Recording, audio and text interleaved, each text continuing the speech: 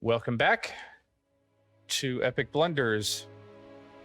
Last week, I made one myself, so we're missing a little bit of our audio from the previous episode. A little bit of character interaction, nothing too problematic for the plot, but hope you'll forgive me for that. We've got that figured out. This week, we are back on the trail, moving toward the hosts of Igrathad. Does anybody recall what happened last week? Well, it was a lot of traveling, a lot of personal revelations or a number of dreams that some of us had. And it was generally just kind of a relaxation and sort of guiding situation. I know Nona, Grolid, and Willem all had dreams kind of pointing out like where they, and by association us, should probably be heading. Also, Ryan sort of, I don't know if finalized is the right word, but his pact changed, and he is now a Pact of the Talisman, or that's his pact boon. That's correct.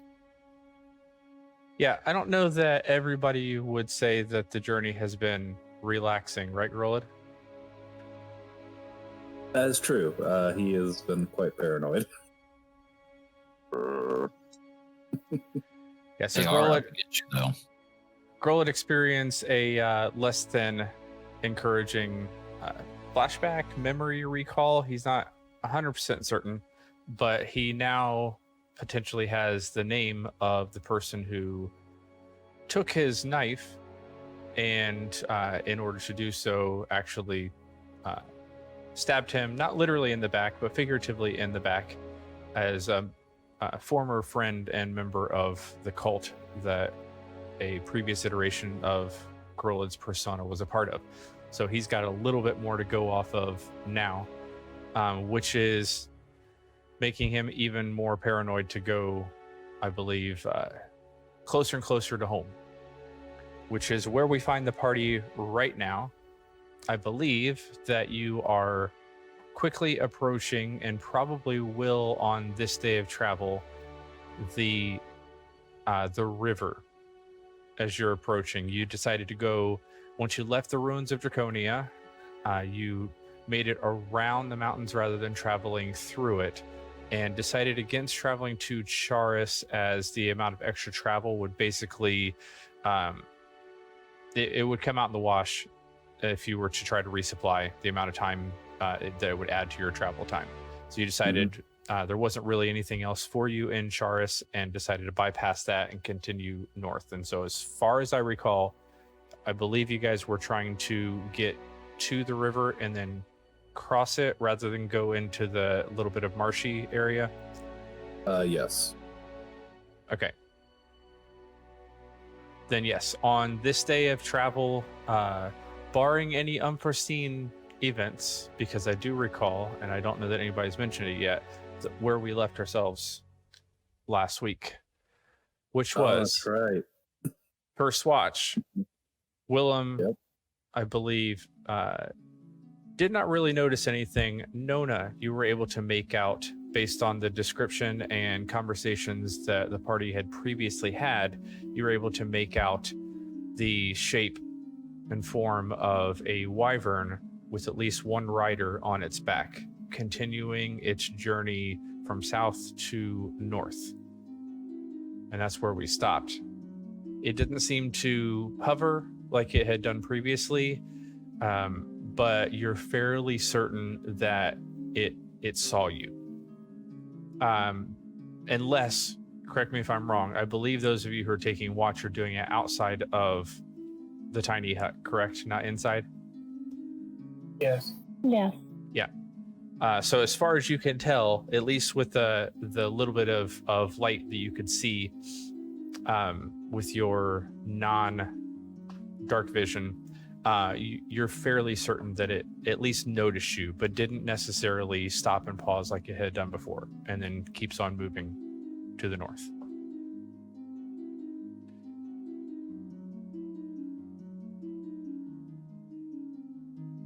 Moves over to Willem.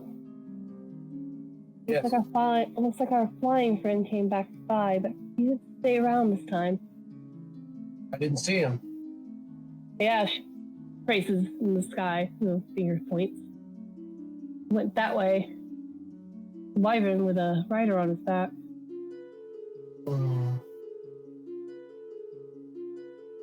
Think we should wake the others or just be more mindful?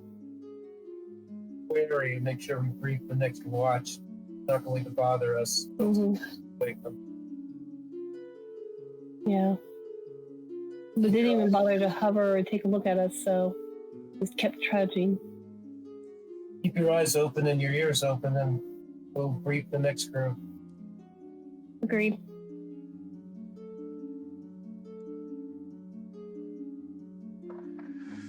That watch passes. Who was taking second watch? Or if you don't remember, who is going to take second watch? I believe Gorillid was going to be on second. I think I was on second this time as well. All right. Go ahead. If you're going to make perception checks, you can do that. We'll make sure and brief them that at least one rider was around but did not linger. As usual, I'm too busy doing something else. And apparently, Wow. yeah, didn't see your check there, Brian. It's in the general chat. He rolled the same thing as you. Sorry. Yeah, I rolled an 8. 2 8s. Both of you, for different reasons, seem to have a lot on your mind right now. So cursory scans of the sky, you're at least pretty confident that you don't spot a giant flying beast. But outside of that, you're not really sure what else is going on out there. Roland's been so paranoid, I know he's going to see everything that's going on, so I can just kind of slack off a little bit. Like usual.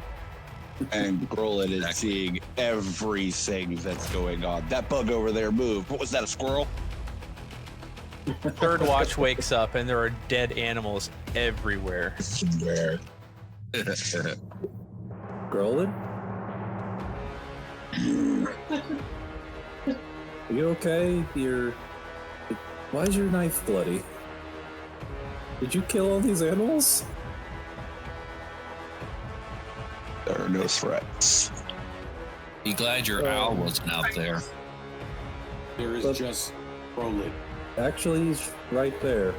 And I point out Harry. I imagine he might be, if he's not sleeping, he's eating one of the dead animals. Oh no, if it's dead, then it's no good to him. He's not a carrion creature, but he is sitting on a branch, just kind of cocking his head strangely at the interaction below. Yeah.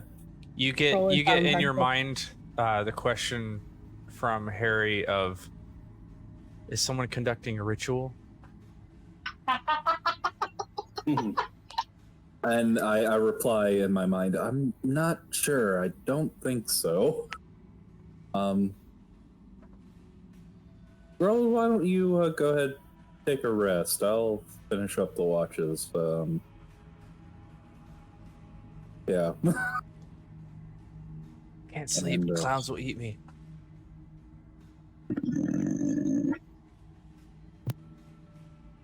But it was clear out, so have a good time.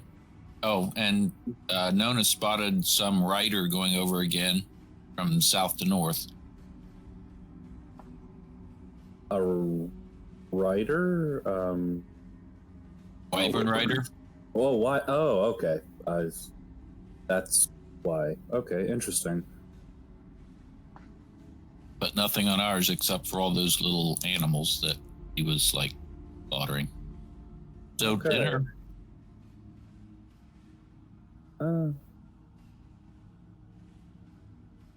Well, have a good night, guys. And I go to sleep really quick.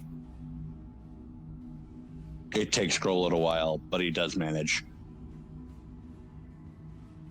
Hicks, who else was taking third watch with you? I have no idea. Me Okay. would be whiskey. If you're going to roll your perception checks, go for it now. Alrighty. Have to. Wow. I'm too distracted by the animals and whatever possible ritual. Now that Harry's got me thinking about rituals, I'm trying to figure out. It's like, what was Grolet doing? Hey, we finally made it above 8. Summoning Thyrisitoon. Oh God. Harry's actually the avatar of your old god.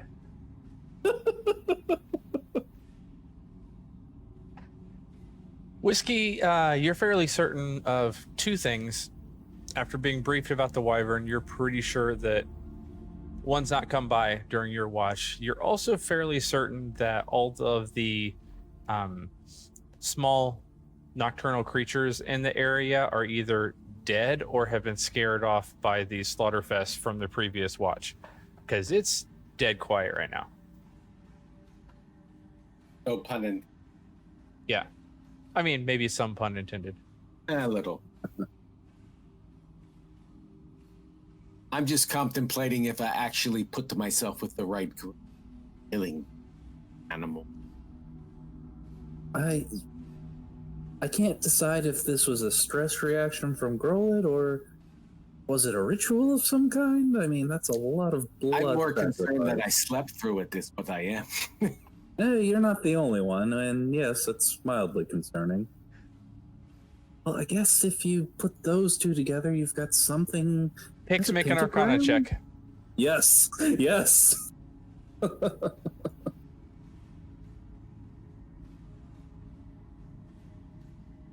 Yes, 21. There's no decipherable pattern that you can make out that seems to be any sort of arcane ritual that you're aware of. Mhm. The blood spatter patterns, if you look at it with like your eyes squinted and your head cocked in a certain way, you could almost swear it spells out "I see you," but you know, when you rub your eyes, you know, you realize that you're probably just tired. Yeah. I think Grolet was just acting on his paranoia. Pix is lifting up the goggles and just kind of rubbing his eyes. Oh, I might need a nap or something. Readjusts them back on. Go right ahead. Most people sleep on watch anyway. Whiskey's used to taking watch with Ryan. Ozo. Right. It's okay. All right. That's just trying to. There's no real pattern to this, but I thought I saw something. It's nothing. And Thought you Pix- saw what?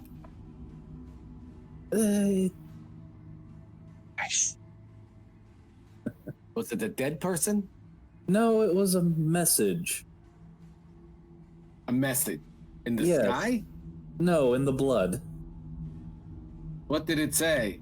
Help me. No, I thought it. For a moment there, I thought it said "I see you," but I blinked and it was gone. Not the blood. It's just I think I've.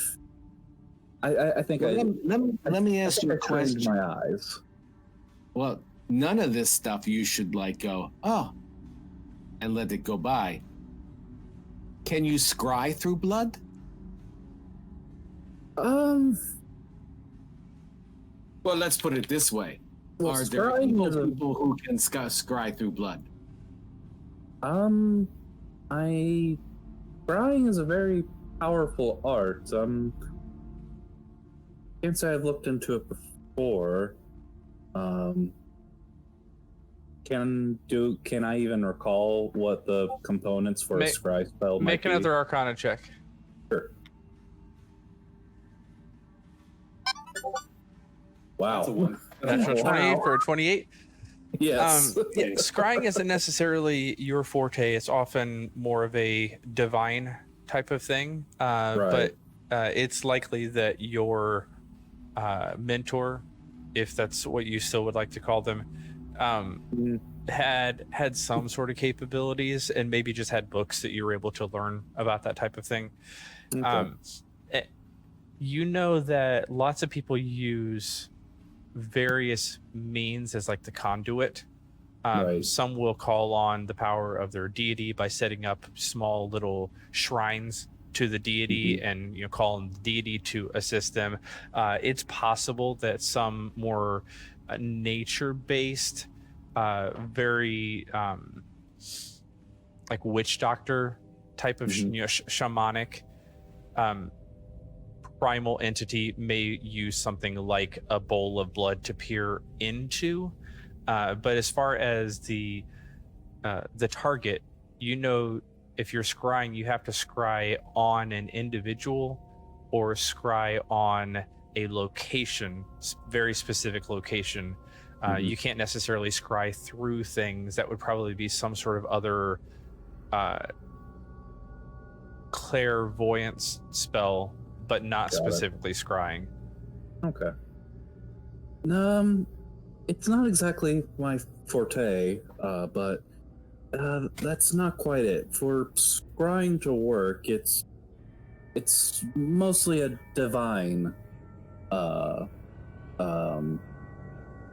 divinely influenced spell. Usually, a lot of people will call upon deity, and use shrines as sort of a focus. And although I imagine a more primal deity or power might use blood as a focus, but for scrying, you can't really scry through something. It's more like you are scrying a specific person or a specific location, and like a circle of dead animals, or somebody looking for you. And the scrying should not, while there may be an anchor per se, to help the scry scry out the location.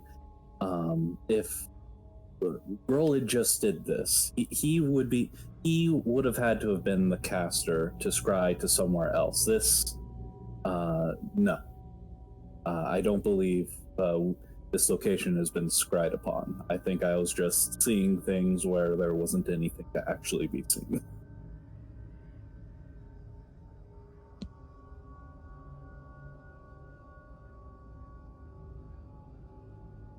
Just suggesting. Saw something, then you probably did see. Perhaps, but based on what I know of the spell, which granted, not too much, but I think we are fine. I think it was just been a long night, and I am trying to place meaning or sense into something that I can't quite make sense of. Okay, but I'll log it that if something does happen, that you did see it. Yes, I am curious. Along the way, lot of crap has happened, and that's true. Yeah, we always seem to take these things that are obvious and forget about them, and then they come out to be something important. So I'll just log it away. Fair enough. I'm sure it'll come into play at some point. I am curious about this wyvern and the rider, though. I wonder if it's the same person or if it's different people, and they only come by because we're not. Each time, I think they've been just coming from south to north, right? I don't know. I haven't seen them. Neither have I. Exactly. But it always seems I keep hearing south to north. So I keep hearing that Nona keeps saying it. But if it's the same person, I wonder what circuit they might be taking that we wouldn't see them going from the north to the south. Did it ever occur that maybe they want us to? Maybe they were So hovering they are before. making themselves obviously. Well, it can't be too obvious. A lot of us have missed them. Well, that's not saying much.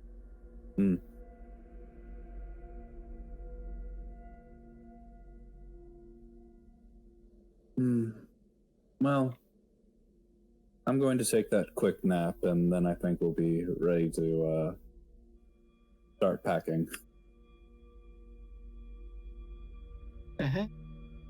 All right, and yeah, Fix will take a however much longer is left of the watch before everyone starts waking up to take a quick nap and rest his eyes. All right, fair enough. The rest of the watch does pass uneventfully, so Whiskey, you're able to start waking people as the sun is just beginning to crest in the east.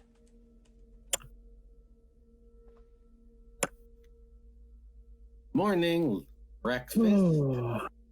I suppose at least we wouldn't have to dig into our rations. Link, do you think there's enough to feed all of us with these, or some of us? We could potentially kill some of these weird dead animals that are around our campus. What happened last night? Don't Good. ask. Roland. At least it wasn't us.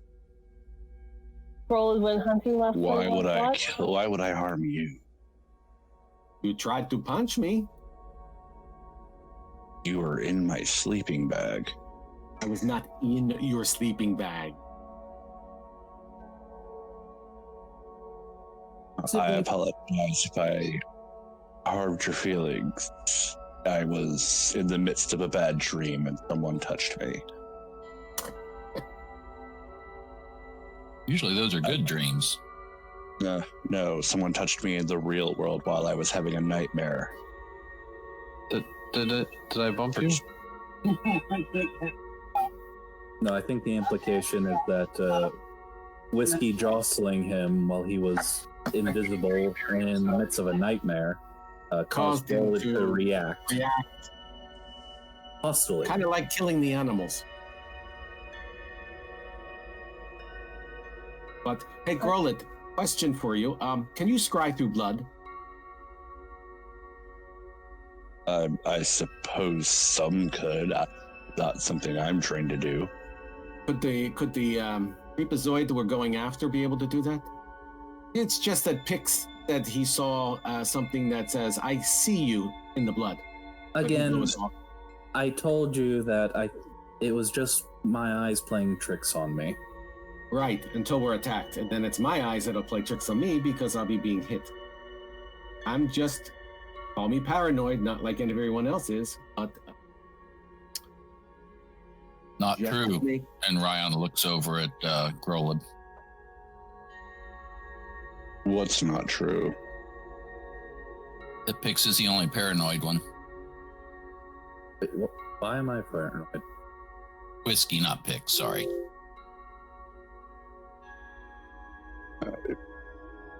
You said you saw something in the blood. If I squinted and tilted my head in a way, yes. I thought I saw a message in the blood.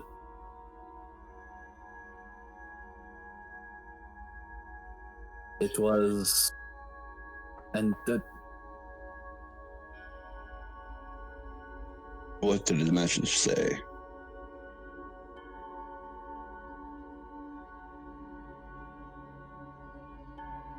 I see you. But again, I'm almost positive that it was just my eyes playing a trick on me. Chaos. What? What you saw was chaos, am I right? I mean, I was trying to make sense of the seemingly random slaughter. I thought it. I thought it might have been some preparatory ritual or something. So I sort of went at it at an arcane angle.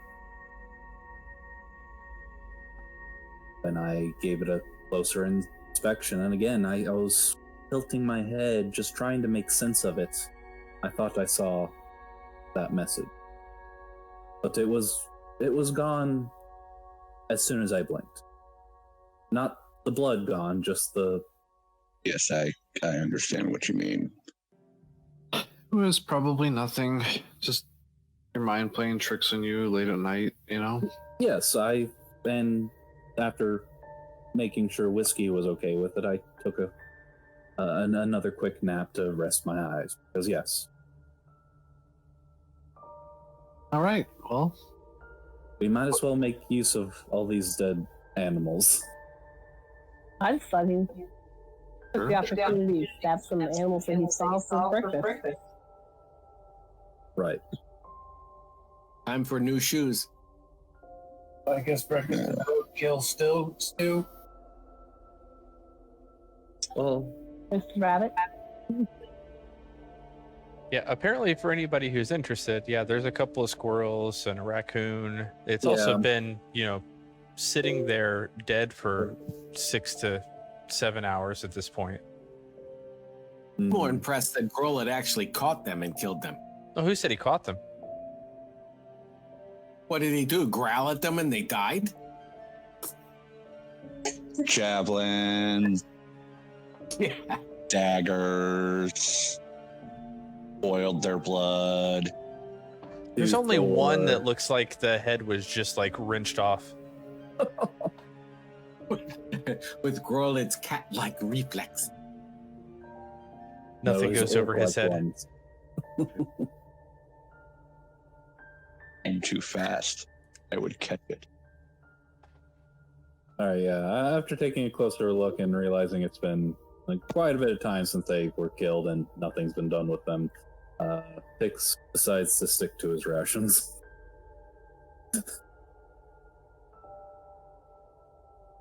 I apologize. I am letting my paranoia get the better of me. My nightmares tend to do that to me.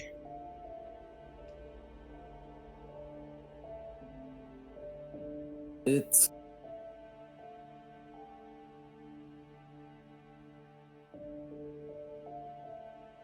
Just tell us the best way we can help you get through. There really isn't. It'll just take time. Find a dagger, kill the bastard. That would certainly do it, but since that's not That's going the to simple happen solution now, to the problem, but yes. that's not going to happen now. I don't have anything to go on. Your feet. That's what we're doing now, right? Or are we just on shore for some reason? I have no information to go on. I don't know where he is, or what his plans are, or what he's been doing these last 20 years. As we get closer, maybe the dagger will call to you. That's not a comforting notion. At No. least with Maybe we can find more once we get to... I could always try reading the stars if it'll help us find what you're looking for, Brolin. I hate to see you this anxious. I'm going to regret this.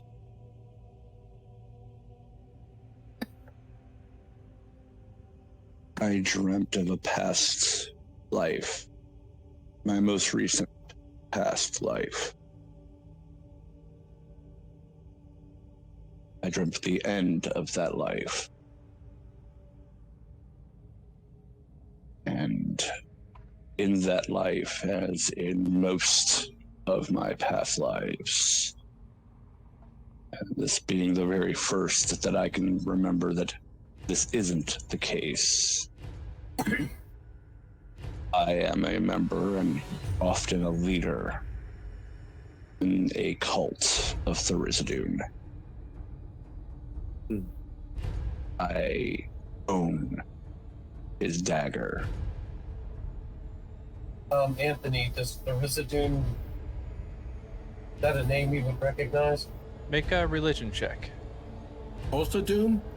No. I'm not going to Thyrisitoon. Thyrisitoon.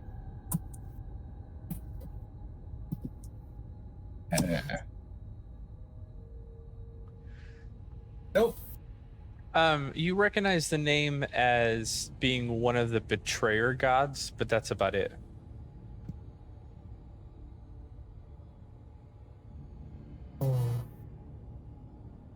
And That's The Chained Oblivion. That's you, friend. yes, the Chained Oblivion. He is one of the worst, if not the worst. Maybe you and I shouldn't be hanging around, Grolid. Actually, and there's a slight bit of a grin gritting one half of his mouth as he looks at you. You're a bit of inspiration. Me? You broke your ties. With a lot of help, yeah. That's why I'm telling you all this now. You required help to do so, then perhaps I will also. Help we will gladly give. I have a great deal to atone for.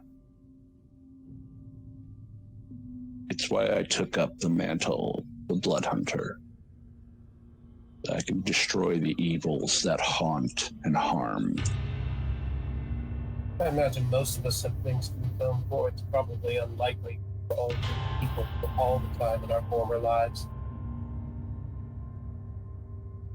Yes, but I did some very terrible things. Join the crowd.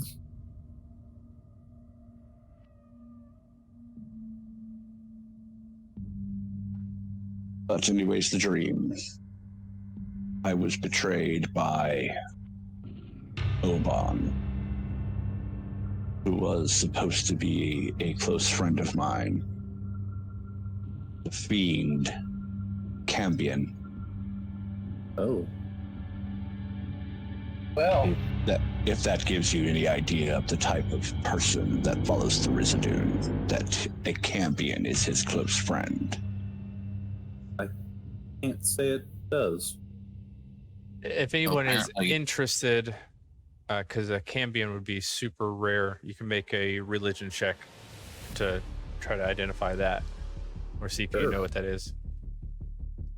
And what he was saying in that last bit was basically that what does it tell you of a person if their friend, if they call a Cambion a friend? Right. Wow, we got very similar roles there.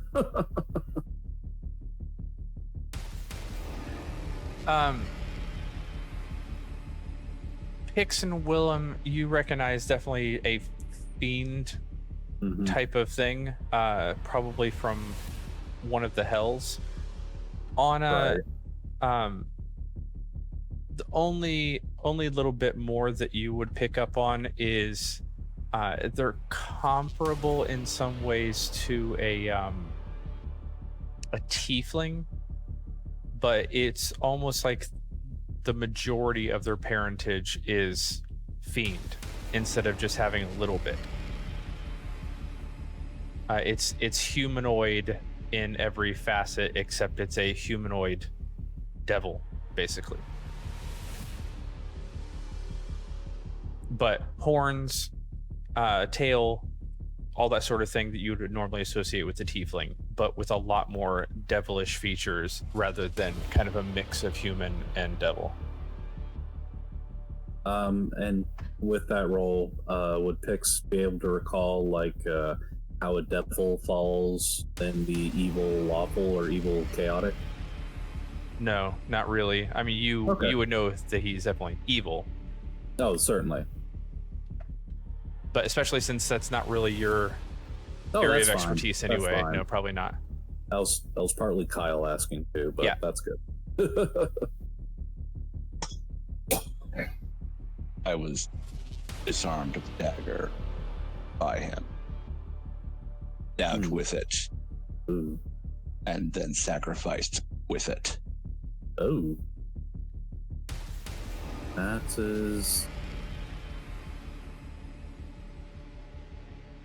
And being that I am 22, all happened right around time ago. Right. Giving him many years to figure out what he wants to do, how to do it, and where to go to do it. I have no idea of any of those plans or actions.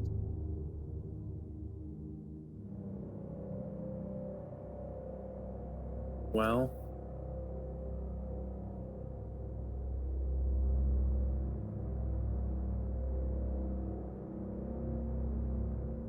maybe if we investigate your home, we might be able to pick up a trail. At least start looking for those animals. And as I said, I think I can speak for all of us when I say that we'll gladly help you resolve this unfinished business.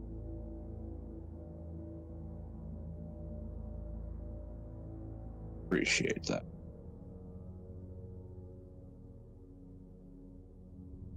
Honestly, it kind of sounds like you already broke your own ties. You just haven't realized it yet. You chose a different path than what you used to live. So, think of it that way. I was led by good parents down a different path. Doesn't mean I've severed any ties. You don't know what your parents were before. If they were good or if they were cultists. Even the greatest, or even people raised by, the greatest people, given everything that they could need, taught and shown nothing but love, and fall because of some power they crave. That does not mean you will. Except you just proved my point. You know it.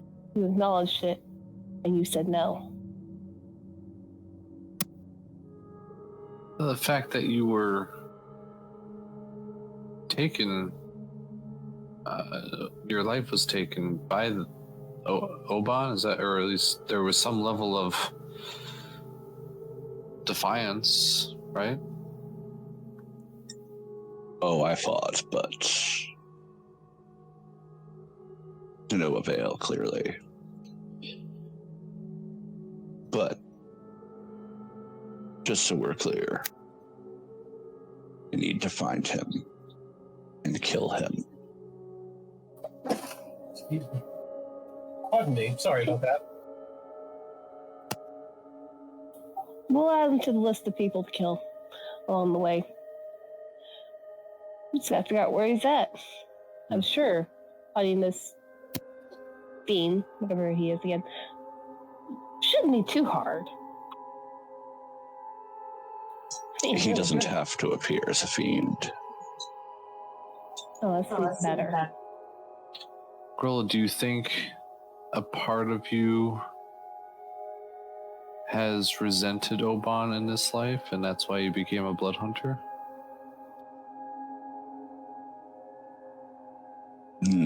I would say no to that. I think I resented myself, and that's why I became a blood hunter. To avenge the world of myself and the things I've done. Sounds reasonable.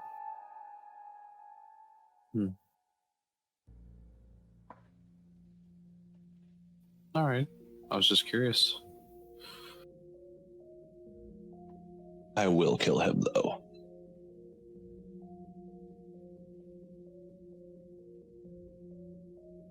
And I'll help you do it.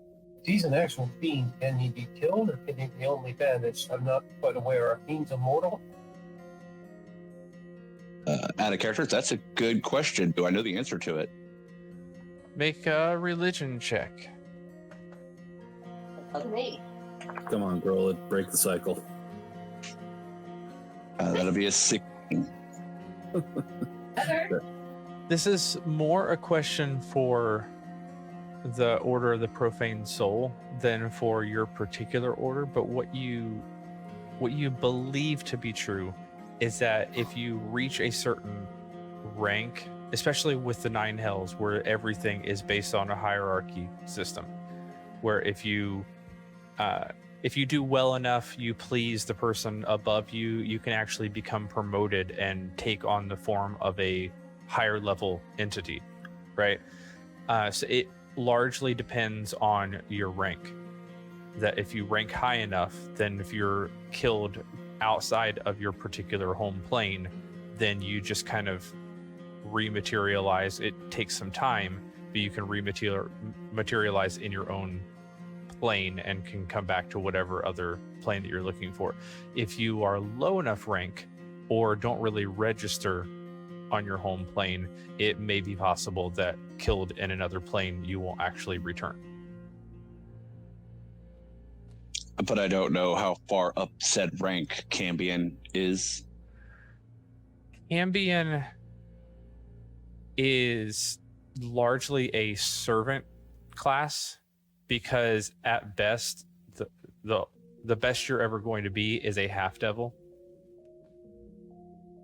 So the ones who actually can please the parents and maybe please their other betters might be able to kind of make the plunge into like a lesser devil, but that basically puts them in the hierarchy rather than ranking them up higher in the hierarchy, if that makes sense. Cambions are almost outside of the hierarchy. It's possible that he can be killed. Cambions aren't... They don't start in the hierarchy of devils. The devils of the hells have a hierarchy that they all adhere to, and by doing quote-unquote well and pleasing their superiors, they can, I guess, evolve to a higher form of devil. Cambions, however, aren't full devils. Oh. It is possible for them to evolve into a full devil, but then that starts them low in said hierarchy, whereas they started being a Cambion not even as a part of said hierarchy. So this Oban is a second-class citizen of Hell? He was when I last knew him. Again, he's had 20 some odd years to change that. But my understanding, it's not necessarily the most common of things for devils to move up the hierarchy without having made enemies at the same time that they've pleased someone else, making it even harder to then move up the hierarchy even further. And Cambions are somewhat looked down upon to begin with. They'd have to do something extraordinary.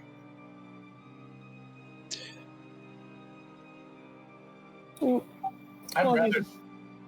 Go ahead, Nona. Well, here's a question for you, Monster Hunter. How do you track a devil? The same way you track everything else. Go back to where you last saw it. Well, that would be the Shadowfell. And I don't think any of us are seeking to return.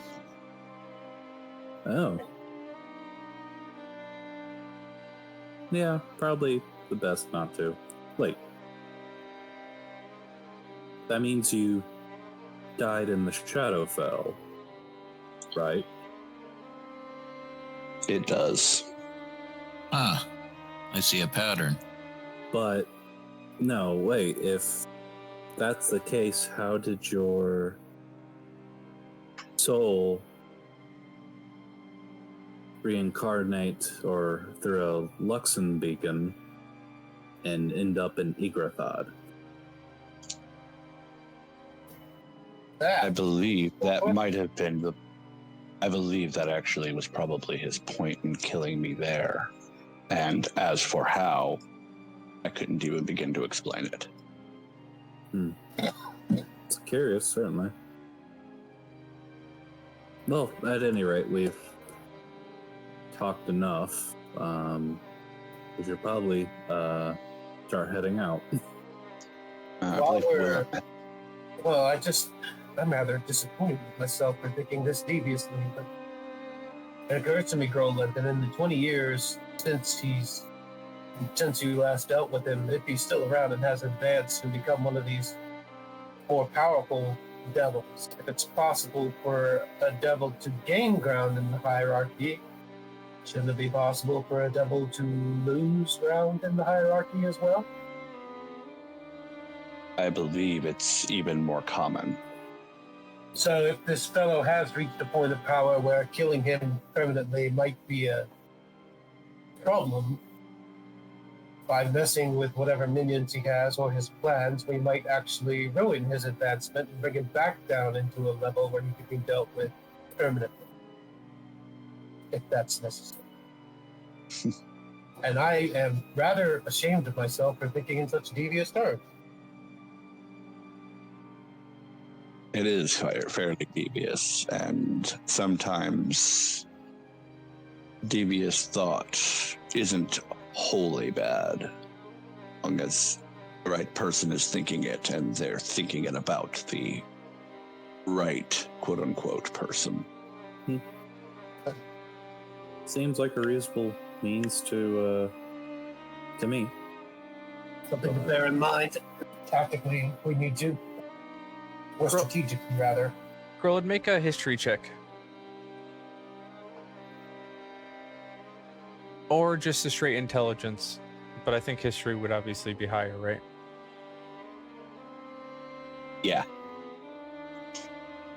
And that'll be a 13, because apparently my dice are not happy with me today. Nah, you're not in combat yet. These poor checks won't kill you immediately, they'll kill you later. Exactly. So what you can remember of this person, and coupled with what you know of Thyrisitoon, the Chained Oblivion is currently held in the depths of the Abyss, which is more demonic territory. This Cambion that you're referring to, as far as you know, has very little interest in climbing up the ladder of devils. Yeah, as soon as you mentioned the Abyss, I thought that had started to occur to me, yeah. Yeah, unless he's changed his MO or completely reworked his entire well, maybe not reworked, but he was hiding his entire plan from you, which is possible because, well, he hid the fact that he was just going to stab you in the back. But you don't believe that climbing up the rank of devils is on his agenda because, well, it was the same as what you were trying to do, which is bring back the Chained Oblivion.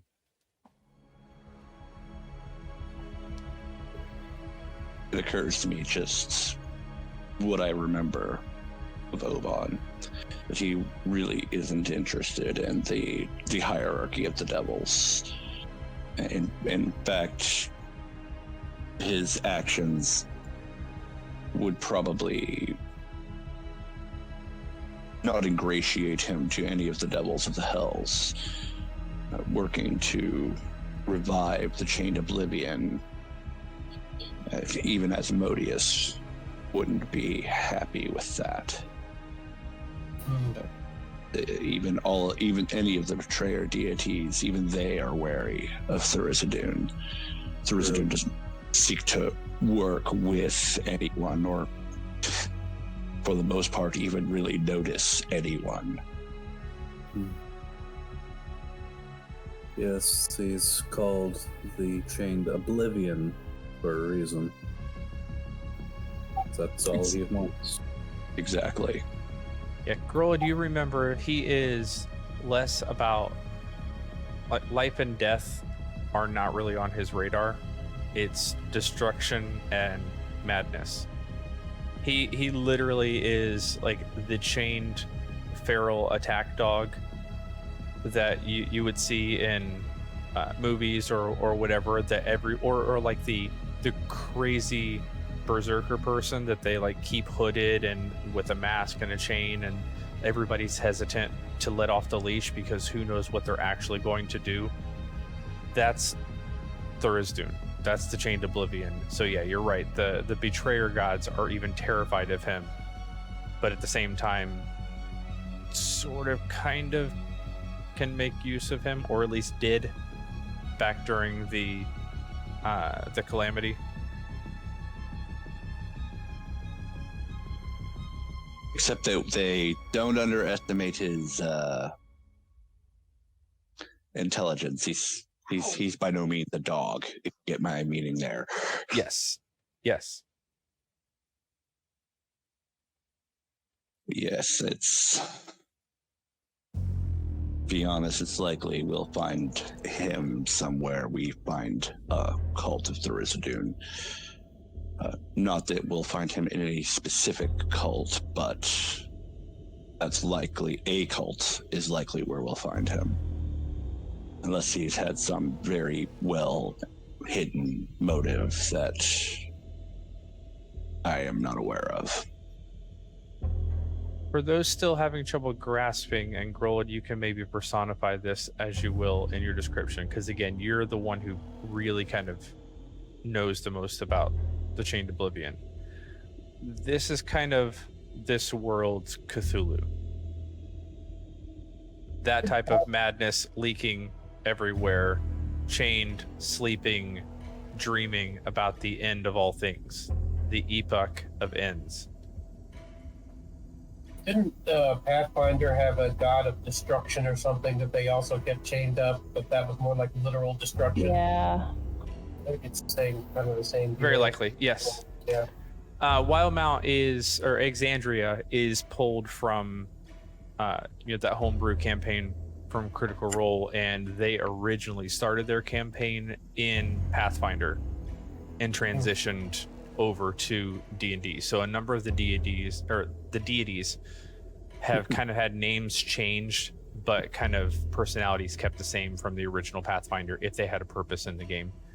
So even the Everlight Rai is actually Saren Ray. Oh, neat. From so Saren Ray from campaign 1, but that's why they changed it for the book, because that's actually Pathfinder deity.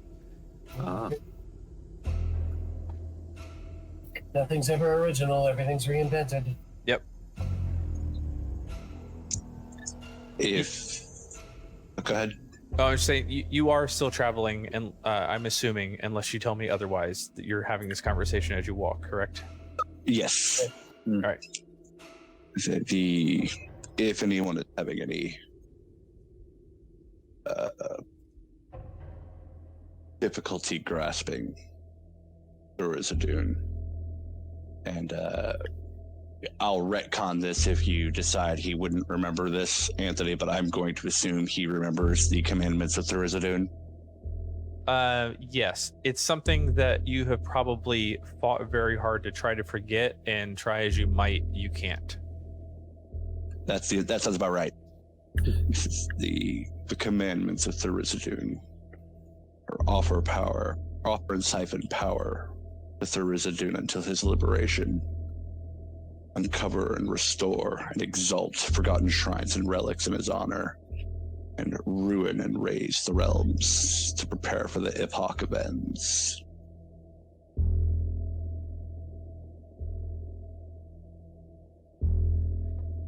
Grola, the one thing you know that your cult's intent was, you had not managed to pull it off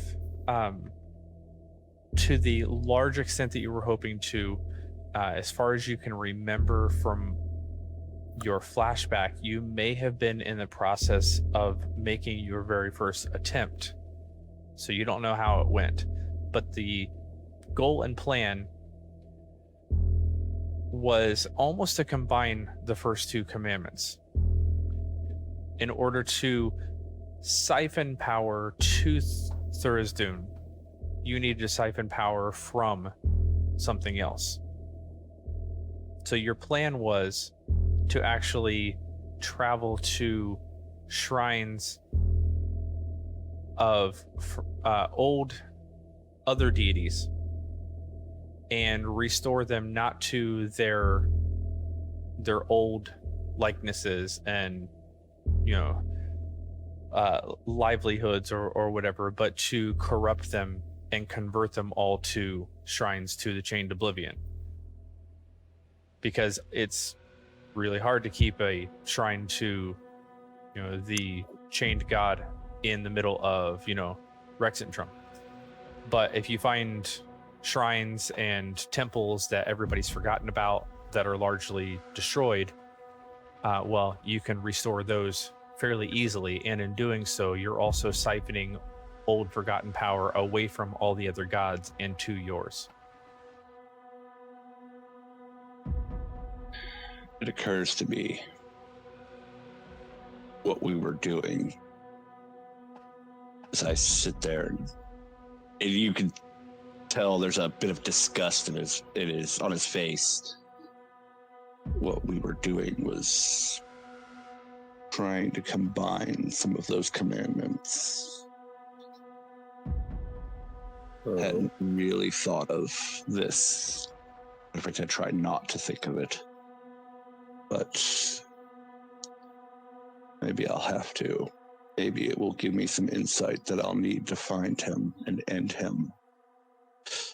The plan of our cell or cult, if you will, was to find ancient and forgotten shrines to deities and corrupt them and convert them to use for Thyrisitoon, siphoning power off to Thyrisitoon while still remaining hidden, as forgotten shrines are just that, forgotten.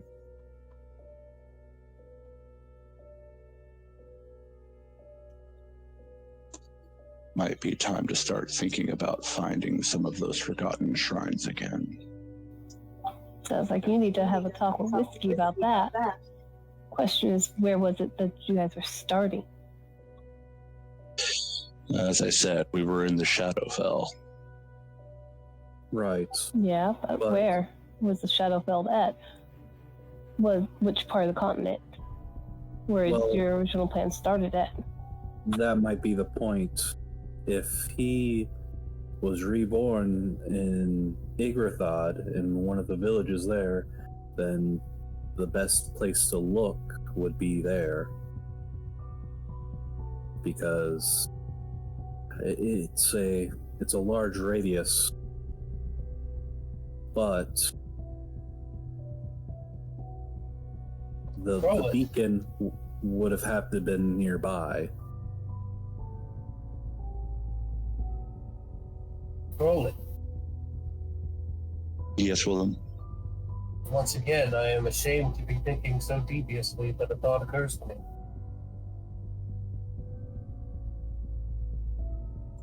Go ahead. If your closed cult has been purposed with repurposing forgotten shrines to Thyrisitoon, if someone else would find these forgotten shrines that they had repurposed and requisitioned them back to their original deity, that would cause the cult problem, and they might have to come deal with whoever was doing that. That might be a way to lay a trap. God, I can't believe I'm saying that. Willem, I like your deviousness. It It is. is refreshing. Ah, It's like playing a prank on a whole cult. I like it.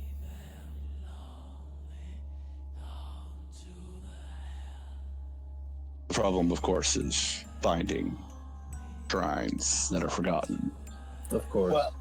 well, if you were slain near the place where you were reborn, and that was your mission at the time, that's the reason one of those repurposed shrines might be in the area where you were reborn.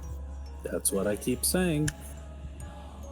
And we might not necessarily need to find your foe so much as we need to give him incentive to find us. You said it's 20 years ago? How old are you, Grolid? 22. You died 20 years ago, 22. and you are 22. How is that possible? No, he's saying he died was rounding. 22 years ago. Yes. Oh, okay.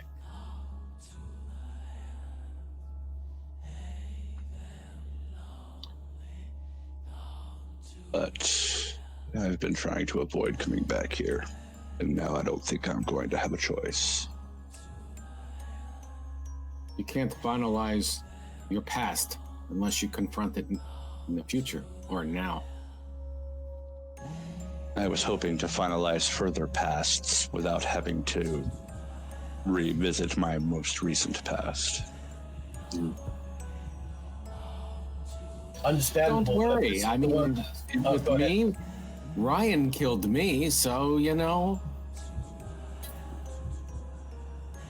Yes, but I don't believe that Oban will be so interested in a reconciliation. And if I'm honest, neither am I. No. But if this is the past that is giving you vision, it stands to reason that this is the past that hurt you. I would say that the closer, if you're having nightmares that you didn't have before, I would say that the dagger is somewhere close. Certainly possible. And the closer we get to it and this guy, the more dreams and nightmares you may have. It is Is certainly that possible. does that jive with my life's experience? The further I got from where I died, the less often the dreams happened. Not really. It largely seemed a lot more to do with how closely connected what you were doing was with what you used to be doing, which is why you went very far away and tried very hard to not associate with anything related to usually religions, definitely cults. You know, there's a lot of things on your list of, you know, stuff that I will not do that you checked off, which is why monster hunting was kind of your bread and butter. You really have tried to avoid dealing with any type of humanoids whatsoever.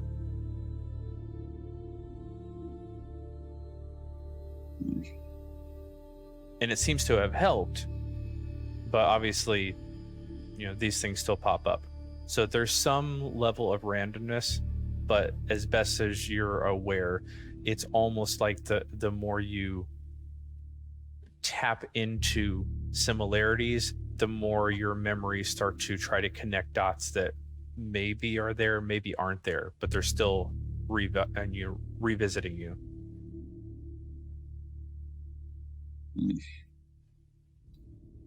Perhaps whiskey, but I don't really think that that's quite how it works. Well, I can definitely tell you that your future is not guaranteed the way it was, because Ryan and I are proof of that. Something is changing, and that's interesting enough. Let me get... Sorry, go ahead, Grolid. He's just, and I'm looking to change it as well. Let me get a survival check, Grolid, from you, and because this is technically part of your Blood Hunter class, you can make it with the advantage. And Anna, although I've been holding on to this for a while, so I will recall what it was I was wanting you to make a check on as well, but hold on to that until I remember. Dirty 20. Survival for Anna? I don't remember. Give me a second. Yeah, that's fine. That's fine. Yeah. Grolid, you mentioned at the very beginning of this conversation, somebody said, how do we actually deal with this, or how do we find him? And you said it's the same way that you do for any other monster. Willem's suggestion basically jives with your answer. Whether you want to approach or whether you even know how to approach that is a different question. But how do you hunt a creature? You set a trap for it and let it come to you.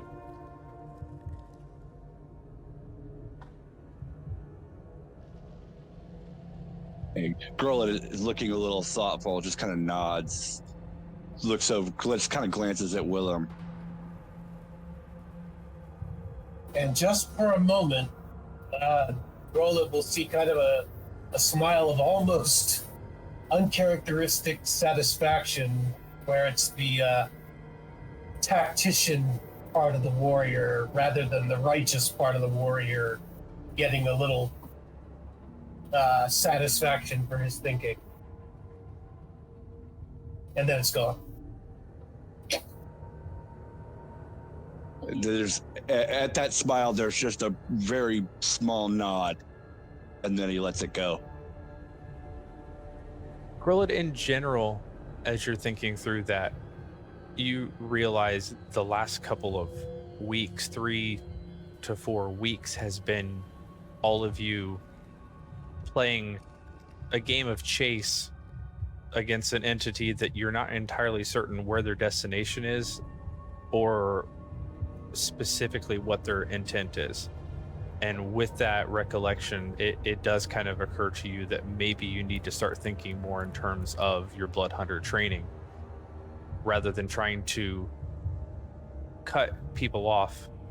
If you can go in a place where you think somebody may be able to be drawn to, it's going to be way easier to bring people to you than the other way around.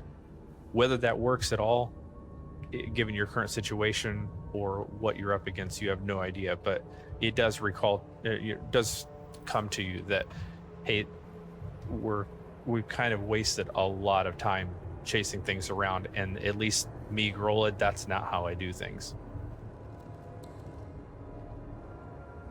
Now he just needs to figure out exactly where and what would lure his quarry to him. Well, and you have quite a few quarries, some of them more identified than others. Exactly. No reason if it works for one, why it would work for all. Need to adjust the tactics. And the lure. Yes, exactly. Distinctly possible. I can say that I've had enough of emotion for the moment. Honey, you always have enough emotion.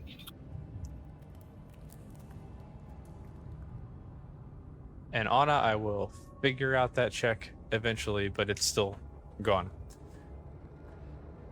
You all do see, as you're continuing your walk. Oh, before I forget, I do remember what the check is now.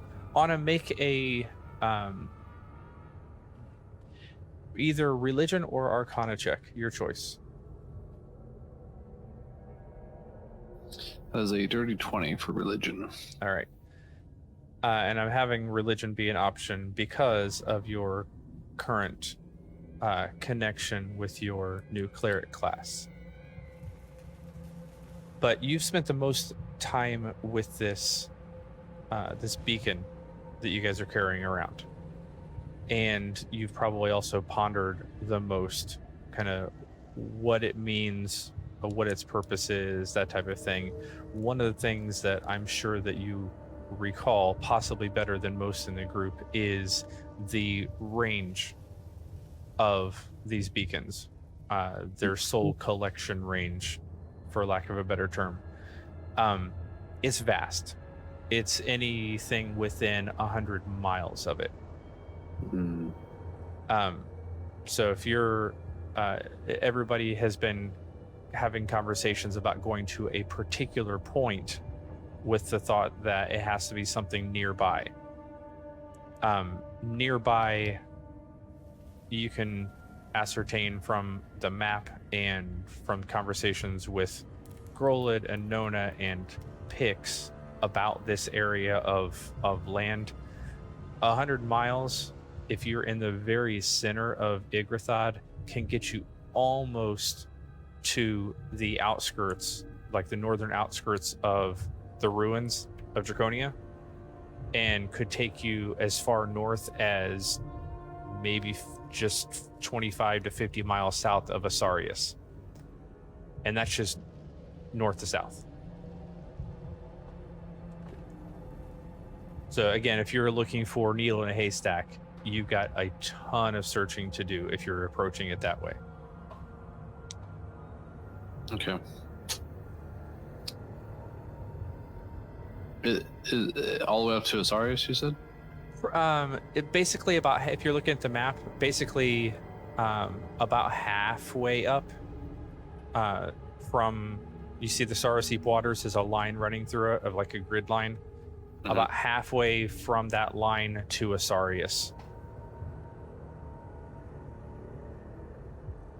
Basically, each of those blocks, anybody looking at the map, each of those blocks is about 100 miles. Got it. So if you're dropping the block right in true. this, well, it says 200, but that would mean that everybody's travel to everything would take weeks. So they kind of retconned it after it was published on a lot of these maps. Okay, true. Yeah, I think it says 200 on the map, right? It does.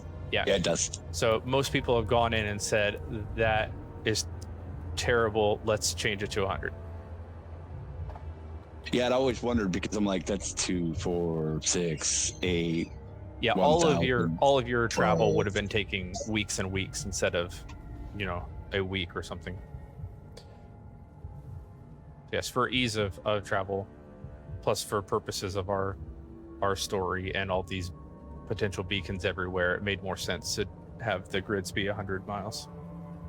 That makes the continent about 2,000 miles across. That makes it almost U.S. sized. Right, as opposed to 4,000 and more like Russia sized.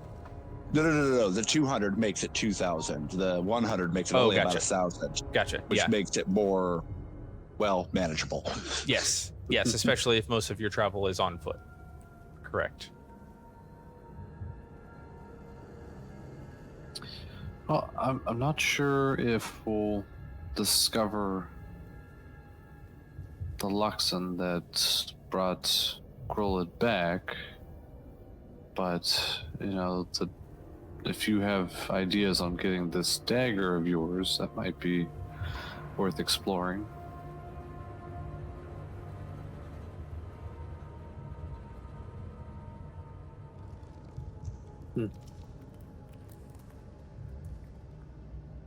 Sounds fair. Sounds good.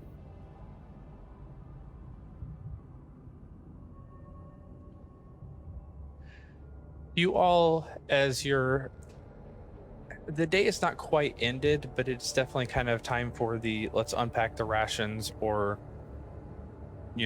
help Link scrounge for some berries, that type of thing, for dinner.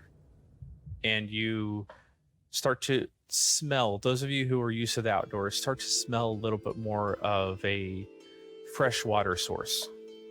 Can't hear it, can't see it necessarily, but fairly certain that you're getting close to, if not the river on the map, some type of flowing water.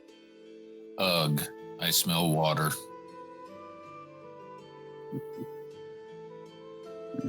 We're nearing the river.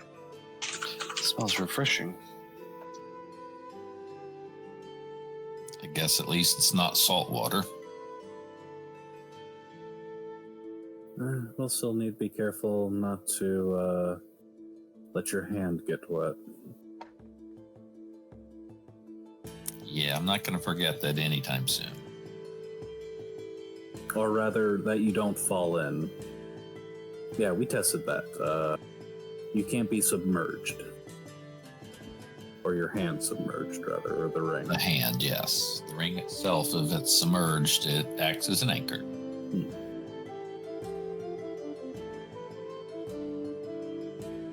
We really should seek to do something about that. I've not had much availability to look into such spells. I've been trying to make heads and tails of it in my head and in my notes, but it was a little beyond me. I mean, I'll gladly look into the next larger city that we can find, but until then, We'll just keep it dry. or find someone else to cast the remove curse.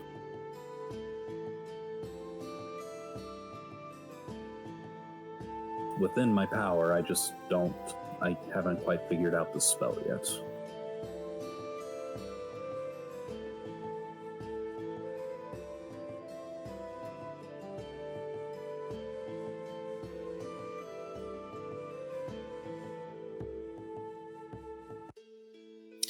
Should we make camp by the water? By the banks?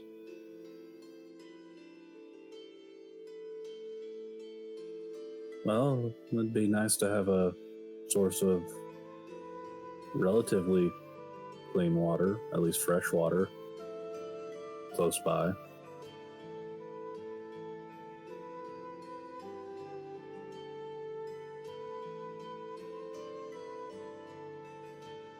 As far as I'm concerned, Hey, we can fish on our watches and.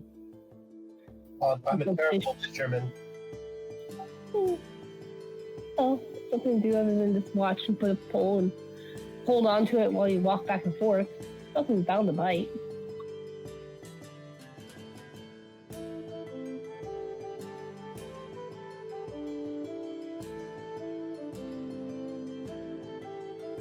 I guess that's what we're having for dinner then. Sounds good. Yeah, there's nothing wrong with fish. As long as they're not bigger than us. No, then we just get a few extra meals out of it. Exactly.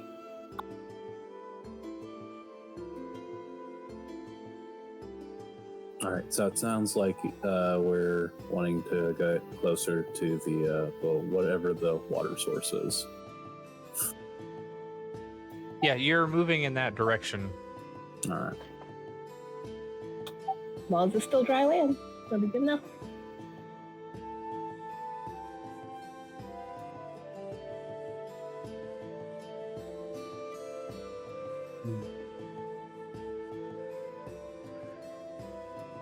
I just didn't want to truncate any further conversation. That was me just saying you're approaching Got your it. desired destination.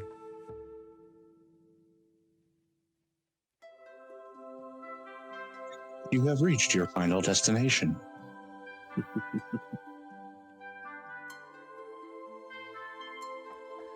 So, Grold, what's the plan for getting your hands on this Oban or of the sorts? I need to find something that would lure him to me, and then find a good place to set the trap.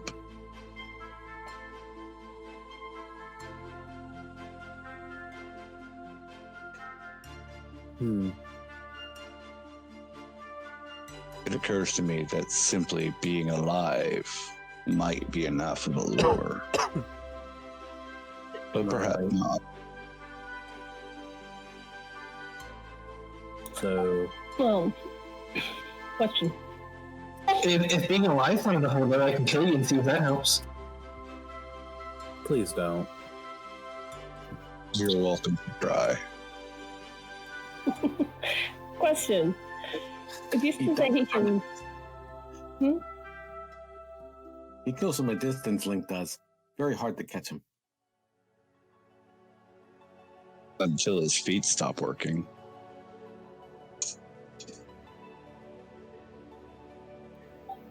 Question. If you say he can change his looks, he doesn't have to appear as a fiend, do you know what his favorite look was outside of being his normal self? I wouldn't happen to recall that, would I? Make a history check.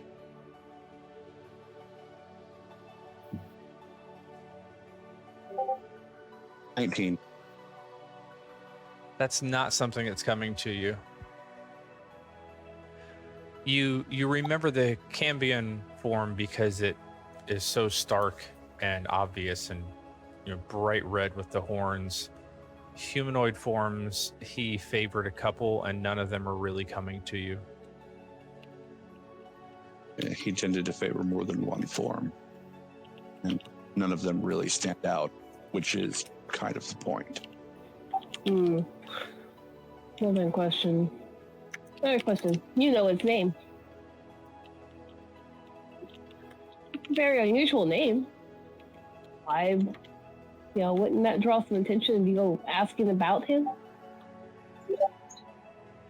He didn't necessarily just give that name around. That is the point. Just put the contract out on him. That'll draw his attention.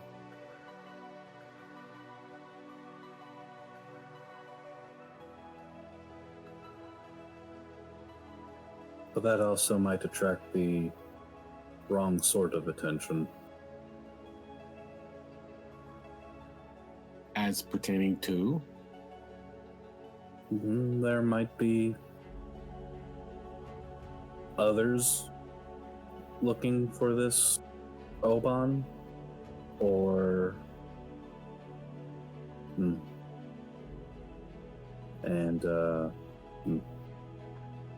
that's the only thing. I don't know.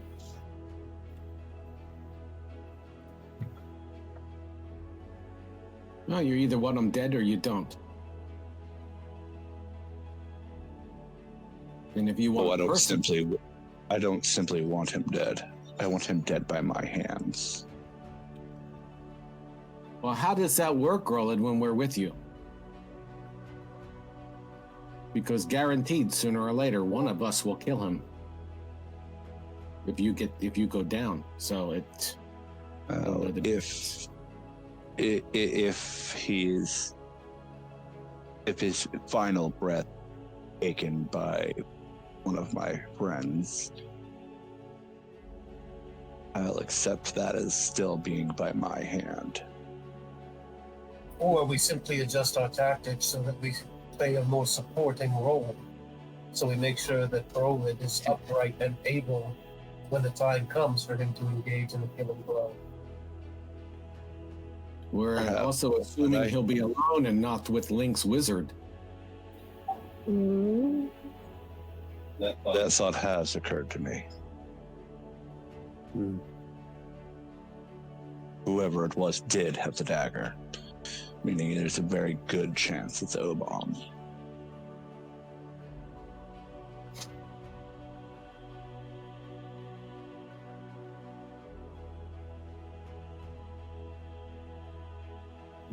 Still, like you said, we'll need to find the right bait.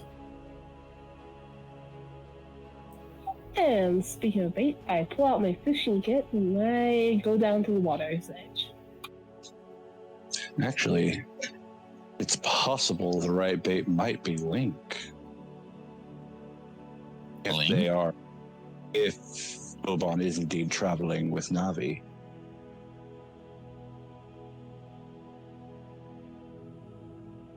Or at the very least, this wizard.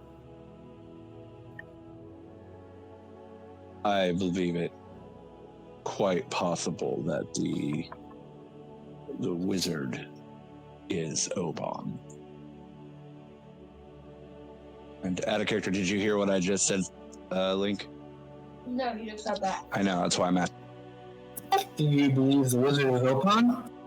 Okay, so right before that, I said that the right bait for Oban might actually be you, because it's possible that Nappy is traveling with Oban under her own power or by coercion. Why would she be with Oban? Oh, it's possible the girl that was with the daggered man who attacked Master Ibrahim was Navi. We don't know that, but it is an assumption we've kind of worked on. So it's possible. Can we find someone who can actually scry for her and possibly locate Navi or Oban and pay for the services instead of wandering the world? I assume that Oban will have protections against that sort of thing. Natalie might not. Can't assume until we try.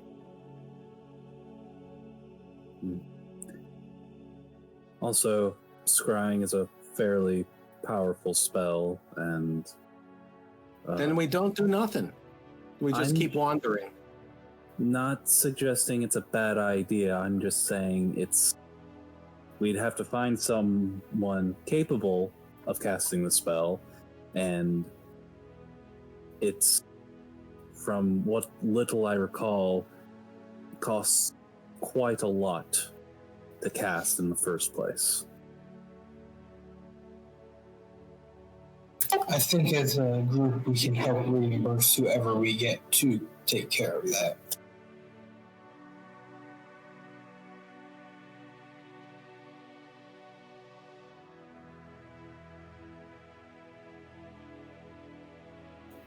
Well, my people are off quite a ways still yet. I'm not sure if any of the magic casters there can do it. Again, I didn't study it, but they are powerful, so. That's worth a shot. Well,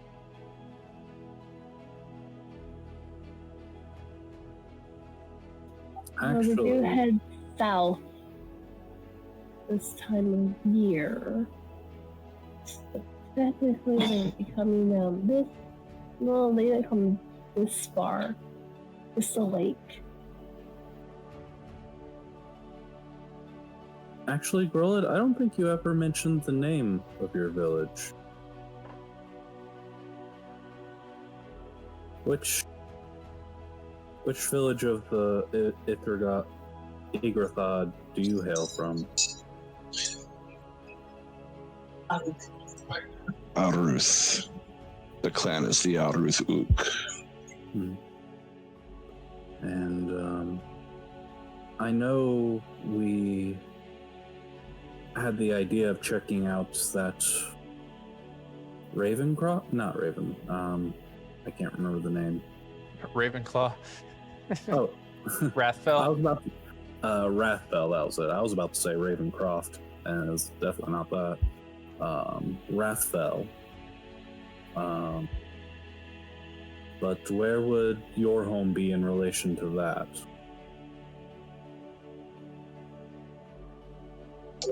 It was further north, wasn't it? Yeah, your home, I believe, was maybe fourth in order. I have somewhere in the many tabs. You have Dodafir was the Hill Giants. That's the first one you were going to come across, should you desire. And then Unyithi. That's the Knoll clans that largely kind of keep to themselves. Wrathfall would have been the third one that you'll come across. Grola, do you know the hobgoblin village of Oshinika is the next one, and then yours, Aruth. And we basically have to travel most of the way through the hosts. There are 7 villages, and it would be the 5th one we'll come across.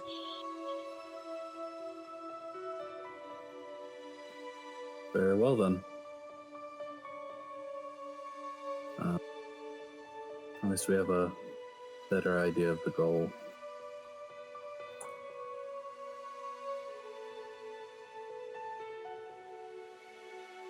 Groll, do you remember any details about this dagger? What it looks like? What we should be kind of keeping our eye out for?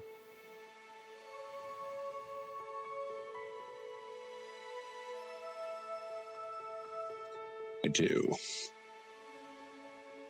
I remember it very distinctly. And out of character, give me a moment. Oh, good grief, this is taking too long this way. I remember distinctly, but my person does not.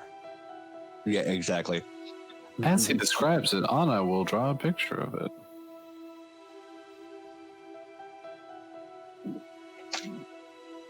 Excuse me. For anybody watching, yeah, I've got Avrae up on your little embankment, so I can fill in the gaps while Grola is searching.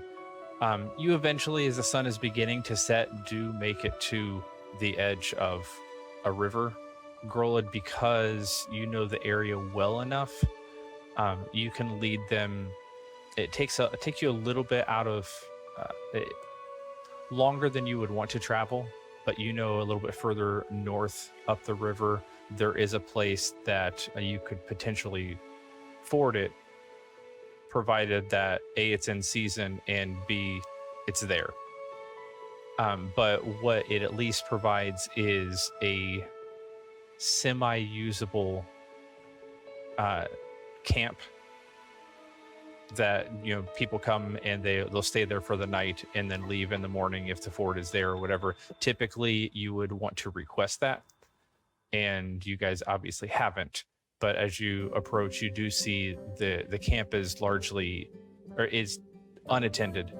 There is also no current ferryman of any sort.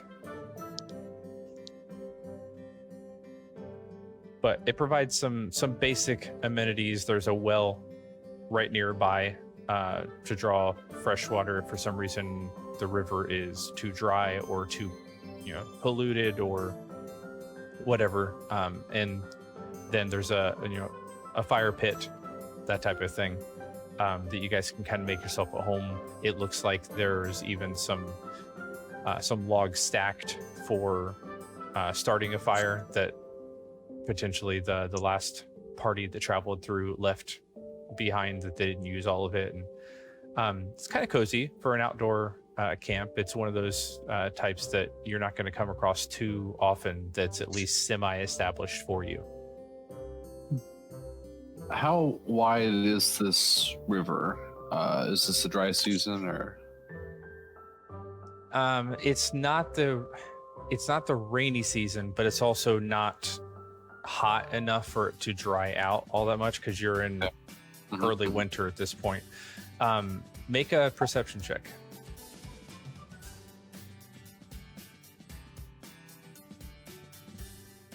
That is a 25.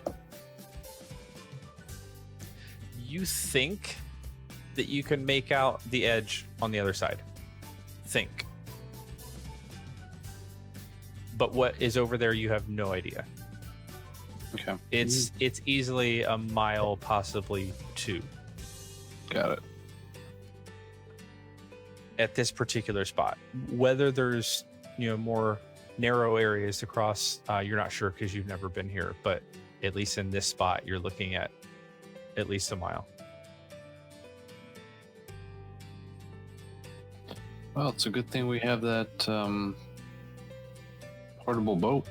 Indeed. Right? I was really hoping someone else would remember that, because I'm planning on just sailing up the river. Nah, I still have it. So I have found the description of the weapon. Now, to retcon a little bit of the previous part of the conversations that's happened since that, before then, it's a jagged stone dagger made of a black stone, and has a maze pattern on it. But the maze has no beginning or end.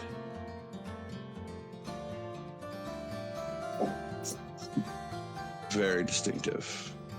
It would be difficult to mistake.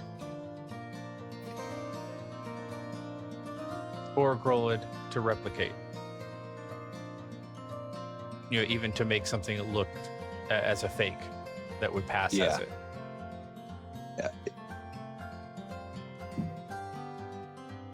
It looks very ceremonious, which I guess makes sense based on how you know, the context of the dagger. Oh, Yes. the dagger is also intelligent.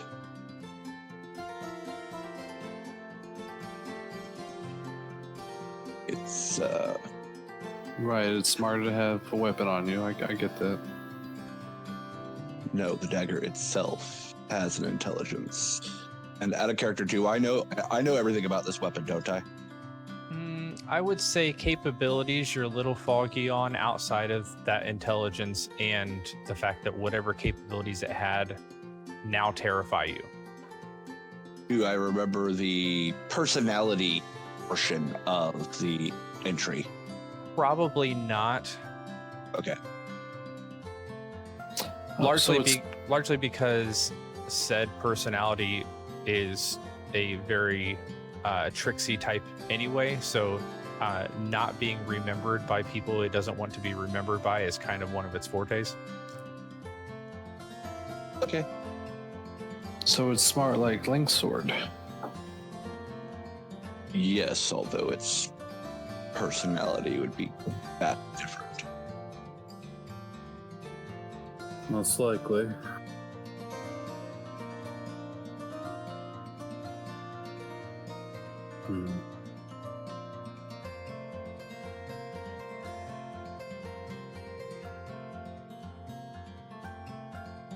I feel that it is my destiny to come across this weapon again. I feel that there's a connection that was not severed with my last death.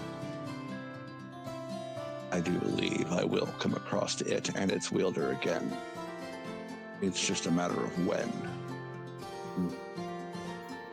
Well, regardless of when, we'll be there with you. I appreciate that. I mean, after all, you are the wagon, right, Crowlin? I certainly wouldn't dispute that particular description. They see me rolling, they hate it. They know in their heart I'm just too white and nerdy. I think I'm just too nerdy. More like green and broody. Dirty.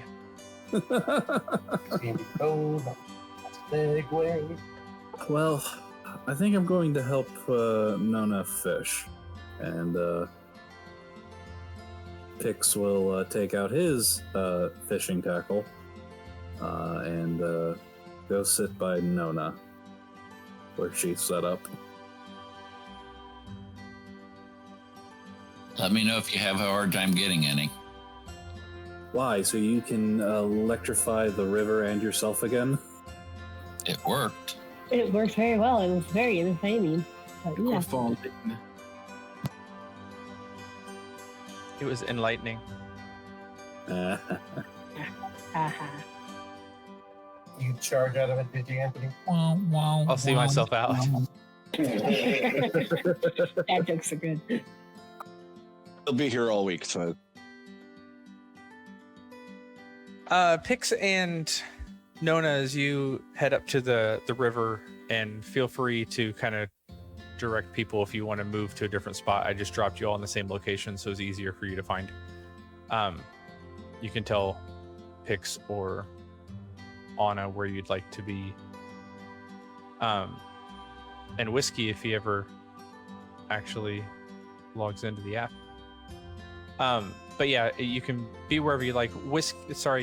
Pix and Nona, why don't you make perception checks as you head toward the river? Sure.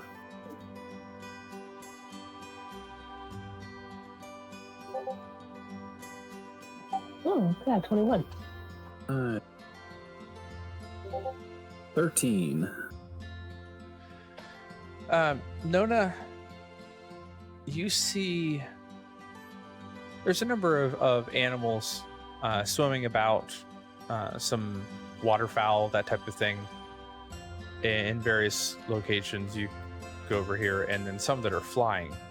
Something catches your eye, and it seems like just another bird that's flying just in the middle of the river. But then you kind of glance at that and glance at some of the other birds that are closer to you, and you realize the size proportion is not right. It's pretty far away, but this thing seems like it's much larger.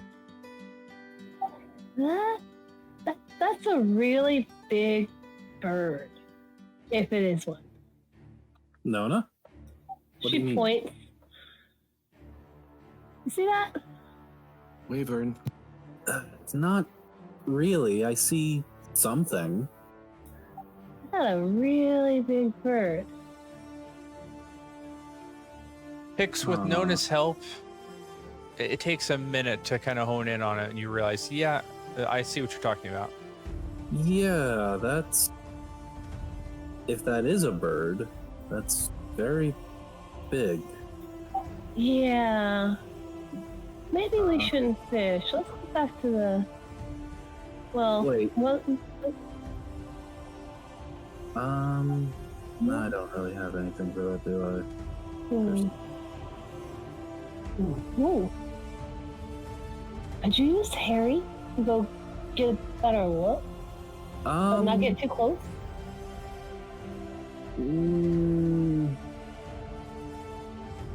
No, I don't Okay. think Harry would appreciate that.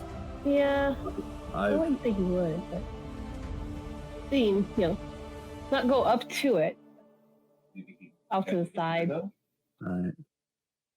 And I'll kind of, Maybe he can see it from here. He has, better sight. yeah, Harry and Pix will kind of like telepathically call to him. Could you come over here for a moment? He's kind of preening in a nearby tree and flutters down and sits on Yeah. one of the rocks. Alright. And could you have better eyesight than me? Can you make out what that is over there? And I'll kind of point out.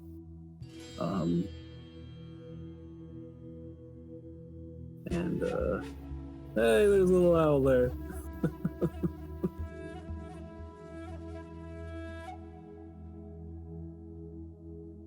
Yeah, you can make a roll for him if you want. All right. How far out are you wanting him to go? Oh, he doesn't have to go that far out at all. I was just wanting to have him take a look.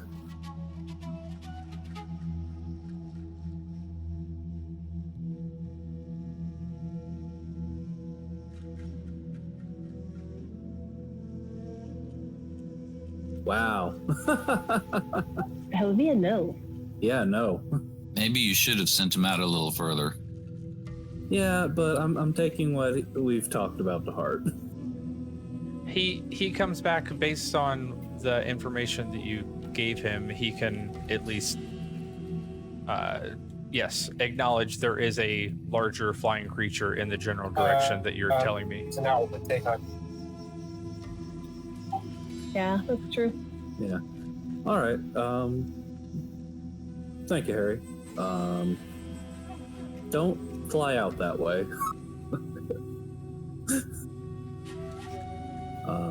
But yeah, Nona, you might be right. We should probably tell the others. How about you go tell them I'm going to stand here and watch it and see if it gets any bigger? Fair enough. Okay. And yeah, Pix will get up and sort of make his way over to the others. Okay.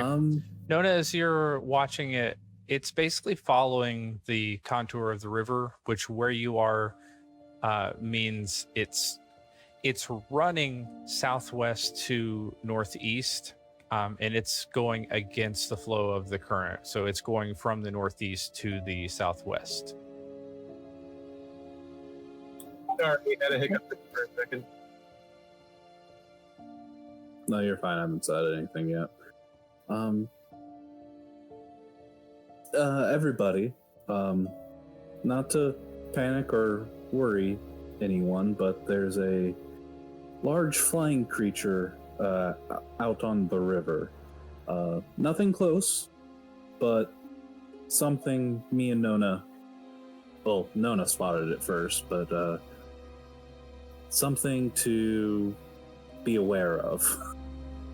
It was a bit too far out to make out. Actually, a lot too far to make out clearly, but we could tell it was big for a bird, and we don't think it was a bird. Not really sure what A it wyvern?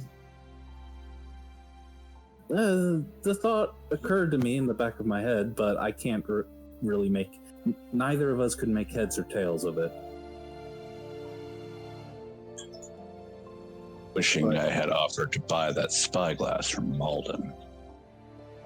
Well, I know one of you has the, No, whatever it is, it's long gone now.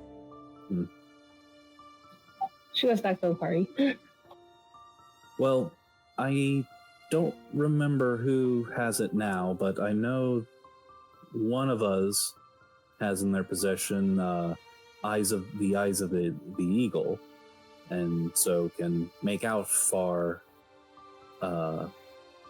things that are far out in a lot more clarity and detail. Yep, that's what I wear. Then Do you need them? no, you can keep them, but I would suggest you It's gone. oh, it is? Yeah, I went that way. She points the direction and went. Came from this, went following the river that direction. So what you're telling us is that it flew from the north to the south? Yep. Perhaps we just saw the other side of that circuit you mentioned earlier, Rick Whiskey. The other side of what? Circuit. The wyvern always seems to travel from south to north, what we see it at night. Now we see a large flying thing during the day, headed from north to south. We should assume it is the wyvern until proven otherwise. Well, I think that is a safe assumption. That keeps us on our toes. Less than thinking it's a pigeon. you can't think An extremely pigeon. large seagull. Well, I'm just not that lucky to have the ass pigeon or seagull. We did. That'd be really good dinner. But I'm gonna guess that was the wyvern. Right. Anna, if I could ask if you could keep a close eye on the skies. If That's what nothing I else- do. True. But keep an eye out for flying creatures, if you could. I wonder why it follows the river.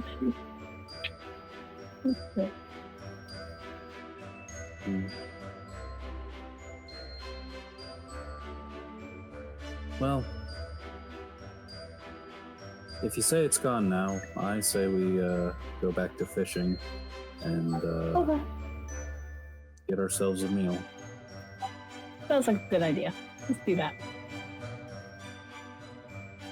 Yeah, it's not hard to do. Yeah. Nona, especially with your, I believe, the Outlander background, if I recall correctly, it's pretty easy for you to pull this off and to find plenty of fish in this area for you to feed everybody else. And the fire pit's there ready, and looks like it's even got some basic supplies left behind from previous traveling parties. That's not hard at all to accomplish, and get some sort of fresh food and save on your rations if you'd like. That's a good idea. I'll get fire pit started. We'll get fish and hey Link, there's some waterfowl over here that you could shoot. And we also have the whatever they are, duck or geese or whatever, and fish and fowl tonight, I guess. Sounds like a plan. Keep that in mind. I think Nona has it for sure. Link does not. He's folk hero, so I think it may just be Nona. But check on that background because it says you can pretty easily find food for yourself and up to a certain number of people. So in terms of you guys going through rations between your little candy ball and good berries and Nona's foraging capabilities, you guys should not be really going through rations much. Okay. And when we're in any of my favorite terrain, I can find a lot more. Yeah, the Outlander Wanderer.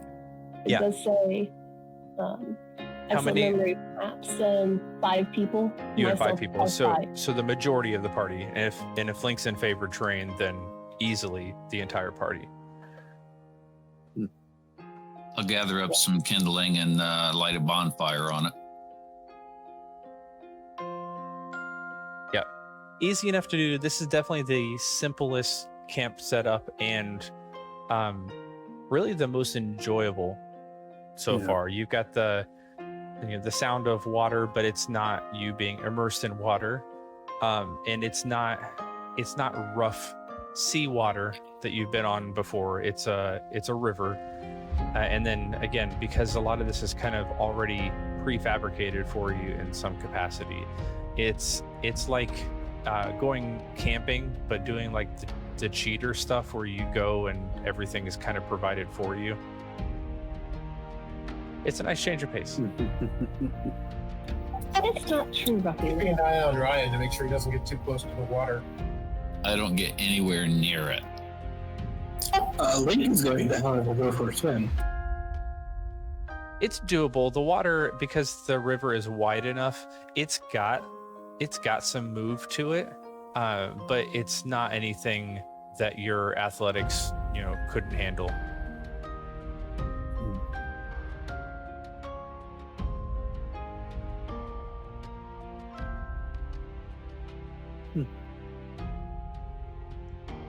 At some point, Grolin will actually. How clean the water is? It a clean river? At this point, it seems like it is. Okay. What you know of the river, at least this part of the river, in springtime, as like the ice begins to melt from the mountaintops and kind of picks up mud and becomes sludge. It's a little dirtier, but right now it's been filtered through, the summer and fall rains, what little it's got, and it's probably about the cleanest point that it would be. In that case, Grolin will actually wash his armor, which hasn't happened in a while, and bathe. And re-oil and everything. Yeah, makes sense. Yeah. Yeah, sounds like a plan. Willem will do the same. Actually, yeah. Yeah, everybody gets a good bath except for. That does mean if we get attacked now, though, we're all not wearing our armor. Meanwhile, the wyvern shows back up. Not all of us. Not true. Not true at all. Do it in relays. Whiskey or Ryan don't go near the water. Whiskey is he's a cat. I'm wearing my captain's coat.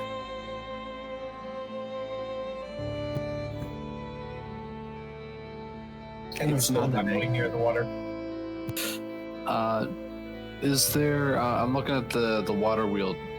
Is that bucket large enough for someone to like squat in? On the water wheel Maybe. itself, No, just the bucket that's by it. I don't know if that's actually there or not, but I'm looking for something that I want to do Ryan a kindness and draw him a bath without drowning. gotcha. Thank you. I was going to be looking for something like that, but that'll make it much easier. Honestly, Ryan, you stink. Yep. I took the flashlight thing away. Interesting. You're talking about this here? I don't know if you can even see that. Do that again. The little flashlight feature. Oh, here, let me do this instead. I don't see it. This here? Yeah. Yeah, I mean, it has fallen into disuse, so it's like a half of a barrel. But possibly, yes. Okay, I'm gonna spend, if I can, a couple minutes and cast mending on it. Okay, I think that's doable. Yeah, I mean, you might have to take a couple of. Well, we'll say it's fine. I think it may actually be too large of a surface area, but for what you're trying to do, it's fine. We will allow it. One plank at a time for a square foot or something. Well, I think it's more you're repairing broken parts. You can't just regrow things that aren't there. Gotcha. So, like, if it was missing a single plank, you could kind of, wave your hand across it and smooth it back together. But you can't necessarily bring back things that aren't there necessarily. Got it. But for what you're trying to do, it's fine. Sweet. I'll get some of the water and just shape it into the barrel there. Hey Ryan, I got something for you. I'm gonna put this a little closer to the tent so that you don't, fall in. But we're all taking baths. I figured you stink, so. Oh, thanks.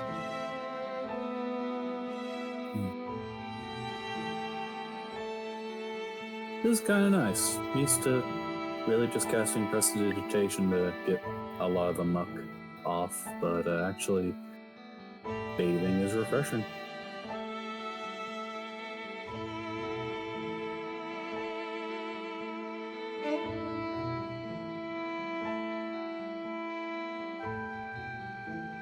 There you go. Nice little barrel. Sweet. Yeah, bro. You could probably I don't know if you can heat it up by casting bonfire or something, but I'll leave that to you. Goodbye. I'll cast minor illusion around it to make it look like it's a complete barrel. And then jump in. Just keeping your arms above water. Yeah. Gotcha. Yeah, that's doable. That's fine. And it's close enough. Anna dragged it close enough to the fire that you can at least imagine that it's being warmed by the fire. Yeah, not a bad little night. At least for a moment, some of you are able to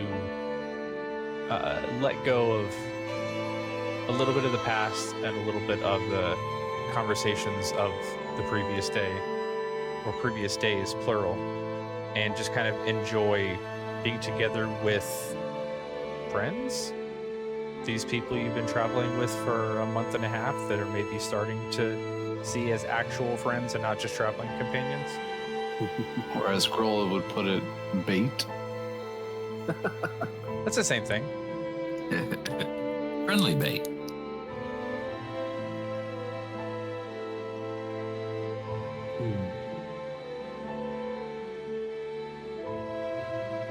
But evening does come pretty quickly. So whether you'd like to still be swimming while it's dark, that's up to you. Nah, I get out of the water at that point. Dry myself off. Same. Let's go ahead and find out. There's some weird things that can come up and grab us and drag us into the depths at dark. Yeah, let's not tempt that.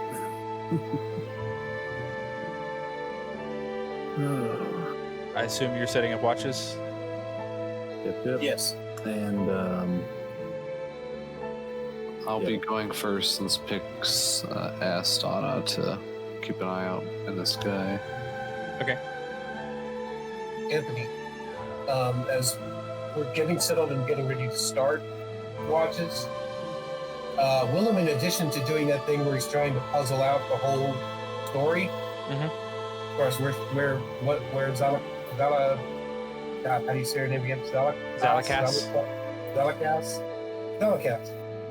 In addition to just trying to puzzle where he is, he's actually going to take out a piece of parchment and he's going to start writing her a letter. Okay. Nothing real flowery, just dear Zalakas, I got your message in the dream. I'm working out the puzzle of how to find you. Meanwhile, my friends and I are engaged in some tasks, and it's basically just like a letter you'd write to a friend or a mentor. Sure, like a pen pal or something. Yeah. Yeah, nothing incredibly formal, just since I'm coming to seek you and you're Albie champion, I thought maybe you might be interested in what we've seen and what we've done. And he's just starting to write, kind of like you would, like for a friend or a mentor, you start writing a packet of letters until you get the chance to deliver them. Sure. And then once you're done with that, you start over again until the next time. Right. Fair enough.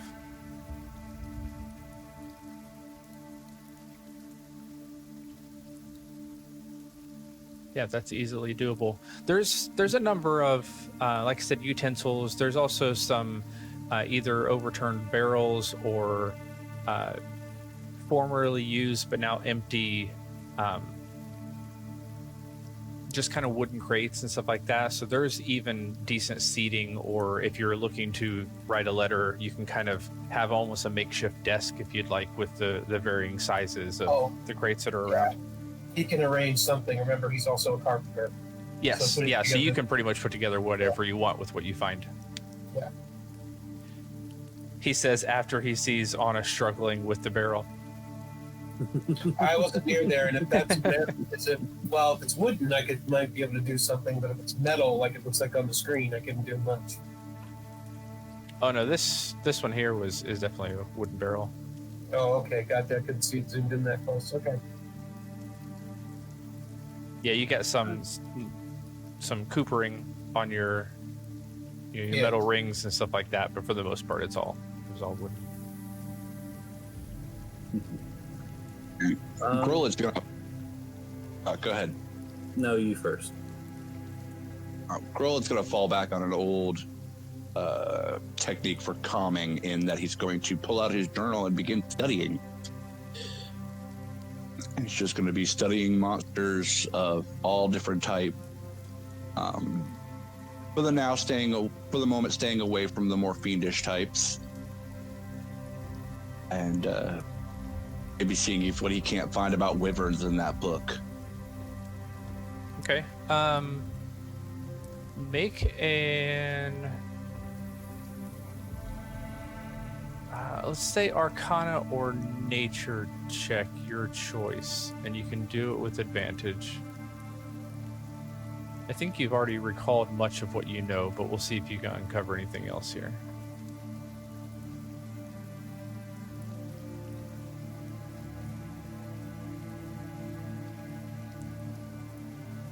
That'll be a 19. All right. And I went Nature this time. I think I went Arcana last time. I believe so, yes. Is there anything in particular you're trying to find? Is just more casual reading and happen to stumble across something, or are you actually researching? He's not necessarily researching for like a specific thing about chimeras, but it is a study, not just a casual reading. Gotcha. I just didn't know if there was something in particular you were trying to find, or whether you were going to leave it up to what do I find.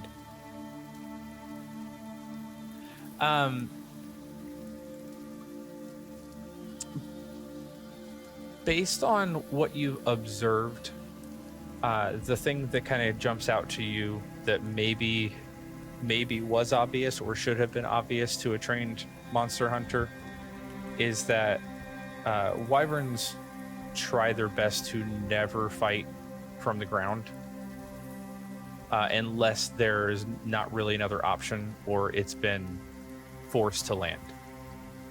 For the most part, it tries to stay aerial as much as possible. It may kind of dive bomb but its intent is to stay in the air.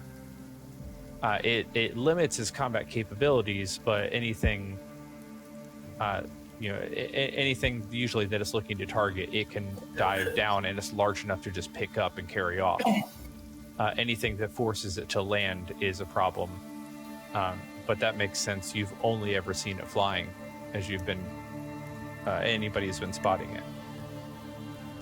But you do know if it is kind of back into a corner, then it kind of relies a lot more on its stinger as a defense mechanism, because it's got a decent reach based on its length, but also the size of the creature itself, that it can be almost protective as well as defensive, or as well as offensive.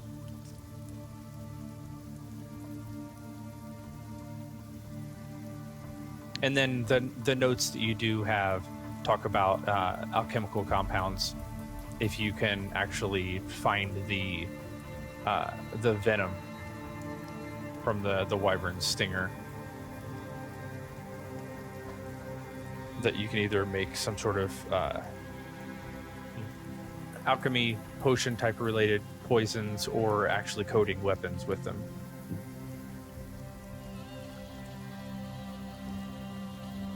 You will remember and keep these things in mind. And like I said, he was looking for wyverns because we've been seeing one. Mm-hmm.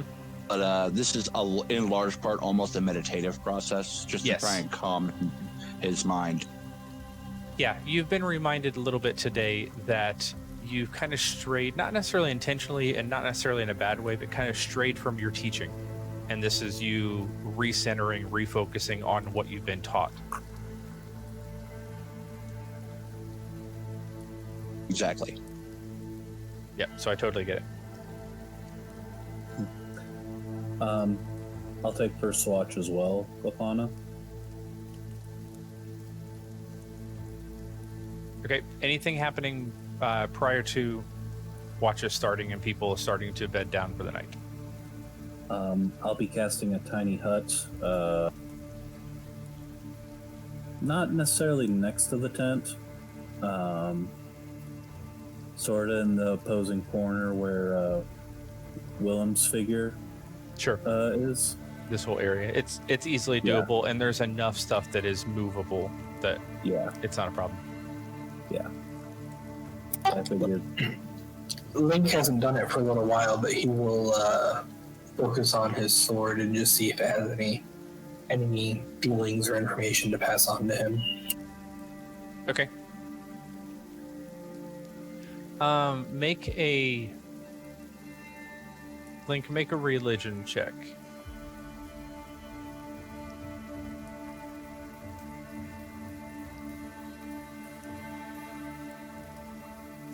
That would be a 2 + 1 for 3. Yeah, you focus on the sword, and you've heard people talk about, taking good care of their weapons and the intelligent weapons and all sorts of stuff, and being really connected to their items. There's a lot of times with this sword that you don't really feel all that connected, and you feel like maybe you haven't figured out how to work it right. And this is one of those times as you're focusing, and maybe it's a magic person thing and you don't know magic. There's something that's just kind of throwing you off, and you eventually get frustrated and put it away.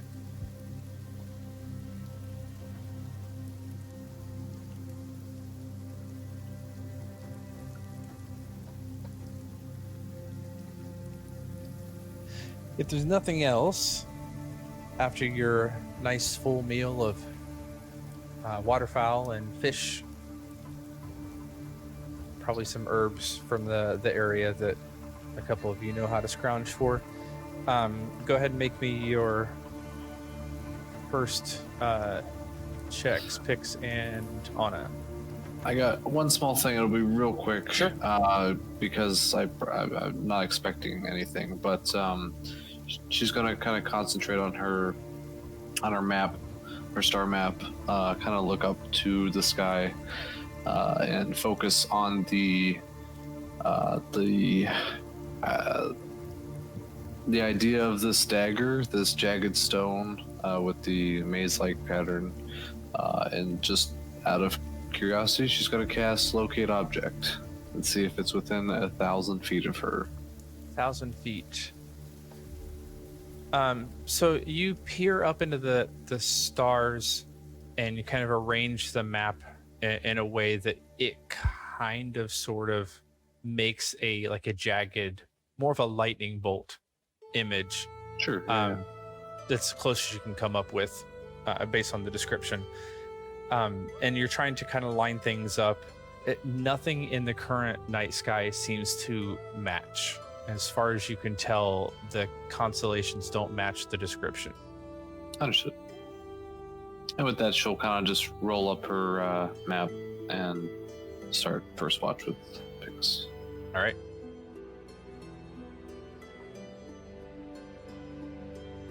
$15 for Pix. I assume, Pix, you've got your goggles of night on? Oh, yeah. Okay.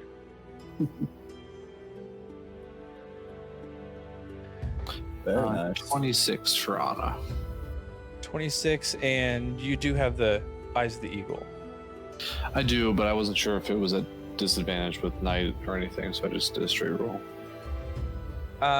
No, I was more clarifying you were wearing that earlier, so you probably could have actually made out details of the land on the other side of the river. I believe that Pix is right, that's in the description. You can make out a little bit more clearly. Yeah, is that right? It's within a certain distance, but I think it's like 300 feet or something like that. Oh, it is shorter. Gotcha. Or 3. It's a 3. It's either 300 feet or like 3 miles. In conditions of clear visibility, you can make out details of extremely distant creatures and objects as small as 2 feet across. Yeah. There's not a specific. Okay, it wasn't clear. Yeah, so you can actually make out a little bit more of the other side. It largely looks like this. You don't actually see another equivalent ferry position, but you would imagine Grolid probably knows where it is. Yeah, so you don't get a whole lot more, but yes, it is a little bit more clear than what I had alluded to earlier. As for now, both of you are watching, and you, outside of the lapping of the water from the river, the occasional bat type creature flying around, there's an increase in bugs that frequent near the water areas. Mosquito, although they're more in stagnant pools, but there's also then an increase in bats and other flying creatures, which maybe for some of you is encouraging that there's more of that around than in some of the places you've been because of the magical cold or whatever else that was affecting the area, that there's normal nocturnal noise going on, but you don't make out any large flying creatures whatsoever. Okay, just seeing it, I'll and kind of watching Pix, I'm just gonna summon Cygnus, kind of just do whatever in the area. Yeah, he's down with that. Ooh,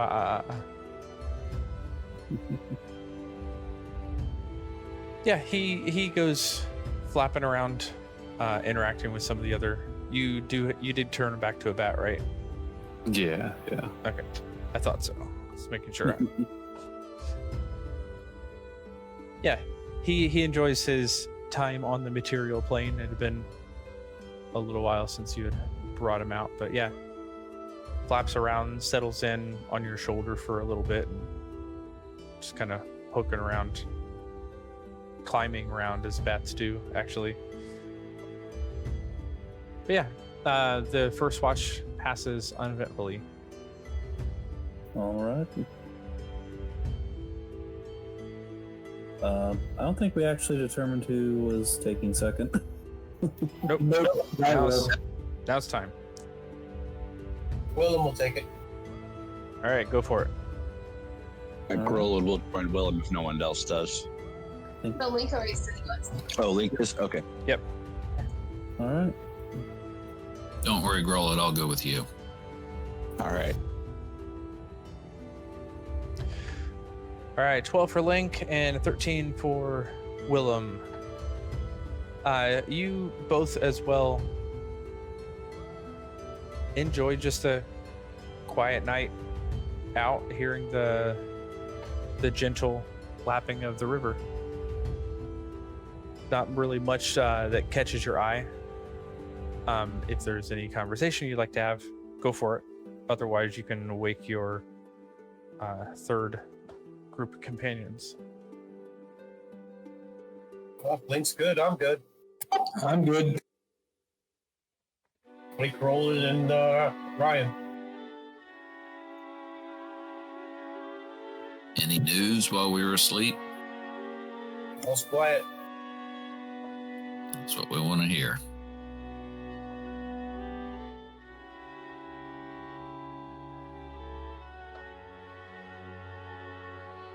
All right, Brian and Grolid, go for it. Ooh, a whopping 11 for me. That'll be a 24 for Grolid. Nice. Yeah, as much as things have changed for Ryan, some things don't change, and his lack of paying attention during watch remains one of them. Grolid, you are on alert, but not in quite the same intense paranoid way that you have been in the previous couple of nights. This is a much more calmer, focused, allowing the night sounds and sights come to you versus jumping at each one and trying to, sort them out, letting them kind of identify themselves to you. It's more of the hunter tactic. And as you're centering yourself and going back to your teaching, that's one of the things that you're able to do. And it's rather than being jumpy and frustrated and looking to kill anything that makes a sound, you're now more inquisitive and curious and trying to put together the pieces of the things that you're hearing and seeing, and even to some degree with the return to your training, even smelling. And there's not really much that comes to you that's out of the ordinary, and this is almost a calming experience to you. Being on watch is actually settling you as you return back to doing it the way you were taught.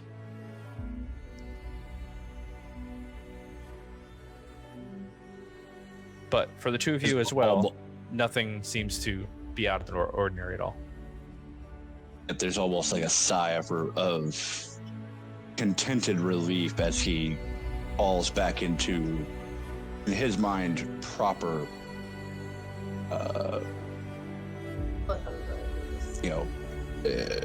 etiquette, as it were. Yeah. Ryan actually spends much of his part of the shift actually looking at the talisman that he has, studying it almost as if he's like curious about it.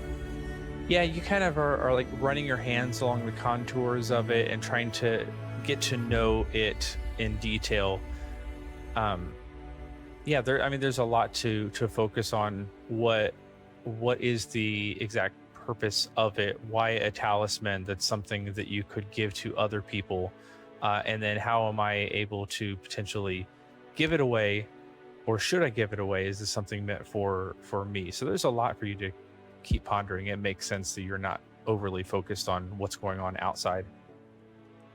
Exactly. And then the first person that I thought to give it to didn't want it. So now I'm like, okay, well, what do I do with it? Right.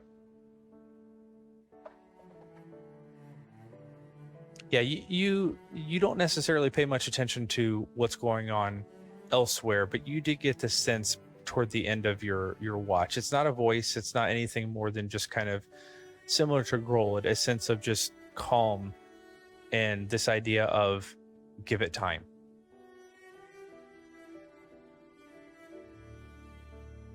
Something I don't like to do. Correct.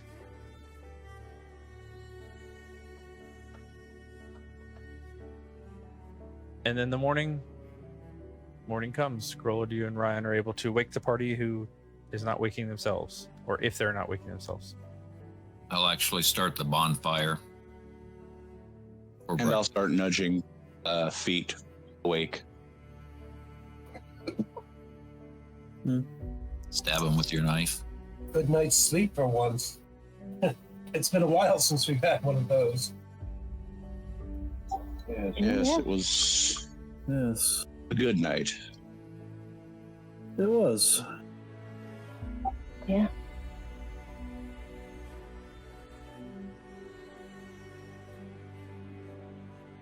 The only thing out of the ordinary, as you're all waking up, Nona seems to be, bedroll and all, 15, 20 feet closer to the river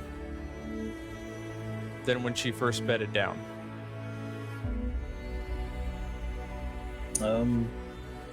Nona, did you move at some point during the night? No, I don't know. I was asleep all night. You kind of find her, or Nona, you even kind of wake up just a little bit more tangled in some of the brush right over here by the water's edge. It's not super far, but it's noticeably.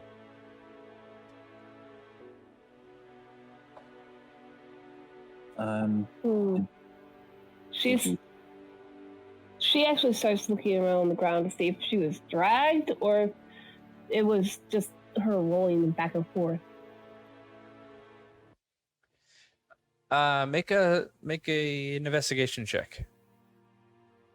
Did you sleepwalk again, or something close to that?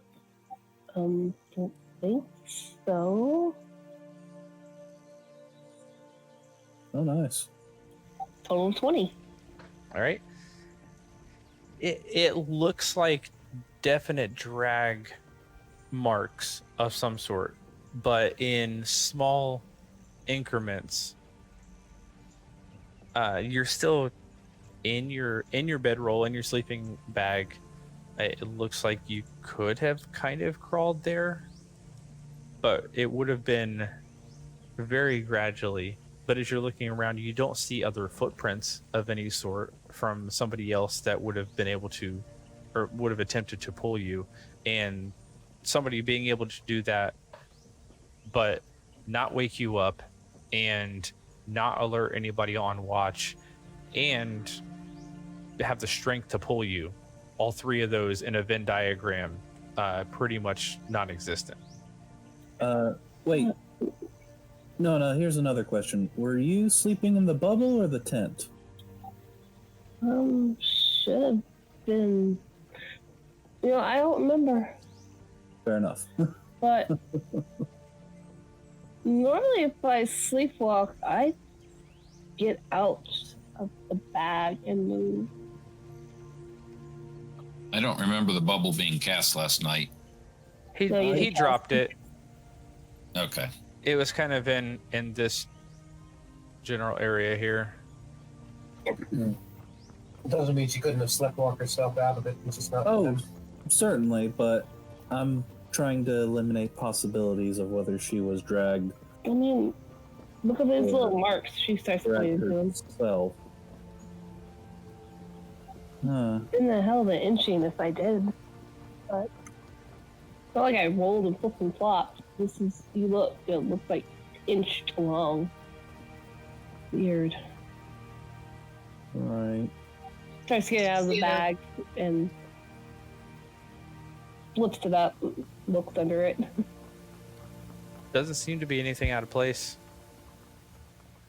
There's not millions of tiny little ants or anything that carried you like Lilliputians. Ah, strange. Well, okay. What starts taking stock, looking for the actual direction that I guess she was moving. From the direction of the bubble area, whether you were directly inside or out, it would be northwest. Yeah, I think that's what happened. Seems like I crawled this time, but I don't remember a dream. Same direction as I normally would go, but I don't remember a dream. Huh. That is curious. Very. I've only been known to do that when I have my dreams, not just randomly while I sleep normally. Normally, it's because I'm in the dream going there, or because I'm moving away. But this is the correct direction, but I crawled, I guess, or inched.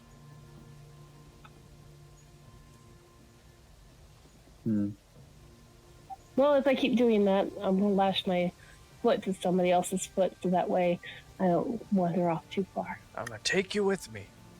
Yeah, that or you take them with you. True. Then I'm not alone. Yay. Yeah, there's that at least.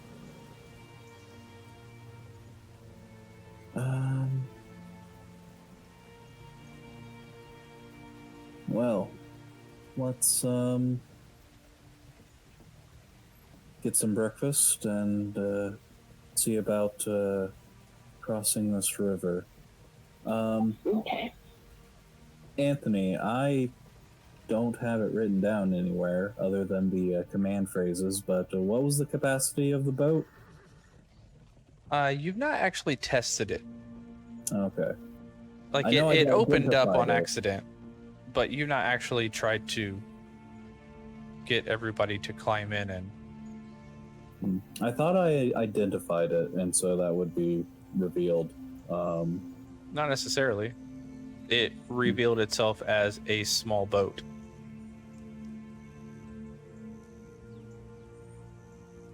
Well, no, I mean like cast identify on it. I'm almost Correct. No. Okay. Okay. As you are not a sailing type, a small boat means very little to you in Fair terms of an even person who actually is a sailing type. Is it a longboat? Is it a rowboat? Is a Jolly boat. Yeah. There's all sorts of different descriptions for boats. Trust me. Yeah. Okay. I mean, it looked pretty big when you accidentally activated it when we were in the caverns. Yeah. True. Also, do we have anything that could be used as oars? She Did it come with oars? I believe it didn't. I thought it did come with oars. That I don't remember. Ryan looks over at Grolan. Grolan literally holds up the oar with the shark teeth. Well, that'll help you, but not necessarily the rest of us. If need be, I can shape some oars fairly, or at least some makeshift oars fairly easily. Find some wood. Yeah, there's plenty of wood laying around. Yeah. It's doable. Well, Let's see if because I believe I remember it had oars with something. I could be wrong about that. Or did it move up a magical design and didn't need oars? I'm trying to Why find. don't we just summon it and find out? I'm That's part of about what I'm to. saying. Once we've eaten in broken camp, sure, let's do it. Yeah.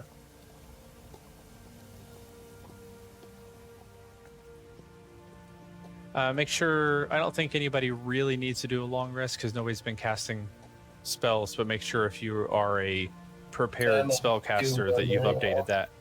Yeah, I've been looking. Let's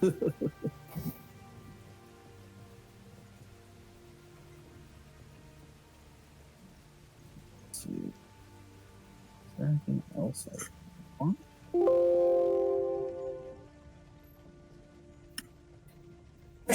Excuse me.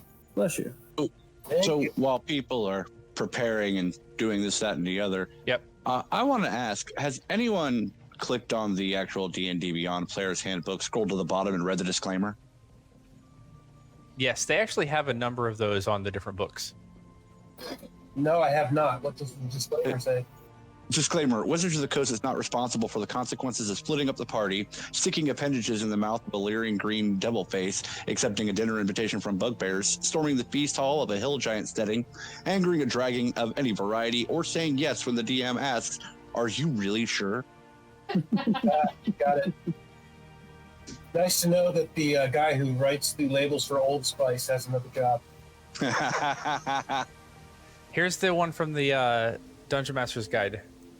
Wizards of the Coast does not officially endorse the following tactics, which are guaranteed to maximize your enjoyment as a Dungeon Master. First, always keep a straight face and say okay no matter how ludicrous or doomed the player's plan of action is. Second, no matter what happens, pretend that you intended all along for everything to unfold the way it did. Third, if you're not sure what to do next, feign illness, end the session early, and plot your next move. When all else fails, roll a bunch of dice behind your screen, study them for a moment with a look of deep concern mixed with regret, let loose a heavy sigh, and announce that Tiamat swoops from the sky and attacks. Nice. I can neither confirm nor deny utilizing some or all of these tactics. Oh, I can confirm. All right. Oh, that was the wrong thing to click. There we go. I'm trying to find that particular PDF that had all that details in it because I have updated computer since then and thought that you all had what you needed from it. So continue on, and I will let you know eventually whether there are ores or, like I said, Willem has the capacity and the wood in the area. He can make his own should you desire. Okay. There's plenty of driftwood laying around for sure, and there's also plenty of kind of discarded, usable wooden utensils as well. Yeah, it's not too hard to make something that service of battle. But yeah, I'll go to the into the shallow water off the camp and place the take out the miniaturized boat, place it in the water, back up a bit, and say break the waves. All right.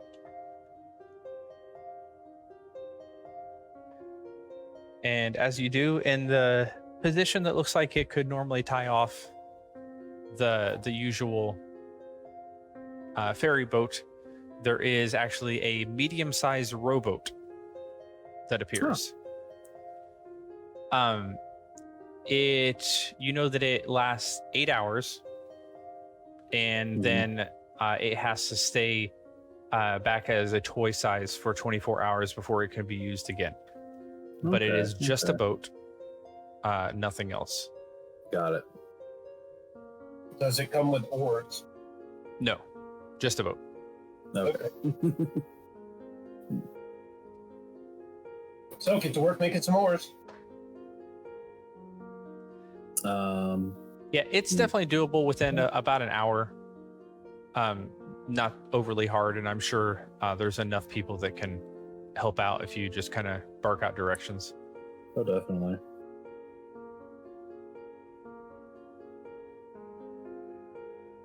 How many people does a medium boat hold? Medium boat should be plenty big for the 8 of you. Okay. I was recalling small, which might have been problematic, but medium boat you should probably I'm thinking longboat-ish. Yeah, longboat will have plenty of room for Yeah. us. Yes. It can actually probably fit twice as many. Right.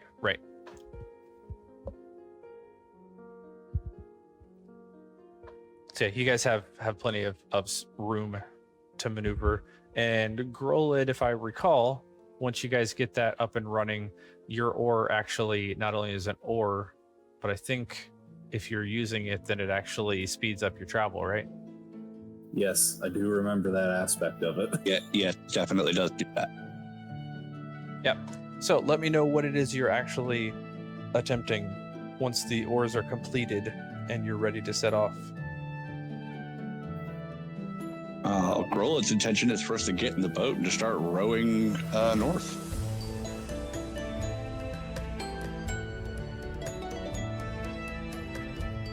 Actually heard two different plans, and I wanted you guys to know that you were on the same page.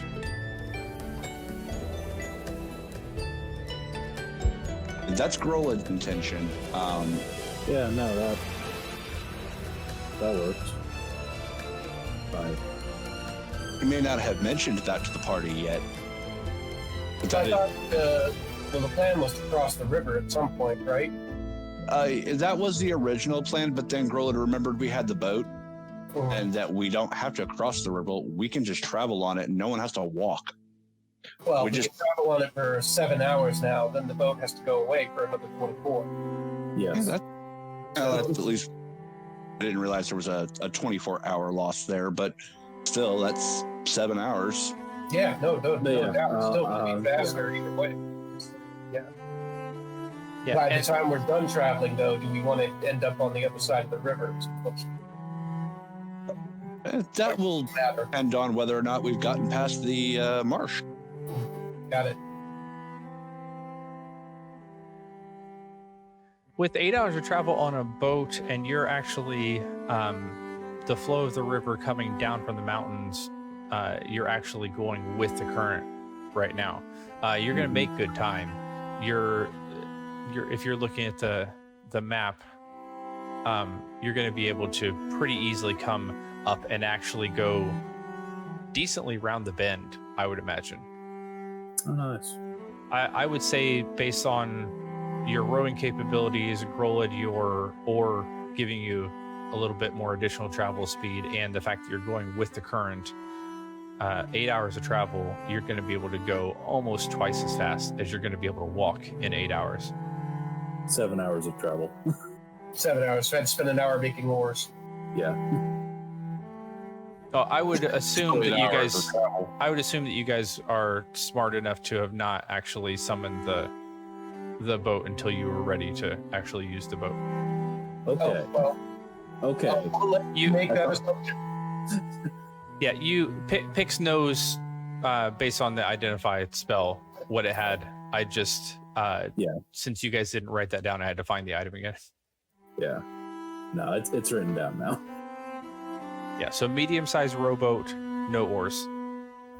Oh, what's the name of the item? I don't know that it actually has a name. Okay. I'll just keep it down as a Magic rowboat. rowboat. You can call it whatever Yeah. you want. You're the owner of it. You can rename anything. Fair enough.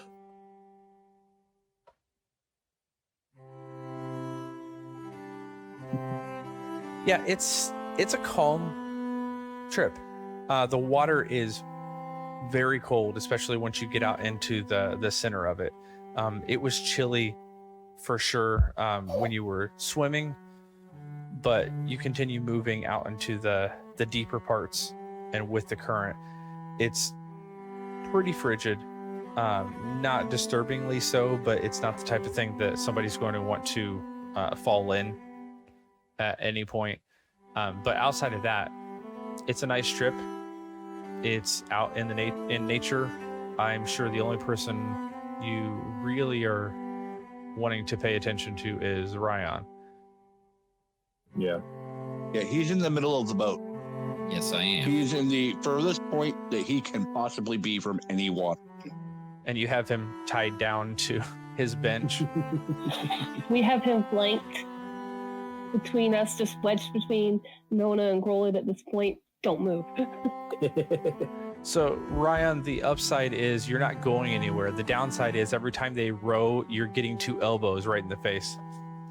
Oh. That's preferable than a mouthful of water for eternity. It's equivalent to about every hour, about a D4 of bludgeoning damage, but it's worth it. Eventually, he just lays down, gives up. Or you knocked him out, one of the two. He takes the nap. You know, it doesn't mean we knocked him out. Let me ask a little bit broader question. Is there anything you're hoping to accomplish prior to making it to Igrathad, and at least the first city, whether you're going to bypass it or not, at least the first hill giant city? Is the hope essentially to travel the river / walk if you can't use the boat, and at least follow the contour of the river? I think so. Mm-hmm. Okay, then unless there's any opposition to this, I'm going to tell you that your travel days are largely unencumbered, at least till you make it to the 3-way fork in the river. But that's Grolid, you know that in that little peninsula sticking out in the south, that's where the hill giant village is anyway, so you'd have to kind of make a decision what you're doing based on that anyway. But basically the next 3 days,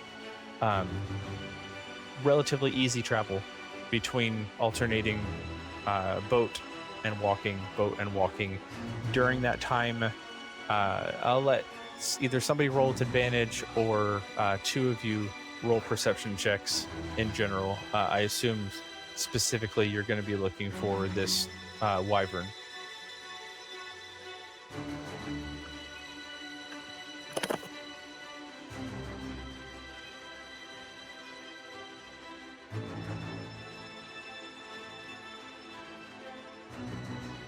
And Anna already rolls with advantage, so somebody else can make the check if they want. It's a 25 for Anna. All right, 25 with your eyes of the eagle, and yeah, go ahead, Grolid. And a 21 for Grolid. Yeah. You guys, everybody kind of with a little bit clear line of sight, especially while you're on the river looking around. You're even kind of basing it off of the last time you saw this creature. It was flying to the south, so you're kind of looking southern, expecting it to come back to the north. Next 3 days, don't seem to spot it anywhere. You're fairly confident that it wasn't missed, that it just hasn't come by.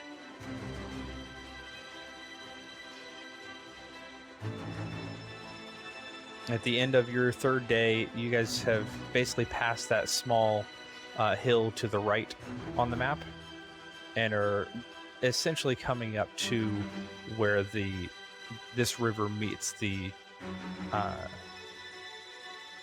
probably the Fever Gulf River that passes from west to east. And Grolid, you would know, because this is home territory for you, this river actually splits, the one that's coming down from Draconia. I know in the map it's not going down, it's going up, but topographically coming down from Draconia and is actually splitting. Part of it goes east, part of it goes west and flows into the Fever Gulf Lake and the Gehem Basin that you guys were in previously. So if you continue with the boat in either direction, you'll have the current with you for now. And we're going to end up having, continuing north if we're looking to go into the host. Obviously, if we start headed east, we're headed back where we came from. In either case, I imagine we current with us. Yeah, it would depend on if you wanted to go to the Hill Giant Village, then you probably would actually want to take the left fork and take that for just a couple of hours into that that peninsula. Otherwise, yeah, the fork to the right is where you want to go. Yeah, Grolid is planning during those 3 days. He's planning the usage of the boat such that we'll have access to it when it comes time for us to get on the northern shore of the river And into actually the cross actual it. host there. Yeah. Sure. This way we don't have to figure out swimming or fording. Yeah. Excuse me. So 3 days travel would have taken you day 1 on the boat, day 2 by land, day 3 on the boat. So when you reach the split, you're actually going to need that 24-hour pause. So the plan, I guess, then would be to kind of march, like from where the split is. Like you see where the river, Fever Gulf River, there's that little island in the middle of it. Yeah. Yeah, to march towards that island. Okay. I don't know how long that'll take. I don't know if it'll take a full 24. It wouldn't Or take. I longer. mean, you wouldn't march for 24 hours. If you march 24 hours, you definitely get there. But a day's march would not quite get you there. But you could, as long as you're following the coast, then you could hop on the boat the next day and easily be able to cross around that area. Perfect. That's Grolid's plan then, because I think we all decided we weren't going to Dodafir. Yeah, we were going to dinner. Yeah. So, and we also weren't going to Ulthway, Unyithi, I believe. Unyithi. Yeah, we weren't going there. Ulthway. Sorry, that's a house of Eldar in 40K. Sorry. Yes, it is. Yeah. So that village is right around where the dogleg happens on the river. So the northern bank, like south of the letter S on the second S on hosts. And then Rathfell would be kind of right on the big letter I, where there's some hills there. Rathfell would be right there, which would be the next village. And where is Aruth?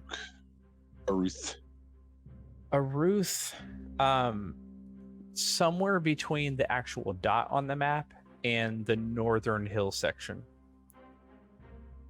Like the little hills that are off to the north and Northeast. west. East. Thank you. I still always have to go. Never eat Backwards, soggy wheat yeah. to remember my. But okay, so yeah, so that actually worked out exactly as I was hoping. That'll lead us to Rathfell first, which is where I think we decided our first stop would be. All right.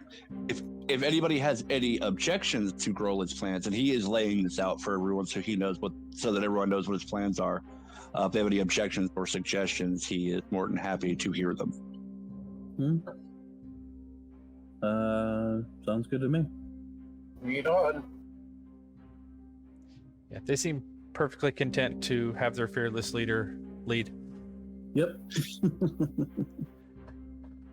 Yes, the irony.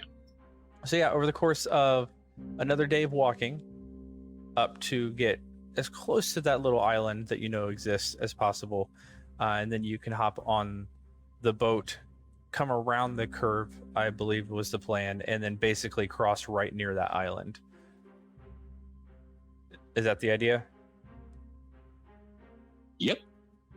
Yep. And so you would still have maybe another couple hours to travel if you'd like on foot on that particular day, or you can make one last stop along the river fishing before you head off further into the hosts themselves. Grolid is of a mind to keep marching, but Grolid is also interested in what's on that island.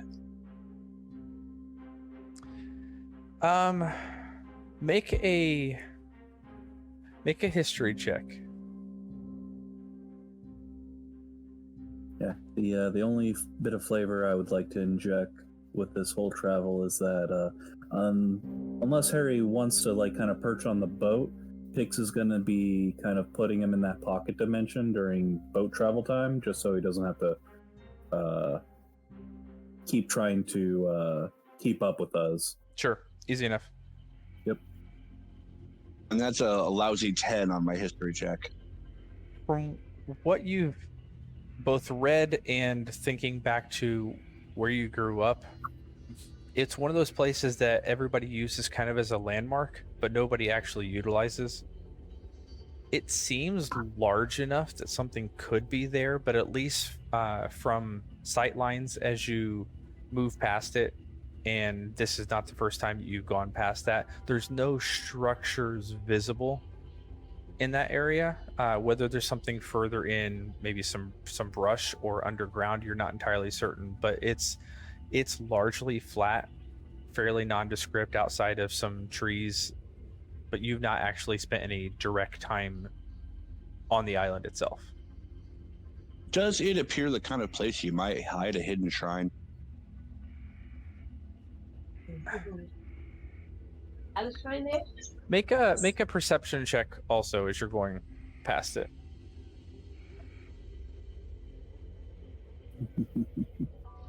And that's a 15. Hey. A little better. So as you're looking out and trying to really peer through, it's not dense foliage, and it's not even like a high canopy, low canopy type of thing that a lot of natural forestry and jungles and stuff has. It's just kind of, there's sporadic trees and occasionally bushes and stuff like that. You imagine, unless it was very, very hidden, as in underground, there's not enough topography here to hide said shrine. And if they're doing it underground, it may have to be similar to what you found previously and more like an underwater cavern, because if you dig too far, you're just going to hit water. Okay, that seems reasonable. So at least at glance, as you're looking through, it doesn't seem to be the type of place. But you can't necessarily rule it out unless you check.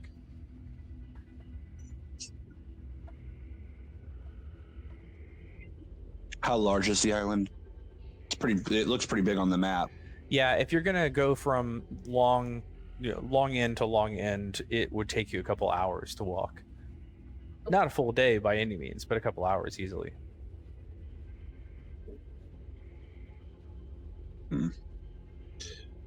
For now, Grollet will let it go. He may ask some of the locals what if there's any history there that he's forgotten. Fair enough. He'll let it go for now. You don't even know that this thing has a name, and maybe that's intentional. You're not sure, but at least as you're trying to recall it, it's very nondescript and wasn't ever named. It was just kind of the landmark, the big island. Yeah. So moving on to towards Ruthfell. Sure. Anything else you guys are wanting to do? And I assume you're following Grollet's lead. Once you take the boat to the other side, you just collapse it early and take a couple more hours marching. Correct. Yeah. All right. Grollet and Whiskey, if you're still awake, you could actually make a cartography check. Grollet, you can do just like straight survival, I think.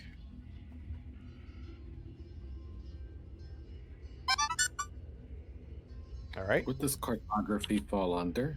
Nice.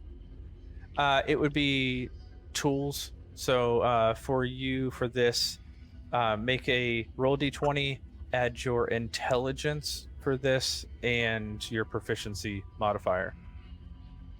So if you want, just roll a d20 and we can add it in our heads.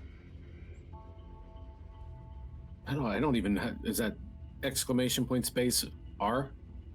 No space. Always has to be something after the exclamation mark. But yes, R space 1d20. Plus intelligence? Whatever your intelligence is and your proficiency bonus, which I believe is a 3. Yes. Yeah. Please say 12. No, I'm just kidding. 3. Yes. How do you type that? Plus, or do you do just 1d20 plus 3 plus what's your intelligence? Plus 2? 3. plus 3, so plus 6. D20 plus 6. You can set up your tools on the side. I know Pix has done that. Yep. There you go. Nice. Yeah, both of you fairly 21.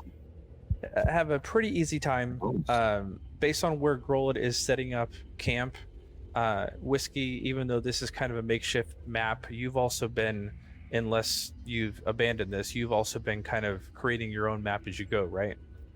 Oh no, it's worth money. That's what I figured. To sell this map? Yes. That's what I'm money. picturing Whiskey is doing on a lot of this trip, especially at night, is updating the map based on the travel that you've done. Yeah, because no one's been here in decades or whatever, but yes. Or at least nobody's made a sellable map. Yeah, so both of you kind of can piece together, as far as you know, and Grolid, your memory may not serve perfectly, but you think you should be able to get to where you remember Wrathfell being tomorrow. If memory serves, we should make Wrathfall tomorrow. So Whiskey, you're able to kind of point and say, we're about right here, and Grolid can tell you this is where I think Wrathfell is. He should also be able to update you and give you kind of a general roundabout location of the Hill Giant Village and the Knoll Village that you guys bypassed, if you wanted to put that on the map as well. Yeah. And with my natural 20, I am spot on. At least I hope so.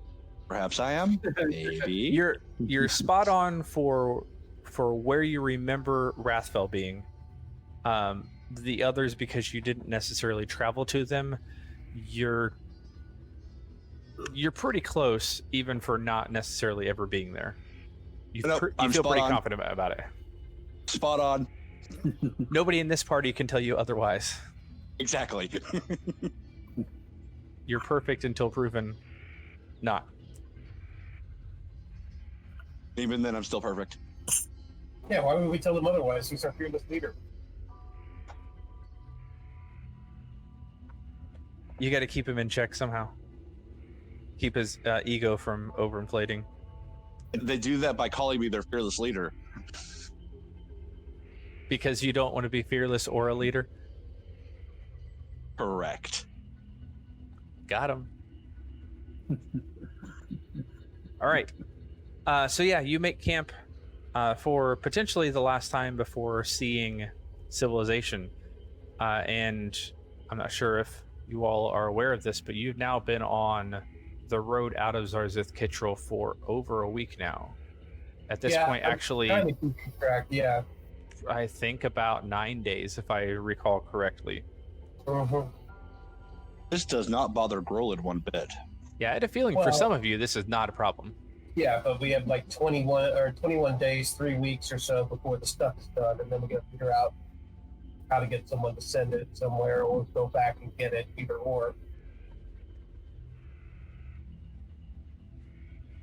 Yeah, so for those of you waiting for crafting materials, we'll say this is day 9 of travel that just ended.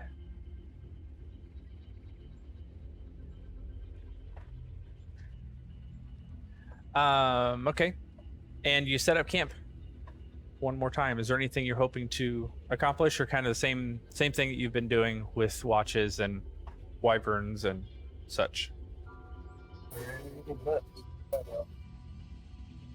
Doing the same thing, adding to the letter, trying to decipher the puzzle, yada yada, that's it. Fair enough. Grolid is actually going to try and take some time to think on stuff he doesn't care to think about, but having calmed his mind some, he feels more capable of considering his enemy, which is something that he should be doing. Okay. Guys, I'm going to go AFK for a bit. I'll be back. All right. Okay. So he's trying to remember, roughly where, if he can, and if not, that's fine, but he's trying to remember where they were when they went into the Shadowfell, and where in the Shadowfell, if possible, they might have been when he was killed. Make a history check. And roll well. Hold on.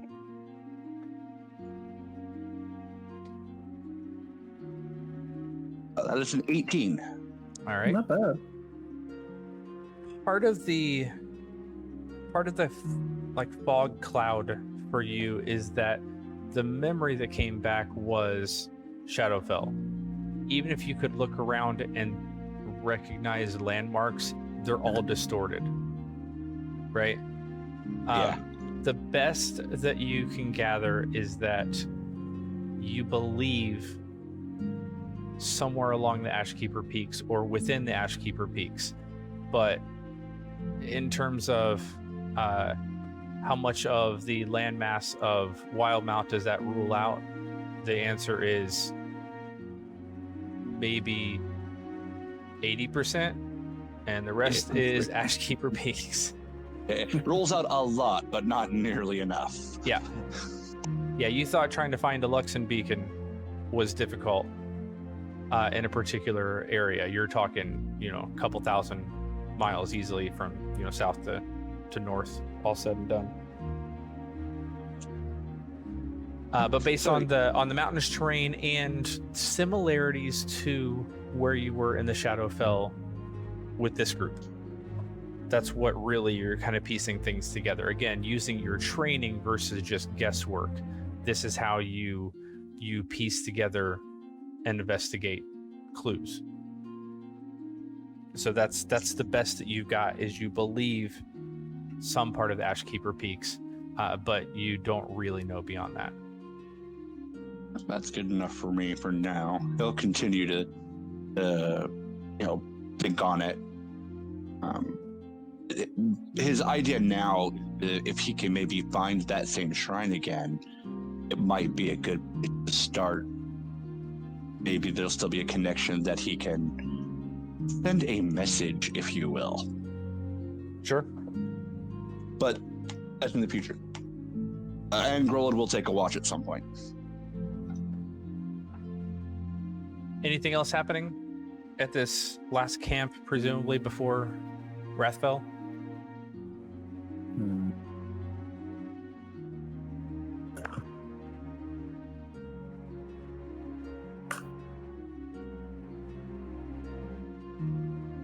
No, I don't think so. All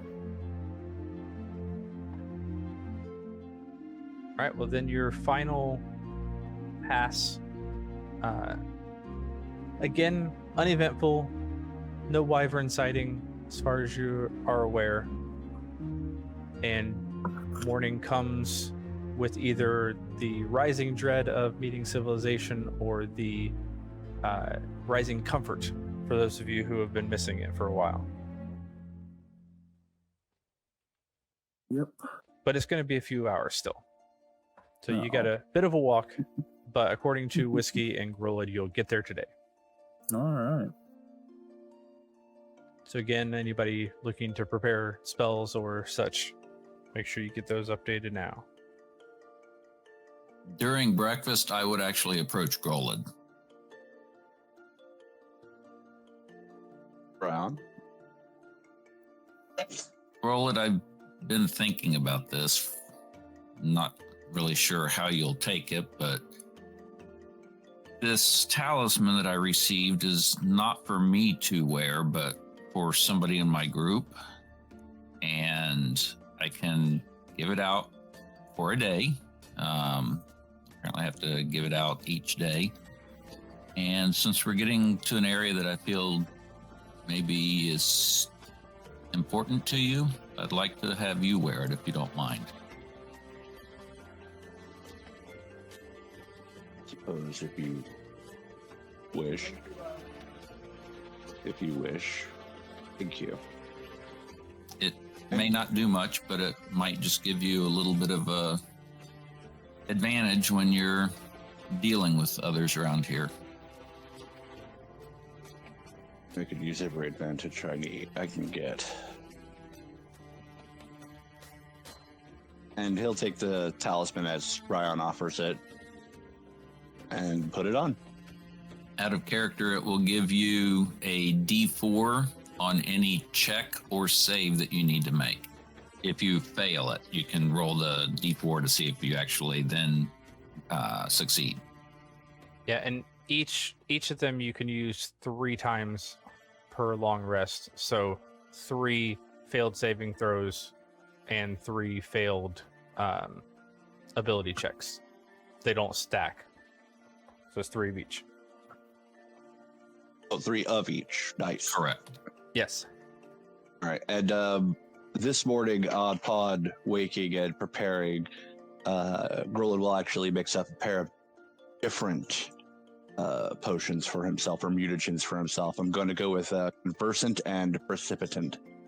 Precipient? How do you say that word? Precipient? I Precipient, can't ever yes, remember. that sounds right. That sounds right. We'll go with it. But yeah, those are going to be the 2 that he prepares for today. You think you're going to have to interact with people, huh? Yeah, exactly. Going to lean into your leadership position? Well, I mean, this is almost his home. I mean, so, Yeah, it's Precipient. Sadly, I didn't take the one that gives me advantage on charisma ability checks, but intelligent wisdom checks is still going to be useful.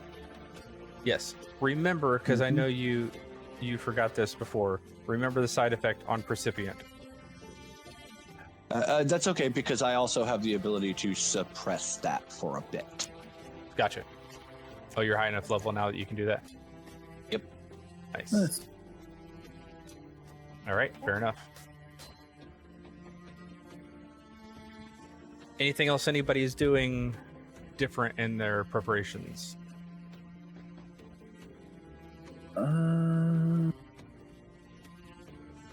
Yeah, I still have that. Okay, yeah, no, I'm still good.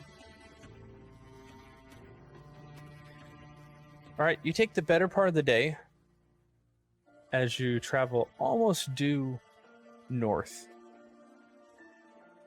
And the first thing that you spot are a small set of hills in the distance.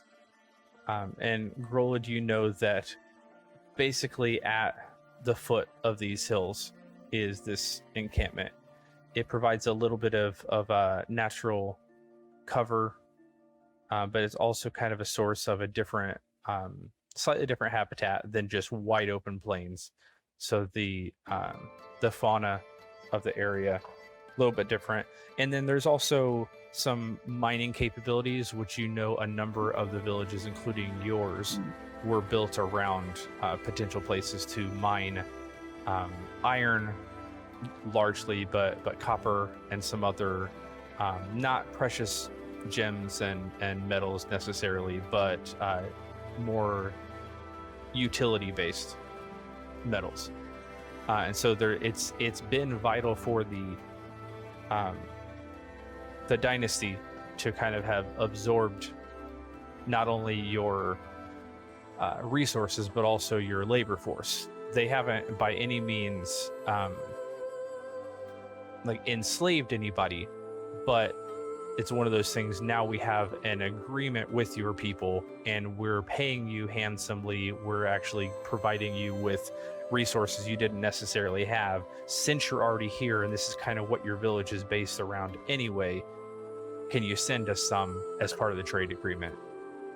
So it's kind of become a natural, instead of subsistence and using what you mine and what you farm to basically better be able to war against your enemies. It's now we'll provide you with the resources you don't have if you provide us with these needed resources that we don't have. So as much as some don't like being under the thumb of the dynasty, it's definitely not a forcible agreement by any means. It just means you're not quite as autonomous as many of you are used to, if that makes sense. Yep. Better than being a colony of Britain, but not by much. Yeah, something like that. You definitely still have your own customs, your own government. The Aurora Watch representatives that are there largely just kind of watch, make note, send reports back, and intervene in inter-tribal squabbles. If there's an issue from between, say, the Aruth clan and Wrathfell, then they step in and say, hey, you guys all have an agreement. You agreed to follow these particular rules we've set down, and one of them is don't fight each other. So let's sort this out. But outside of that, if there's any issues within the tribes, they largely let the tribes deal with it the way that they normally would. So quite a bit better than Britain, but still not necessarily, sovereign on their own anymore.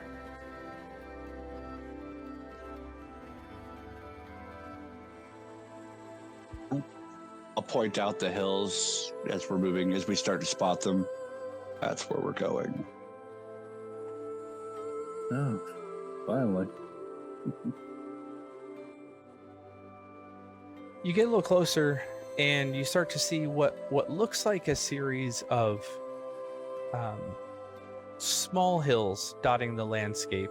But as you get closer, you realize these are soft-sided tent-type structures, many of them as large as 20 feet in diameter, some of them 40, and they many of them almost have a domed structure to the top of it. But you realize these are semi-permanent dwellings, and you get closer to the village, you see as many as 30 of them, various sizes. Some of them have pointed tops, some of them have flattened tops, some of them are rounded, but from the distance it just looks like they kind of blend into the hills themselves.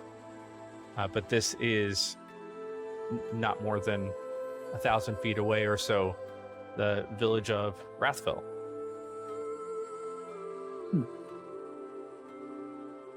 And it's around this time that you do actually come across Grolid, the familiar to you road that connects all of the villages should you choose to take it. It's been coming from the southwest and coming up to the northeast, and you guys have now finally intersected with it. And Grolid will follow the road up to Raphael. Yeah, follow up. You get a little closer, there's a couple of attendants, guards standing at the ready. A couple of them have pole arms, a couple of them have crossbows. There doesn't seem to be any large, massive...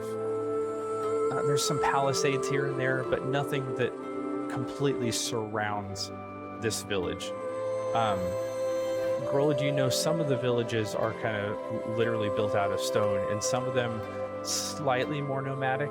They tend to stay in the same general area, but can pack up and move from time to time, or at least have the capacity to pack up and move should they need to.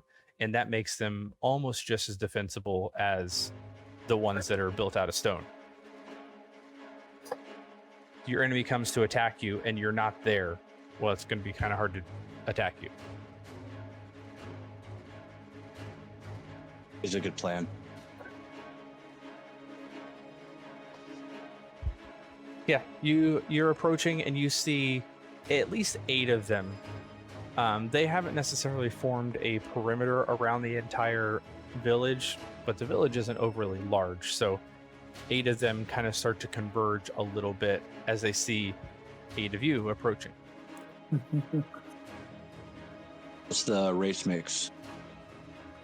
You would know, not just by sight, but you would know this is probably about 80% human and elf.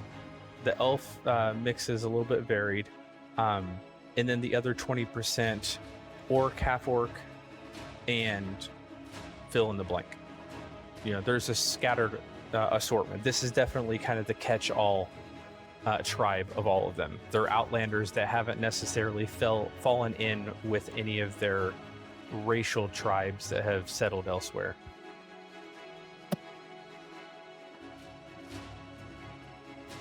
Any kind of a standard greeting that I can recall, or just hail? Make a you're gonna hate me for this. Make a charisma check. Oh dear. Okay, not terrible. So You pretty good for you. yeah, sorry, 19. I interrupted you there. 19 is not terrible at all.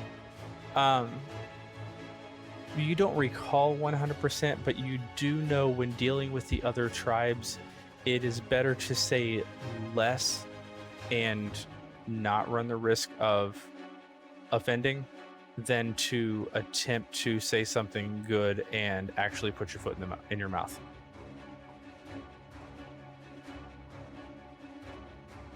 Yeah. That would really mostly only apply to me, or should that also apply to everybody else in my party? It depends on how it is definitely most applicable if you are actually in any capacity attempting to represent any entity, but especially one of the other tribes. If you're just passersby, it's a little less problematic. At that, before we're within earshot of the city, I'll look to the group and say, best while we're here, if we don't really lean heavily on my being from Aruth, and we will make it clear that I don't represent them in any capacity. That I am simply passing through the area. And the rest of us as well. And around that time, you hear one of them call out, "Ho there! Trade, travel, or trouble?" Travel. He looks at the rest of the group and nods, and two of them peel off and go back further into camp, but 6 of them remain. They don't seem to, like, hands kind of on weapons, but not weapons drawn or anything aggressive, just cautious.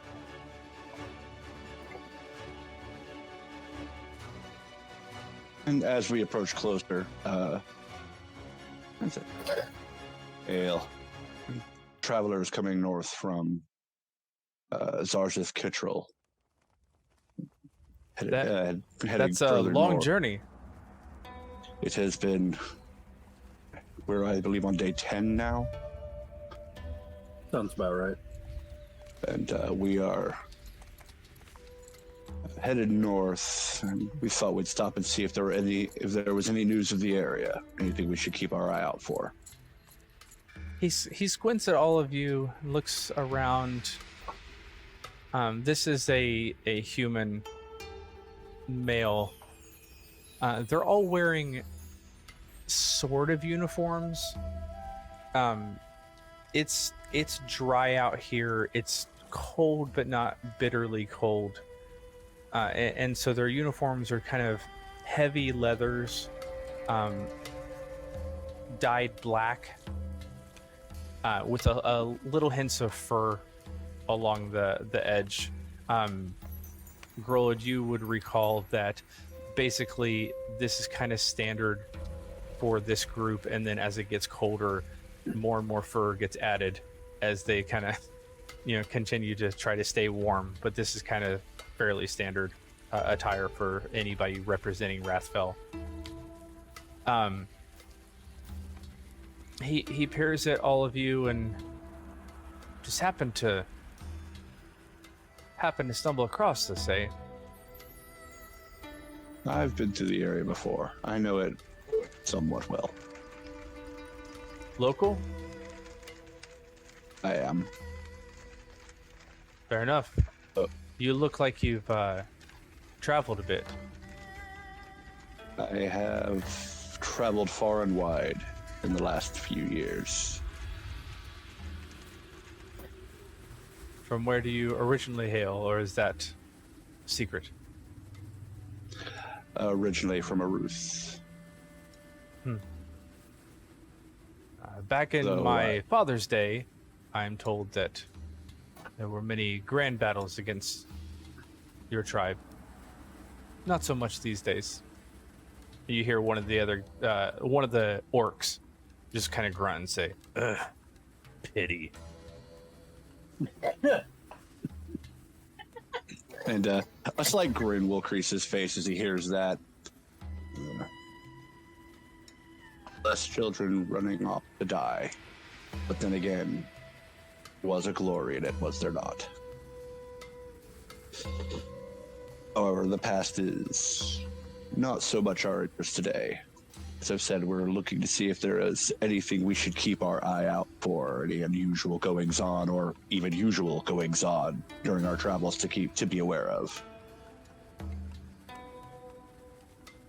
He's kind of scratches his chin. There's a little bit of stubble there. And he's thinking, well, it's been quite a while since we had anybody passing through that wasn't merchant type. Boys, can you think of anything they should be aware of? And they kind of just shrug and grunt and shake their heads and, not that we can think of. Roman. Out of character. I'm sorry, I didn't understand what you said, Willem. Got Roman. Maybe ask about our friend who's been stopping by here and there on our way north. Do you know anything about him?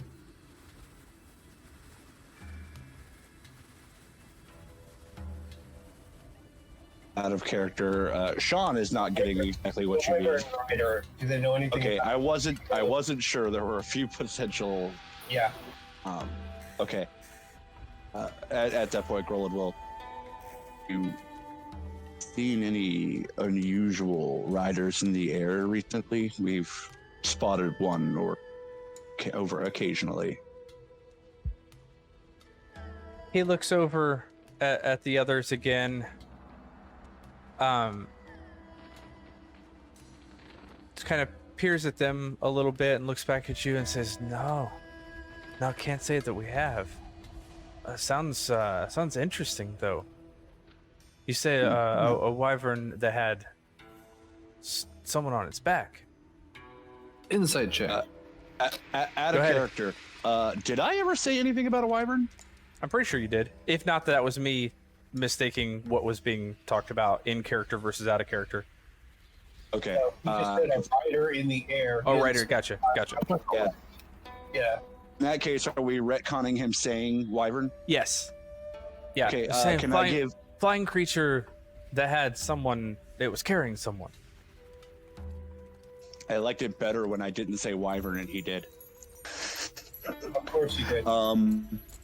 Yeah. Can I give Anna advantage on that check, or shall I roll one myself? She already gets advantage with it, so yes, you can roll it as well. Okay.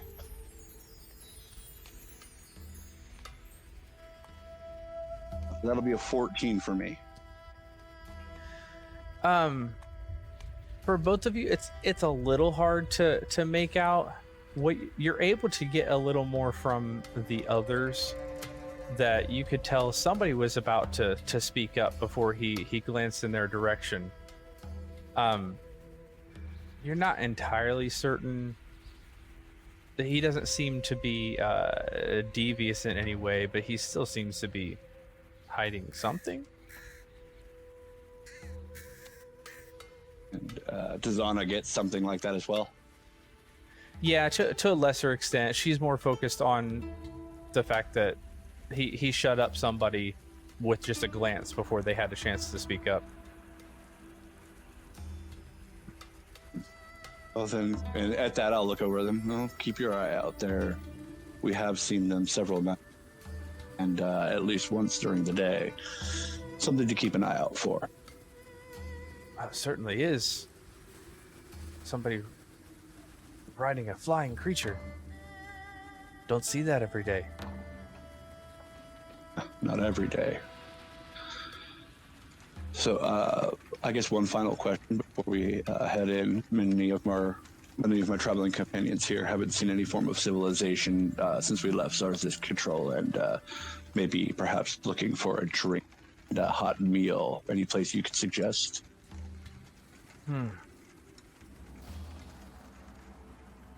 Well, some folk traveling through would take a look at town here and say that you still haven't quite found civilization. But if you grew up around here, then you know how that is.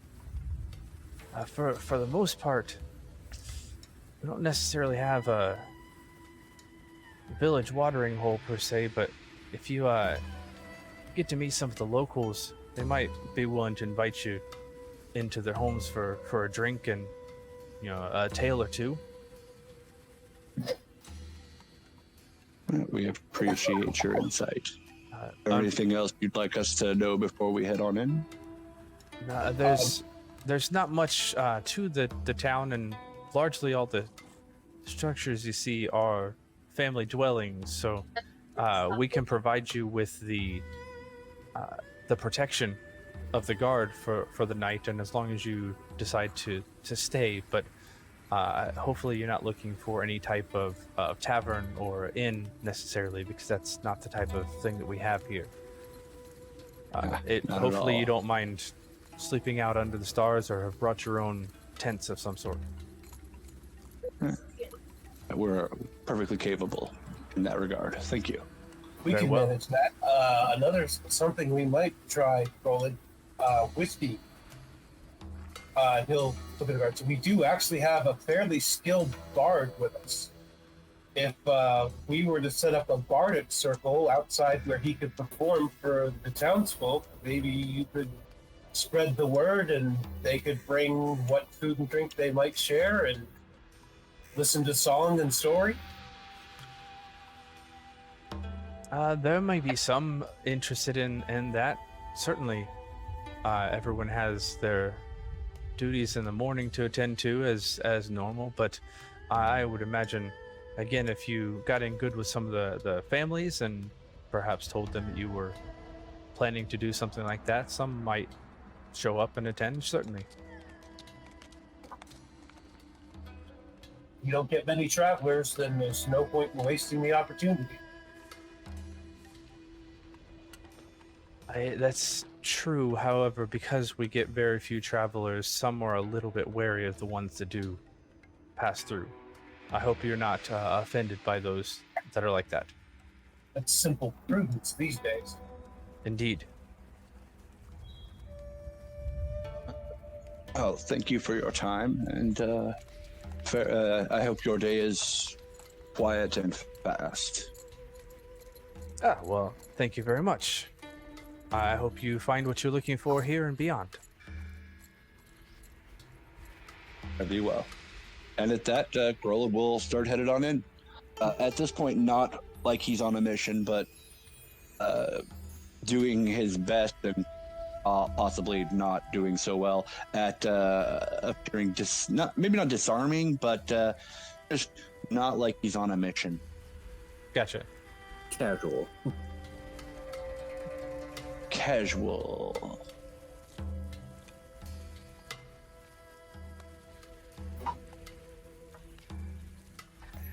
Grola with his hands in his pockets. Whistling. Strolling Grolid.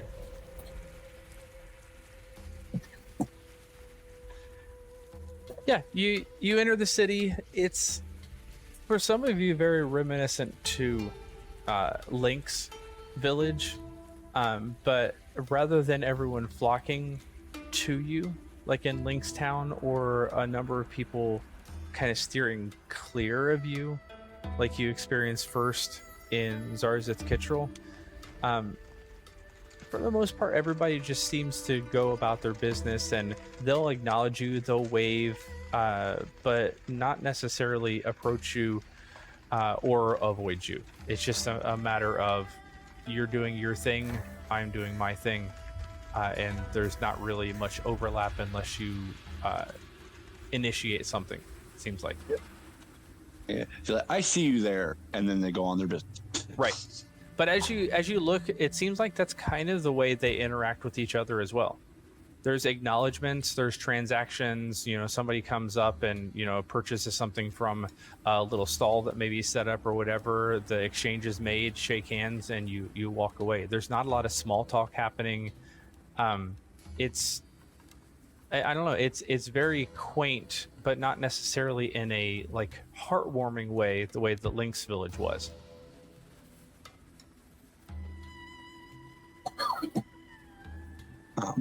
May I assume that there is conversation to be heard? You can try to overhear something if you want, but like I said, it seems like it's relatively straightforward. If somebody's conversing with someone else, it seems to be straight to business. You ask what you want, you get the answer to what you want, and you go about your business. All right, so I am going There's probably, at this point, you can collectively maybe spot 40 or 50 people at best right now. Does anything look even remote? I'm remembering the note I got from Gahan here. So I'm looking for any kind of signs or clues. Sure, make a perception check. So as I'm doing this, before as I begin to do this, I'm going to go ahead and drink my mutagen. Which one is it? I think it's Precipient. Give me a second. I want to make sure. Bonus on the wisdom, last time yeah, you did the wrong one. I remember. I did the wrong one, so I want to make sure I get the right one. Yeah, Precipient, which will give me advantage on wisdom ability checks. Yep. And it was perception. So that is a 24. Nice. And again, I'm both looking and listening. Right. Grolid, if you didn't already know the basic attire of the members of the guard or their own little military force, and you know them to be small but effective. Groups like the Hobgoblins are very militant, but they also kind of have a higher breeding rate. The Goblins obviously just kind of swarm when they're attacking. The Gnolls are super chaotic in their attack, but they're also stronger than many of the other races and can overpower them. This group is very tactical, very surgical in the way that they attack, so they don't need to necessarily have a large fighting force. One person, not necessarily by brute strength, but one person could accomplish what an entire unit may be able to do with one of the other groups. So even though you guys are not necessarily at war, all the other clans, you were still kind of trained growing up to read and recognize the military styles of the other groups, just in case war broke out. So that was one of the things you had to start to recognize was military garb. And as you're looking around, especially after you down the potion, and your eyes kind of go foggy for a moment, and then they almost kind of, anybody watching him, you see like his pupils kind of dilate, and it's like he's taking in more things around him. Your peripheral vision is wider than it was before, and you almost can kind of zoom in a little bit more and focus on some things as you take note of them. One of the things that you're spotting is some of the armor, not on all of them, but some of the armor on the people moving through the village have a little less fur and a little more decoration. Threads of largely silver running through it. And it seems vaguely familiar to you. But it also seems slightly out of place for what you were trained to recognize with this group. is the familiarity actually something I'm getting, or is it seems familiar, but I can't put my finger on it? You feel like you've seen something comparable, though not exact, since traveling with this group. Is it reminding me of the dragon cult that we fought in outside of? Give me a second. I will remember the name of the town when I get over there. Yeah, Felderwin. It does. Those were a little bit more ceremonial garb, but it was black with silver trim, very similar to the decoration you see this. It seems like this garb may be similar, but it was made in a way to both be recognizable for people who know, but also kind of blend in and be less recognizable and be more noticeable as just another member of the guard.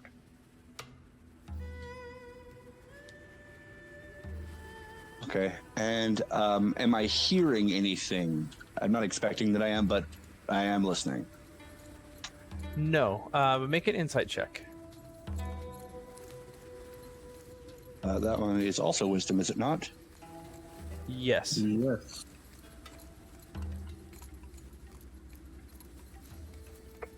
Is anybody else that is doing a anything 21. while Grolid is kind of walking through town and taking in the sights? Doing pretty much the same thing. If I see a stall with like food stuffs, I'll actually stop and barter for some. Yeah, there's some like smoked meats that definitely are for sale, and it seems like this is more of wild game than whatever they had in Draconia that were more like jerky based, and you didn't really know where it came from. Yeah, I'll buy some. Yeah, I'll stick with Anna. there's a couple copper. It's not much at all. Growled with the 21. The lack of conversation is a little bit disconcerting, but again, this is not the type of village you grew up in, so you're not really certain. But it does seem like there's less interaction than there should be. And while people aren't necessarily outright avoiding you, now that you're kind of honed in a little bit, it does seem like a good number of the people in the town are avoiding them. And so it maybe would make sense that nobody's really talking or interacting, not because of you and not because of necessarily the nature of how this village works, but they may sense something afoot or just don't want to be overheard by, them. Them being the ones with the silver. Yes. Okay. I figured, but I wanted to be clear. Sure. Okay. And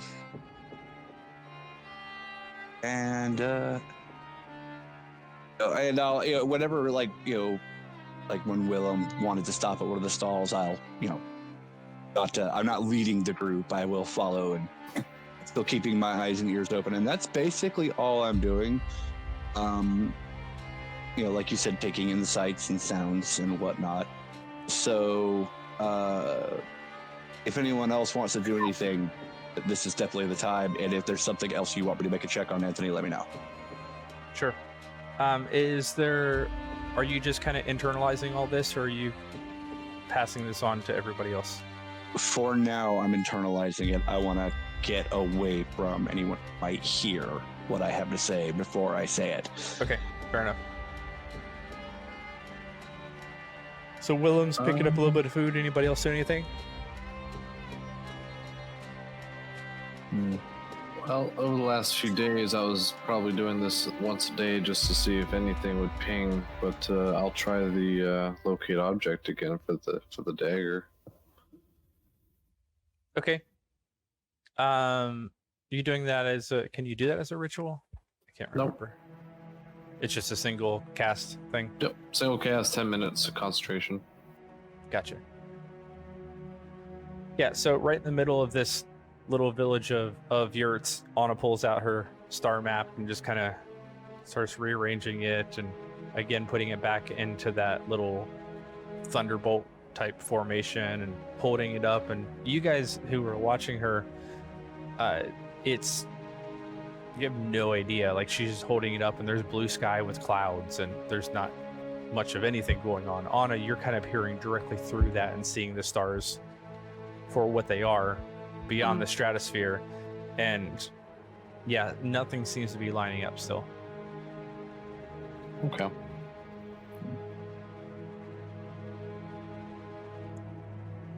But yes, it does stay up for 10 minutes, so if you want to keep it active, then that's fine.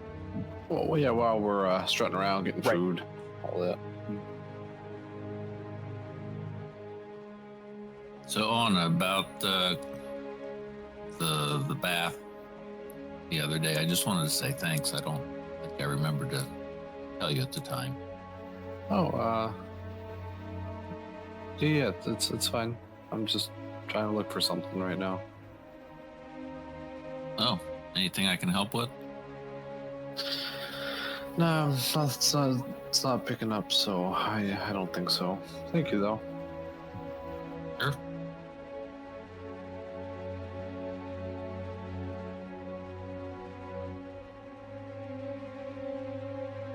But yeah, I mean, it was really no trouble. It was just making a barrel. I just don't want you to drown, you know? I guess you can't drown it. I guess you starve. I don't know, but Yeah, probably starve, but not drown. yeah, I just didn't need that, you know? Yeah, I appreciate that though, because I mean, you didn't have to. Huh, I mean, didn't want you to smell any more than you already did. True. I was getting kind of tired of that too. I don't have the ability to produce water like some people, so it's a little harder and a little more nerve-wracking around the large bodies of water now. Well, hey, if you're ever in need of water, I mean, I got you. That's something you can do? Yeah, it's something I picked up recently. I'm just, you know, a multi-trick pony, I guess. I don't know. I don't know how ponies work. Yeah, I just never been one. I used to feel like that, but nowadays it feels more like I'm burning stuff. Yeah, I get what you mean. You're tapping into the.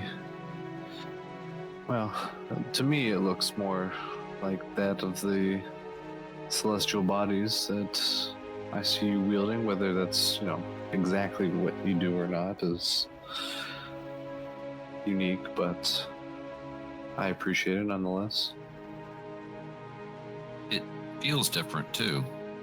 Not sure how to explain it, but I guess that's a good thing. Feels a little warm when you cast, a little like you just maybe had a half shot of something. Yeah, I think it might even be something like I'm not wanting to hurt people as much. Maybe. Oh, I get that. Are you still on the path of helping others change, or is that something I'm forcing onto you? No, actually, I was thinking quite a bit the last several nights and decided to use my new talisman to try and help other people. Oh, that's awesome. The one that came from your evil book, right? That's what Whiskey said. Yeah, I felt like, well, I didn't think of it as an evil book, but Whiskey did, so. But I just said it was one of those things. I feel like the talisman isn't going to help me. It's for me to give to others. I guess that's something I haven't been good at in the past. Well, it might be a little hard to have others see that change as quickly as you'd like to enact that change, you know? People are afraid of change, and knowing kind of what used to be a part of you, people might be a little bit more hesitant. So give it time, though. I think they'll warm up, and I think someone will be happy to hold on to that talisman if that's something that you are insistent on, you know? I figure it was given to me for a reason, and if I can't use it for myself, then somebody else should be using it, so we'll see. I'm not sure if it will do much, but... Who did you have in mind? I'm guessing I don't know, Whiskey or someone else? Originally, yeah, I figured after what I've done to Whiskey over the lifetimes that he deserved it, but I'm not sure we're there to that point where he's willing to go that far to trust, but I think he will. Roll it, because apparently he was serving a powerful entity in the past like me, and I don't know, I felt like maybe he was the one I should offer it to, so he has it for now. Okay. I mean, it sounds like the best part about this is it's just kind of a token of being that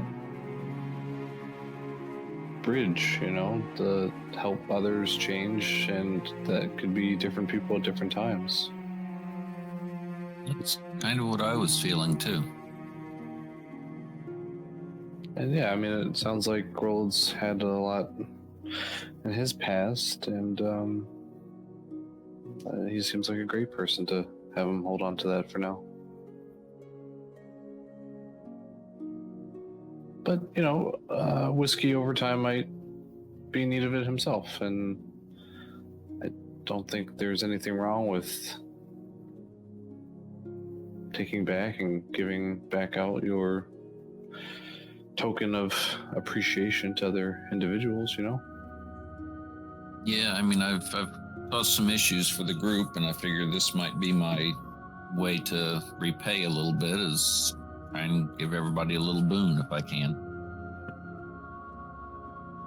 Yeah, I know the feeling. I get that.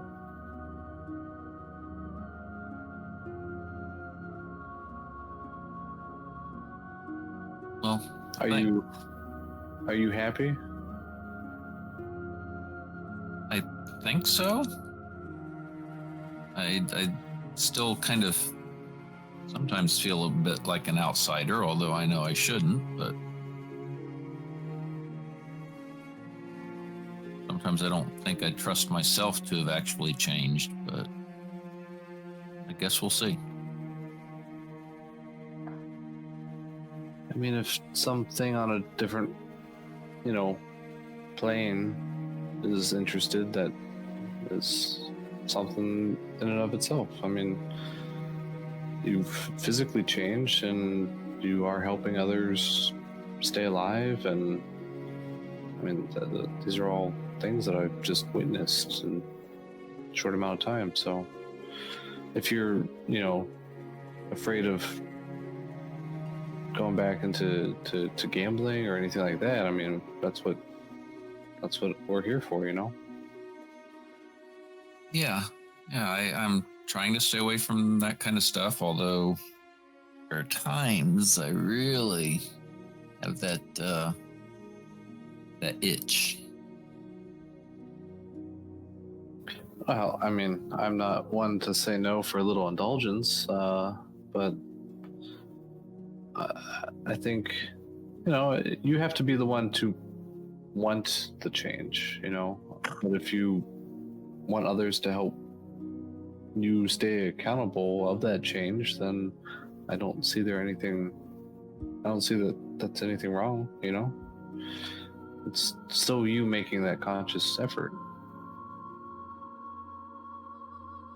Yeah, I guess it is. And I think Grold is in need of maybe change from his own past self. I think he's getting a bit worried of his own his past tendencies, and I just not sure how to help with his paranoia in that sense, other than try to lighten the load and have fun while we figure out this stuff. Yeah, I mean, I thought I had a bad association with the Dark One, but wow, his that's even more scary than I think mine. He's like, guys, I'm right here. Oh, wait, yeah. I haven't said anything, but not only am I right there, I've also drank the potion that makes me more recipient. But Grolin isn't saying anything. I've not been talking real loud because you don't talk about that stuff around, total strangers. But yeah, if he happened to walk up on us, I probably would not notice because I never notice stuff like that. Grolin is just letting them have their conversation. But he does seem to be doing pretty good as our leader. Yeah, absolutely. I think he's filling in that role, whether he reluctantly thinks it's necessary or not. And I think people are, filling into their destinies one by one pretty well.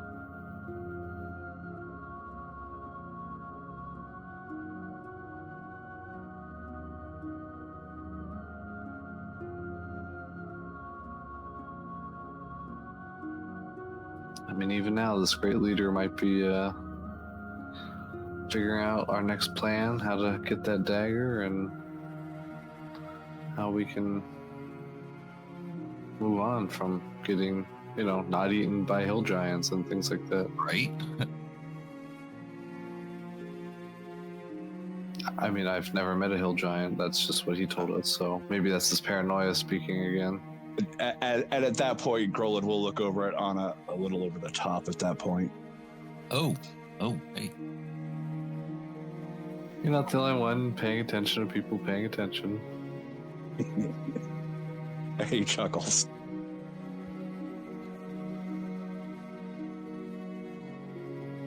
As time passes, you guys find it takes no more than about 5 minutes to get from any one end of the village to the other end. And as this conversation carries you and you're walking, you do see you're about 10-15 feet outside of the quote town at this point. Which was intentional from Grolin. I was actually getting ready to say that Grolin will do that. I had a feeling. That's why I led you there.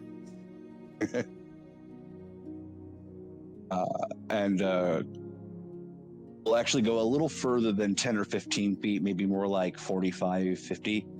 Kind of makes it just look like, at first, for the moment, he's just kind of surveying the area, taking a look around. Even sort of kind of, what's the word I'm looking for here? I don't know if patrols is quite the right word. Circumnavigates the village, but not looking inward, looking out. Make a persuasion check. Persuasion. Since I am purposefully trying to make it look like I'm not trying to look into there. I'm not trying to spy on them. I want them to know that. Right. Can I say that I can use one of my uses of suppressing? Yes, because you're doing this intentionally, and right now you're doing it badly with your mutagen. So yes. Let me make sure I spell persuasion right. P-E-R. Oh, I would have gotten it right. That is a 19. All right, 19. Yeah, it's for those of you who know Grolid, it's a little over the top, but it looks like he's kind of surveying and pointing out different areas, kind of like, hey, he's not saying this at all, but kind of like, hey, we could set up camp right here and the dome can go here, and kind of big gestures. But at least from somebody who doesn't know him, it seems like you guys are kind of making plans for how to set up your gear. And while I'm doing this, I'll kind of quietly, like I said, we're looking like I'm talking as we're doing that. I think we may have a problem. Oh? Dahan had mentioned that he had heard a rumor that a dragon cult may have infiltrated Rathfell, and I think I may have just found the evidence to confirm that rumor. Oh? Oh? You may recall the dragon cult we dealt with outside of Felderwind. Their armor was black and gilded with silver.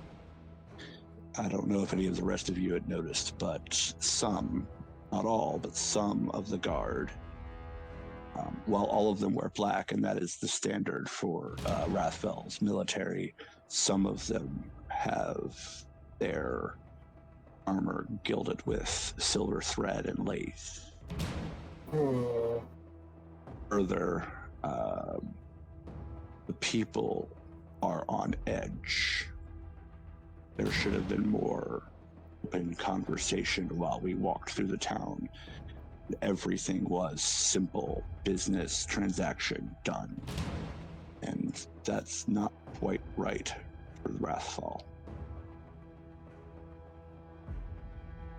They're doing a good job of hiding it, but I noticed. That part of the dragon say that to think that by now the intelligence of us is coming. I'm sorry, Willem. I can't hear you barely at all. Okay. If they're part of the dragon cult, it's safe to assume that by now some intelligence of us has probably reached them, considering we've been doing a pretty good job of dismantling that organization. I agree. You're probably right. We need to be on our guard.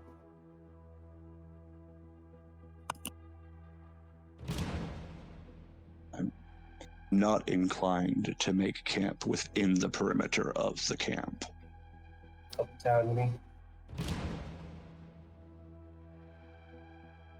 Of the town, do you mean? Yes. I agree.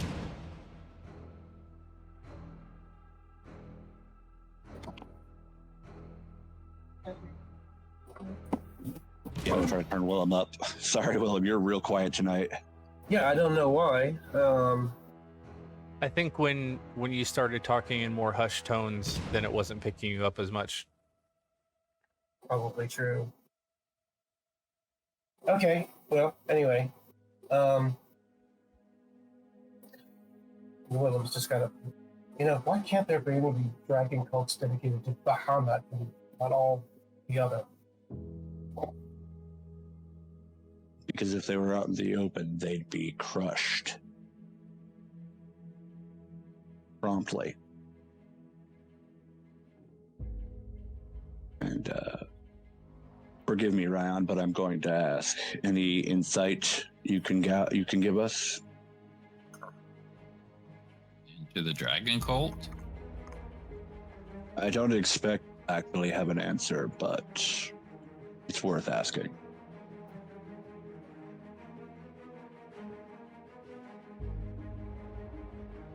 I mean, Perhaps memories. He just got out. I mean, why do we need to? Ryan, to your knowledge, you or any other entity that you had previously been was never part of a cult. Yeah, to the best of my knowledge, I've never been part of the cult before. If I'm honest, that's the answer I expected, and I also expect it's true. Please don't misunderstand me.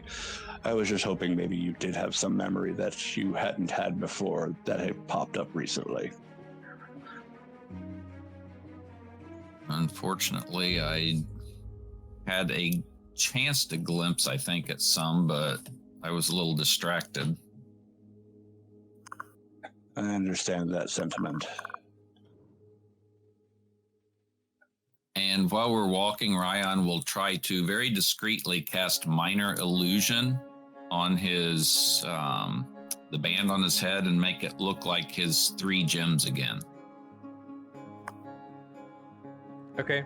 How long does that last? It's 1 minute. Okay. So you guys are currently outside of town. Just as a reminder, you're probably a good 50, 60 feet outside of the perimeter. Yeah, that's about where Grolin would have taken everybody. Yeah, that's doable if you're still wanting to do it out there. Yeah, just in case anybody's watching, I want them to think I'm still part of the whole dragon warlock again. I do realize that at this point we've already gone all the way through town once, so they've had plenty of time to see what you're wearing. Yeah, but just in case somebody's looking now, it'll And look if he more can- like I've dropped a disguise in lieu of the real me. Awesome.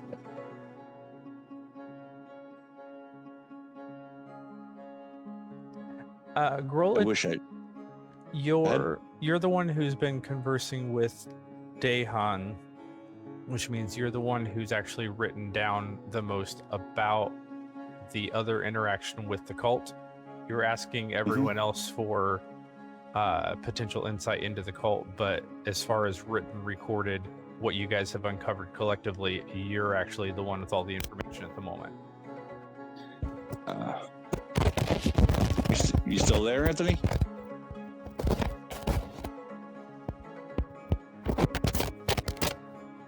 Big bada boom.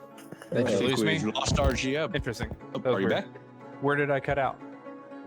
That I'm the one with all the information. That's basically what I was saying. You're the one with any of the information to Dahan, and that's the only thing anyone's recorded about your previous interaction with any of these cults. All right. How close to? What time is it? You're late afternoon, probably. It took you the better part of the day, but you're not getting into evening yet. How does everyone feel about camping here for the evening? We've already made a show of pointing out where camp could be. Works for me. As long as you think we can Doable. watch on it. Cool. Do you want to like sneak in and like, I don't know, see what they're up to? Owen looks down at his half plate armor and I don't Oh. really do sneaking well. I don't know. You woke up from your, your sleeping bag last week, and you were just gone. So, you tell me. I can become invisible, but I'm still not silent. However, if we were looking for the sneaky type, Grola just kind of leaves it hanging to see if anyone volunteers. I can help us be sneaky. I just won't be able to be invisible. You can make us invisible with your smoke rings. That's not that long. I can actually make several people invisible. I'm pretty good at being quiet. What are we planning on doing while invisible? They haven't got to that part yet. Nope. Okay, because my question would be, Stalking them, seeing what we can figure out. what are the consequences to us if we're caught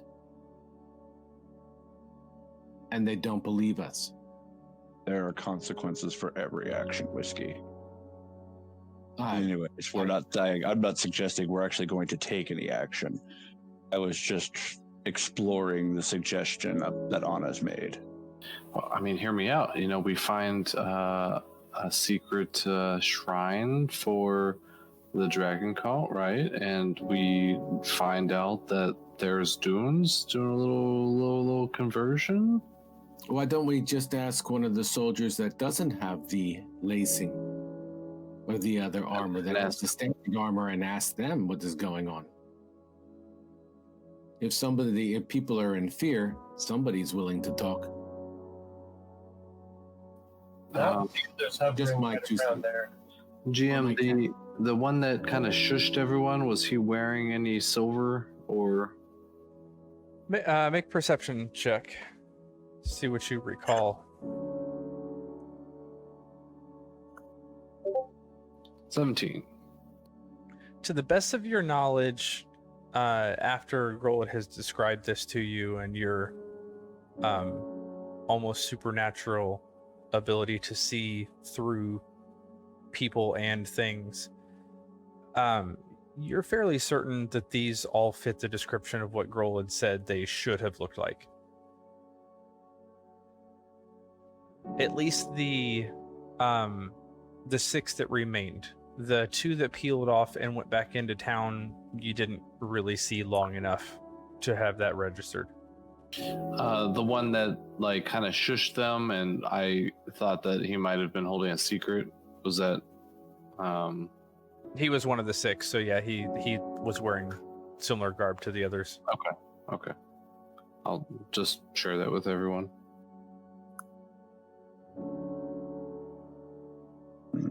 So they're wary of us finding out that something is going on. At least that's what I get from that. But if they're not wearing the silver, then they're not a part of the cult. They may not even be sure exactly what's going on either. It's not an infiltration if everyone knows it. And the silver added to the uniforms is meant to be discreet to those who don't know what they're looking for. It just looks like ornamentation on the normal uniform, but to those in the know, you know what it means. So if we infiltrate the infiltration, that's as far as you got. I'm not, to be entirely honest, I don't think infiltration is something that is a strong point of this group. And while I am recalling my usage of that ability to cast, is odd for me to use the word cast in my own abilities. Cast invisibility, I actually don't have to use it on myself. Add a character, read the feat. It just says I can cast a spell. Correct. And the spell says I can cast it on a target. Yes, it's a touch spell. Yep. So I actually can potentially make somebody else invisible. Do invisibility too. With mine, I can get 3 of us, so most of the group at this point. And I can cast Pass Without a Trace. How many can you get with yours, Whiskey? Let me see. Add a character, suddenly Whiskey likes this idea. No, I didn't say I liked the idea. I said I could. You love this idea? Where did my character sheet go? Ah, there it is. I'm just loving the idea that this entire conversation, Grolid is still just gesturing broadly, as if the other 7 of you are too stupid to figure out how to set up a tent. So wait, No, at some point, having mentioned that we're going to camp here, I assume we're actually setting up said camp. That's fair. That's fair. And then eventually we'll probably be sitting around the fire, maybe like cooking a food or whatever. Is it tent first, then sleeping bag, or sleeping bag, then tent? Sleeping bag goes on the head, and then you try to set up a tent.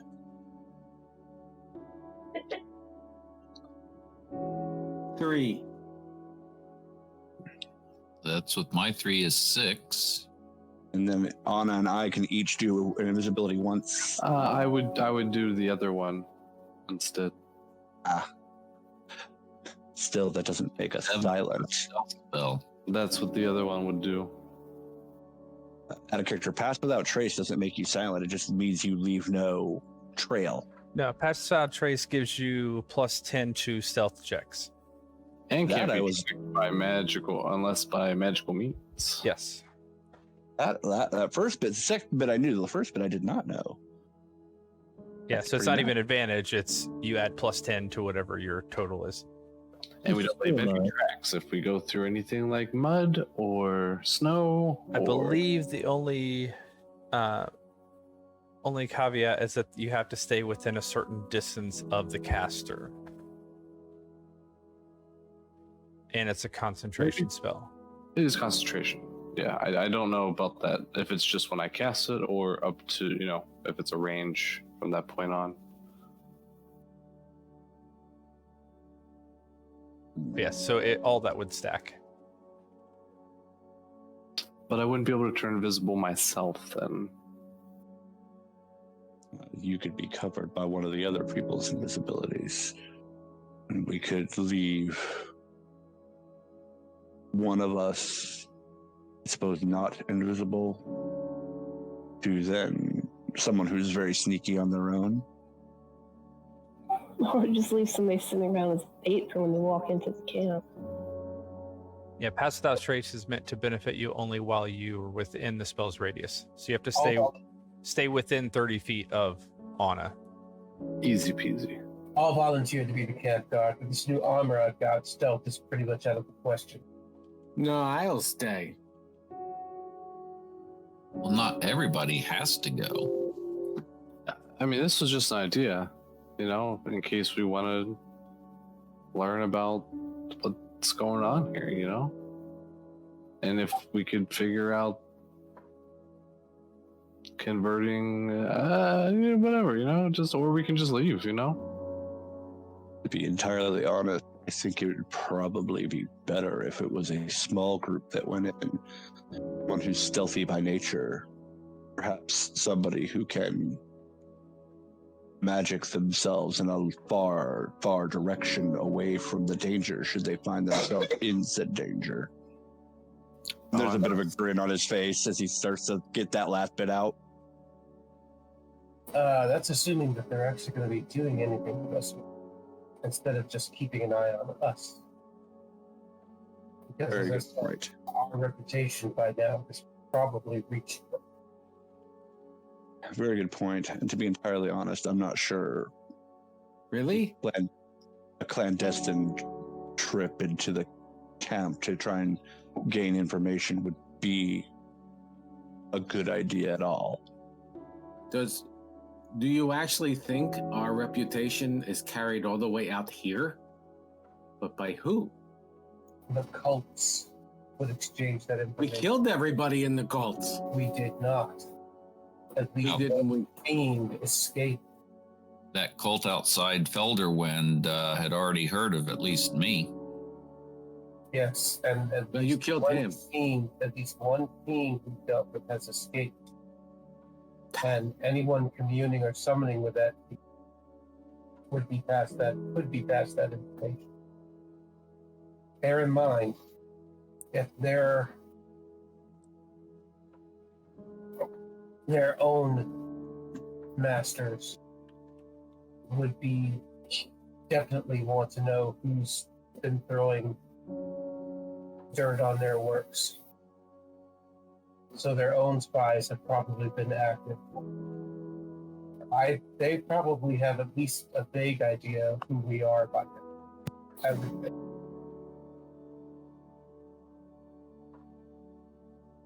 I would be very surprised if they didn't.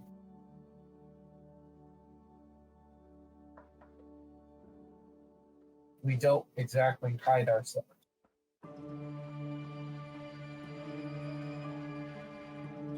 Well, I was thinking everybody else turns invisible, somebody sits there in the camp.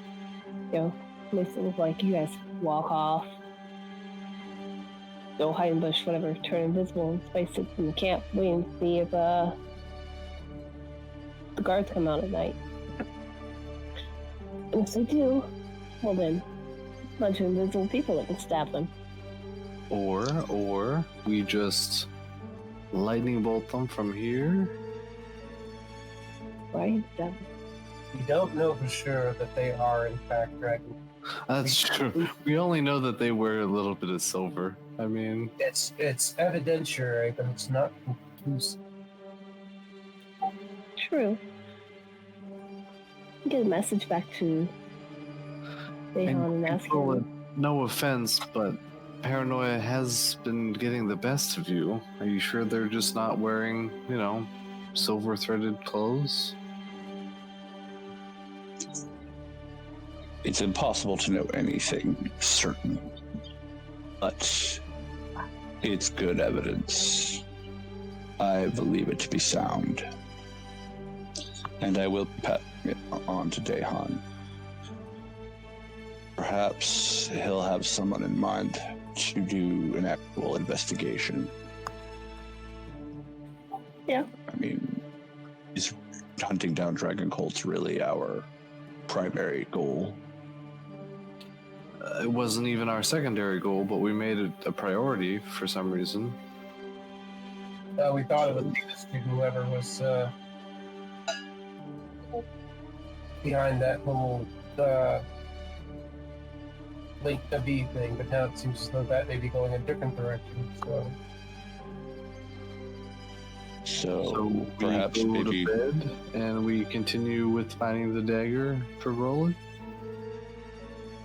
or even further north if the dagger doesn't seem to lend itself to being found immediately. And of course, the other reason we were dealing with the Dragon Cult at all is because of Ryan, but since he's renounced them, that's no longer an issue. Well, in that case, perhaps we let Dahan deal with the issue. We advise him what we know and let him make a decision on how to proceed while we move on. That would seem to be safe, as long as they don't come after us, which they might. Oh, well, if they're stupid enough to come after a well-armed adventure party, they'll get what they deserve. If they come after us, then we dismantle them. Yes, dismember. It's always good. And one other thing. Oh wait, you said dismantle, not dismember. If someone from the town actually comes and wants our help, we have to be ready. If someone does request our help, we'll take that into consideration, and I think you all know how I feel about lending help when it's asked. Move on. Keep walking.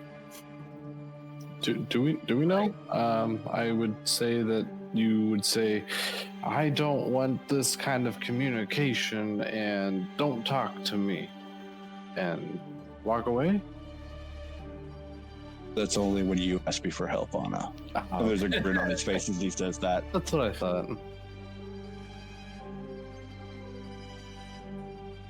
So then let's set up camp for the night, and I'll send a message to Dahan. Does anyone have anything else to add or any objections to this line of action?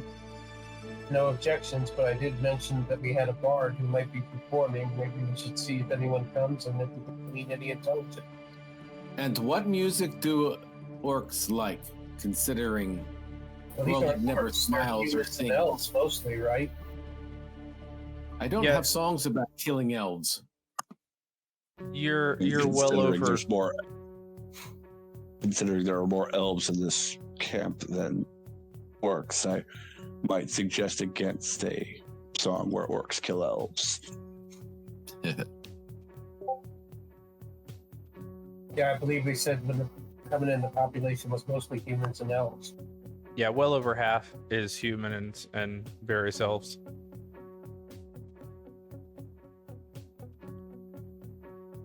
Well, we did mention that we might be doing that, and it might look suspicious if we don't. So, seems and that reasonable. is when you start asking people if there's a cult. Hey, is there a dragon cult here? Might I suggest don't ask that question? Just passing through town, wonder if there's a dragon cult nearby. Because we hunt them and kill them.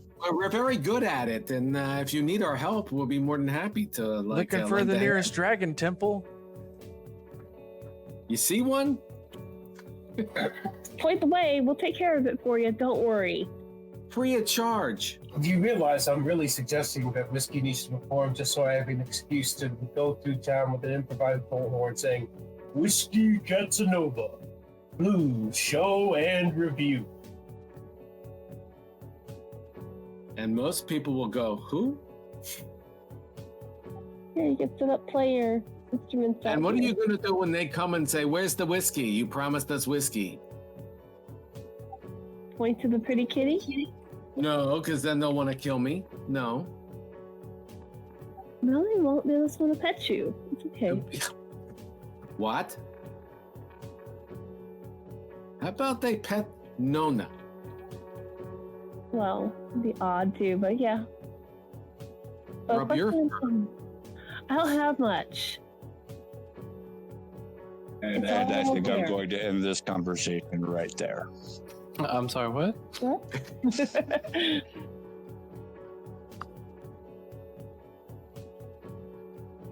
So we set up camp, as it looks like we've already managed, and perhaps have a Arctic Circle. Is that really a thing, Whiskey? A bardic circle? What am I, a druid? I don't know. Willem mentioned a Bardic Circle earlier. That's why I was asking you, is that really a thing? I have no idea. Thunk. I got you. Let me help you with that. Grohl, there's a little vibration at your hip and a thunk Well, sound. and hold on a moment, and I'll go ahead and pull out pull the letter up. You have mail. Yeah, you get the old Monty school Python. AOL sound. And you hear the arrow. Mail. It's just a quick note from Dahan saying, basically confirming you said you were traveling further to the north, and he comments he's not entirely certain where you're headed, but he has an associate closer to the capital of the Empire, should you be headed that way, to let him know, and he'll arrange a meeting with his friend Elaminor, who is a member of his organization. And then just in general asks if there's any new updates. Hey, conversation, that's scary. Yeah, this is really the first that he's mentioned that to you. I'm sorry, I'm actually not quite understanding exactly what, because that doesn't sound like an answer to anything that I mentioned. What was the most recent thing that you had sent to him? I sent him, and I'm actually going to read straight from my notes here. I sent him a message advising him of the events of the last few days, the Shadowfell portal, Knoll attack of the garrison, and asking for any other information he may have about the dragon cult rumors in Wrathfall. He has communicated, because he's the one who told you about the rumors in Wrathfell, but that's all that he knows, is that it's rumors. Well, no, this is what I sent him on the very last one. That's why I said That was your other follow-up. Yeah, information. there's nothing, like he said, I told you all that I know. Okay. But if it seems like you're, well, yeah, that's all you get. I've told you all that I know. You seem to know more than I do at this point. That was so that he includes that as well.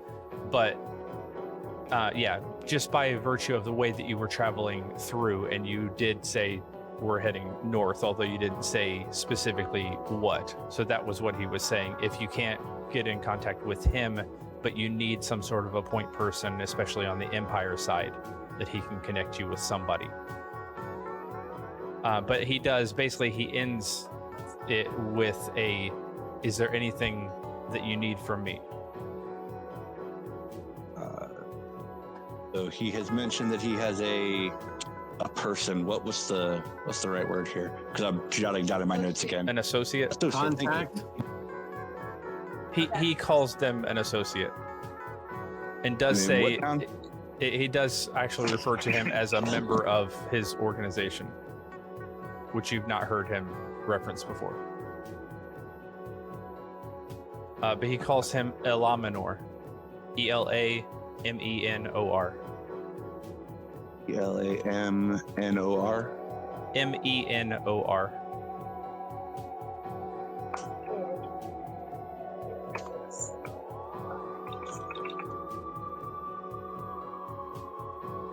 And what city did he say that we might find them in? He said he operates closer to Rexendrum, which is the capital of the Empire. So if you happen to be going that far north. then he may be able to help.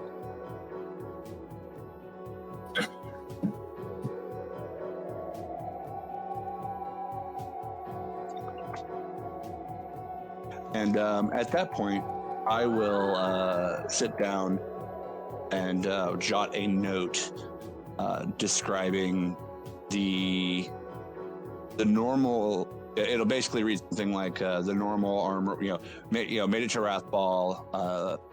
The normal armor of the guard is, and I'll explain, briefly, black, this, that, or the other. But that some of the guard, not all, are wearing silver trim on that, which is reminiscent of the dragon cult we found and killed outside of Felderwin. And that further, the town seems a bit more hushed than this town might normally be. Like the locals might be afraid of being overheard.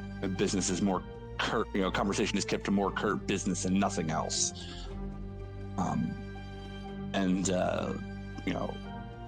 I'll postulate that it's, seems to me that this is evidence that perhaps your rumor is more than rumor, but make of it what you will. We intend to move on further. Okay. And then I will pop that in the tube and I will. Then I'll look at the rest of the party. Message from Dahan. Nothing terribly new. He does mention an associate that's a member of his organization, an individual named Elamore, that makes their base of operations near Rexentrum. We find ourselves that far north. They may be able to help us with anything we happen to need. That also, I assume, aligns with Dahan's goals. Wait a minute. Rewind. Dahan has an actual organization? Well, he mentions that Elamore is a member of his organization. So I assume yes. That's an interesting revelation. He's never mentioned anything about an organization before. Out of character, GM, is that a name that I might recognize from our Bounty Hunter Association? No.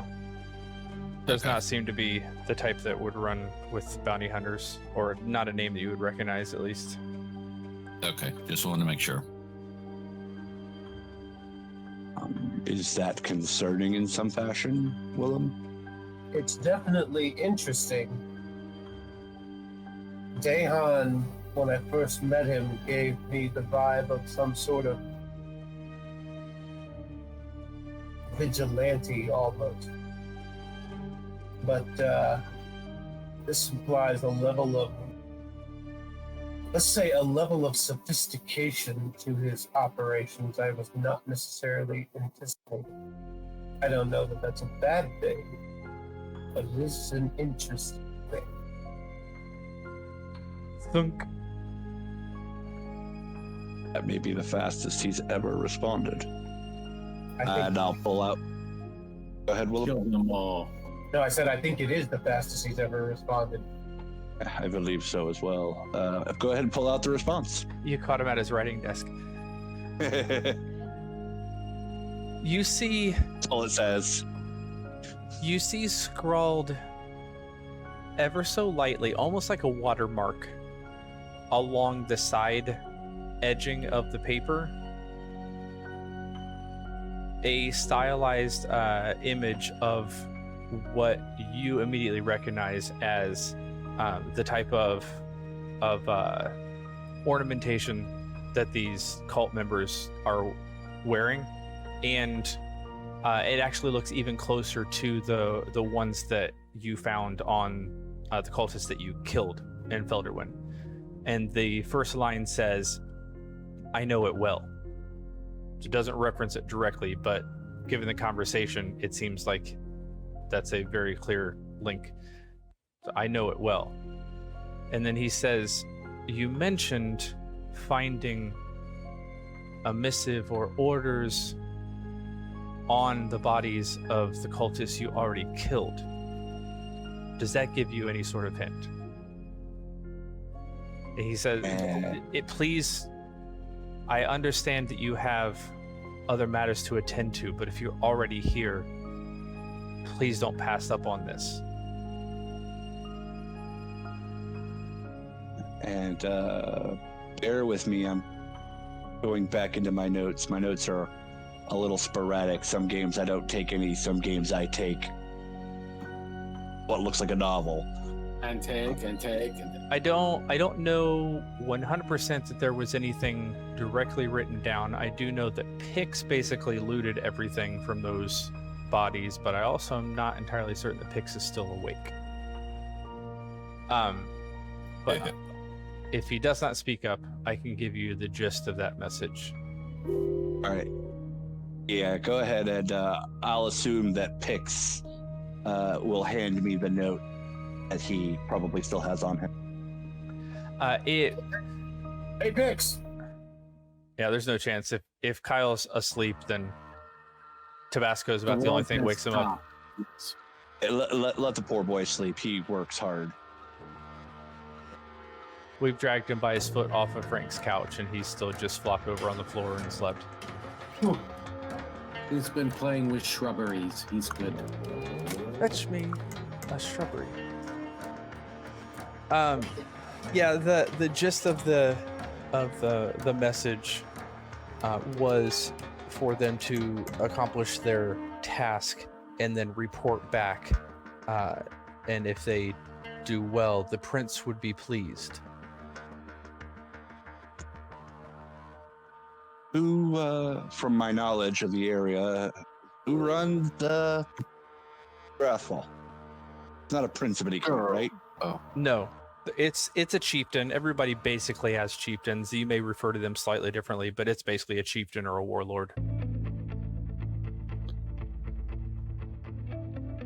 Does it mention any geographic locations at all in that message? Or No. That we took for the Dragon Cultists? It does not.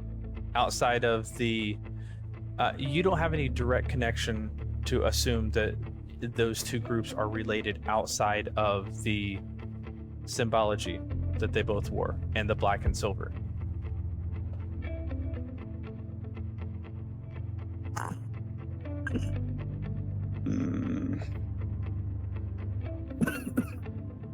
And I'll actually just hand the note that I got from Dahan through the tube directly to Willem.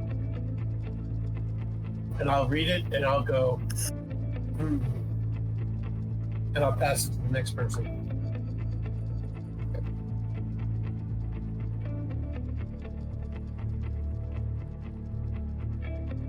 So it looks like he wants us to do something then. So he says. Willem, because you've kind of been the one on point with this from the beginning, make an insight check. If you would like, you can use your ring, but you dumped off your sword that gives you a bonus. Ring? Do I have a ring that gives me bonus? I've forgotten all about that. I believe once a day you can make an insight check with advantage. You'll have to double check on that, but it's like a ring of lesser insight that I gave you when you started the campaign.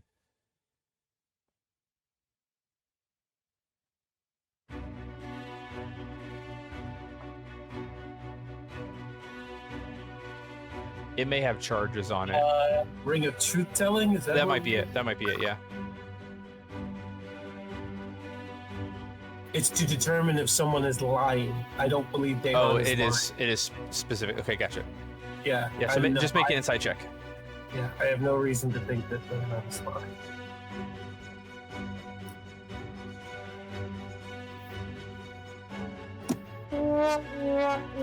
Fair enough. Oh, wow. He doesn't think he's lying. He knows he's lying. It's a natural one for a 6. No, what's your you've had the most like direct face-to-face interaction with Dahan, and at every turn so far, you guys have kind of passed information, but have turned down his request on specifically dealing with anything related to the cult. If you come across it, we'll handle it. Otherwise, we've got bigger fish to fry. So what you're getting from this, Willem, I guess with your natural one, is it sounds like he's giving you orders, and at least being much more heavy-handed than he was before. You can't glean a whole lot from that, especially with the terrible insight check, but it's a lot more direct than he's been in the past.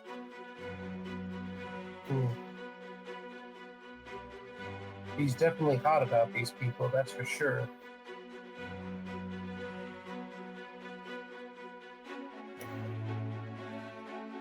Given what we've already experienced from these people, if they are part of this dragon cult, number one, I don't think it's a good idea for us to leave it unresolved on a general case. Number two, I don't really like the idea of them being behind us as we're traveling on.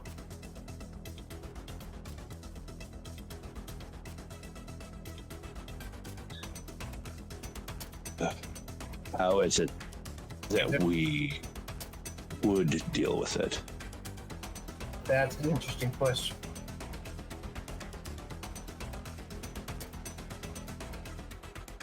Because we have to determine how many they have, etc., so we don't end up. Well, the difference is that in all the other cases, we've either been directly attacked or had enough knowledge to be directly attacking. This is the first case where we've kind of been invited, examined, and allowed to pass. I don't know how long it's going to last, but I'm a little, put it this way. If Dahan's interested enough, he's starting to hand orders down to us about these people. If he's interested in them that much, they're dangerous. That much I believe. Now, whether or not I like the idea that he's treating us like his personal mercenary troop at the moment, that's something else. But it does say something that he did ask us to deal with this, because he normally he asks without asking. And he said, please?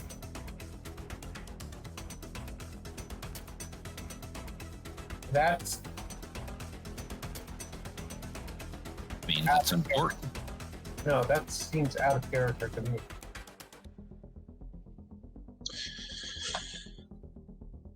Or just desperate. So let's decide. Are we going to do something or are we going to move on? He specifically asked us to. That he did. But we don't necessarily work for him. Then again, might not be a good idea to burn that bridge.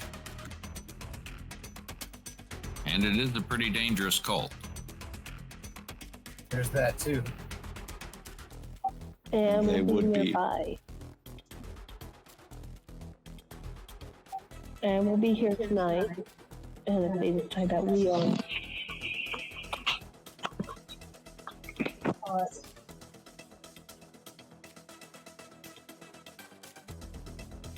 I don't think we want the Queen of Dragons here any more than we do the Creeping Doom. I'd say that's Yeah. that's one. Besides, we'll be a nice, juicy target if we're nearby. And if they really want us, they can try and come get us. And then we'll handle it. But either way, we're camping here tonight. Yeah, put it this way. If we've wiped out most of her other champions, anyone who wants to assume that role, how would they do it? How would they prove themselves? Get rid of the people that's been taking out their champions. Namely us. Do we think they'll come after us, or should we go after them?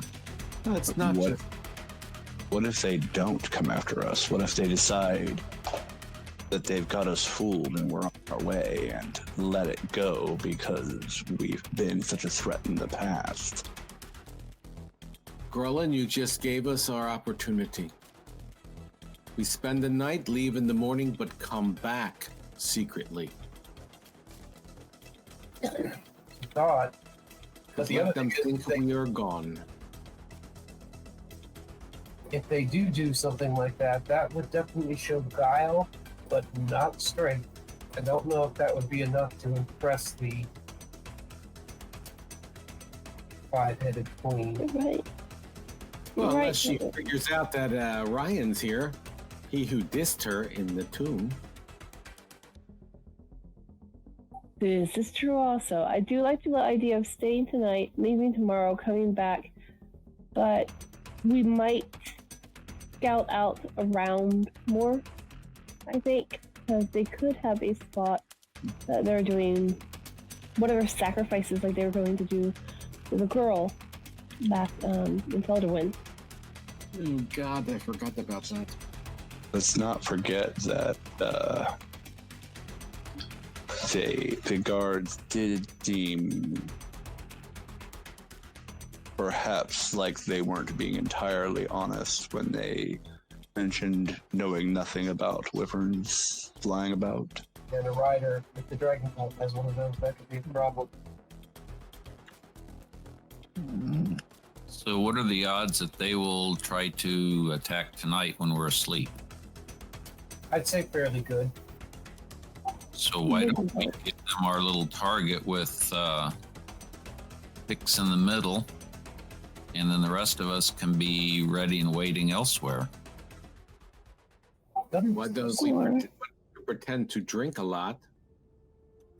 Well, don't some of us have some illusion magic? Well, that's what we were saying earlier about the disappearing, but I'm not sure how long it lasts.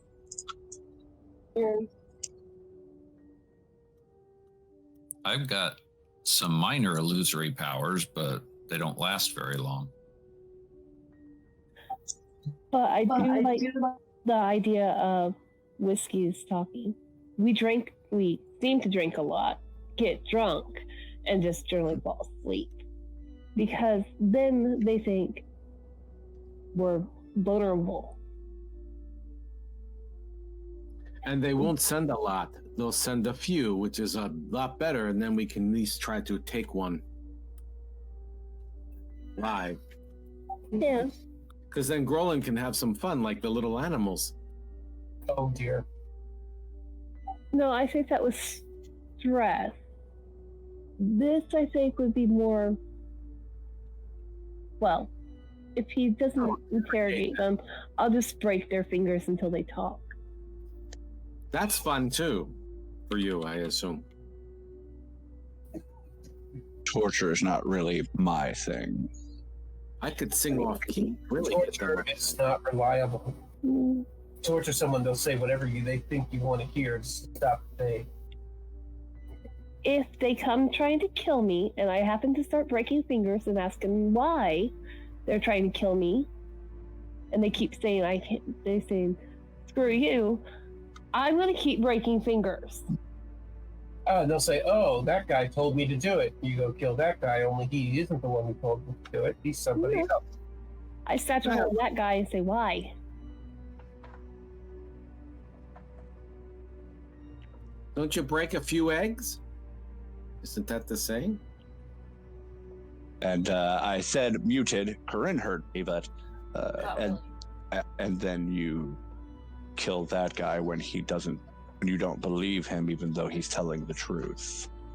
Well, who has a truth spell?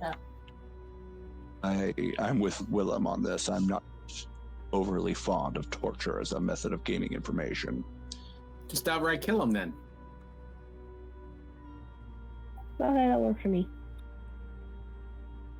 Who said torturing people for information? I just said torture people. We cannot simply just kill people indiscriminately. No, you Hey, can't. Link's Well, following why the is it- instructions of the Everlight. But this is actually very discriminate against the cult. Link, take a point of inspiration from the GM. That's the first time Link has not advocated killing things. That is correct. I was actually half expecting you earlier when I was joking about killing you to say something, but that's okay. Anyway, we do not. All animals are okay. We do not know for 100% certainty that they are part of the cult. We're assuming that because they've had some sort of change of wardrobe that could have happened any time after Grohl had left the area, that they are. You mean like they saw somebody with silver braiding and went, "Oh, that's cool. We should have that too."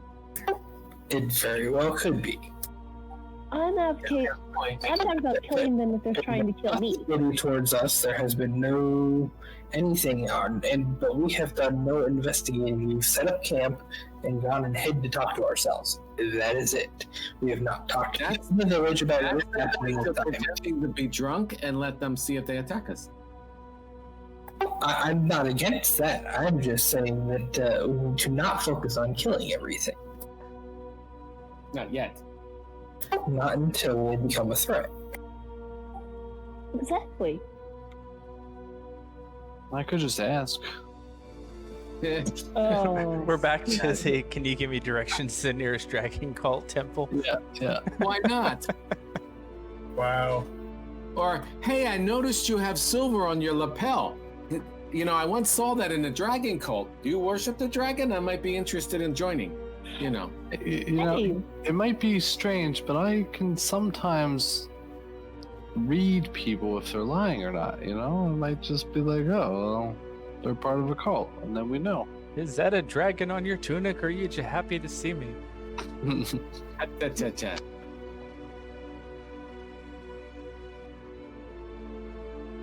I agree with Link. I'm certain I was ever planning to say something of that nature, but I agree with Link. We should investigate. If we're going to investigate, if we're going to stay and do as Dehan asks. I will admit that this type of investigation isn't my forte, though. I tend to track monsters, investigate battle scenes. People are not my strong point.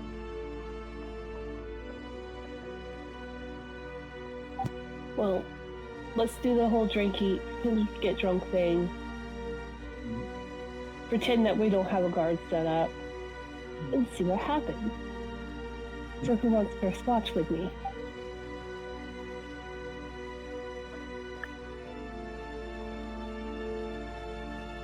Well, are we going to do the thing where we have Whiskey do some singing and see if anyone comes out to listen?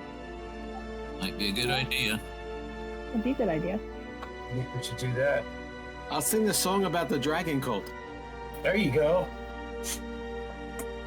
And I'll see which ones get a little nervous. I would do that just to that people know that there is one. You know, they might not know, and you know, I'd be like, yeah, I would like you to know because you know the world's falling apart and they're all over the place. There you go. Too blatant to sing the song "Death of the Dragon Cult."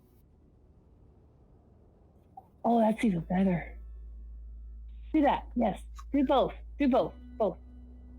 Yeah, I don't care if You found a gem by killing a dragon cult? Yeah, I got that.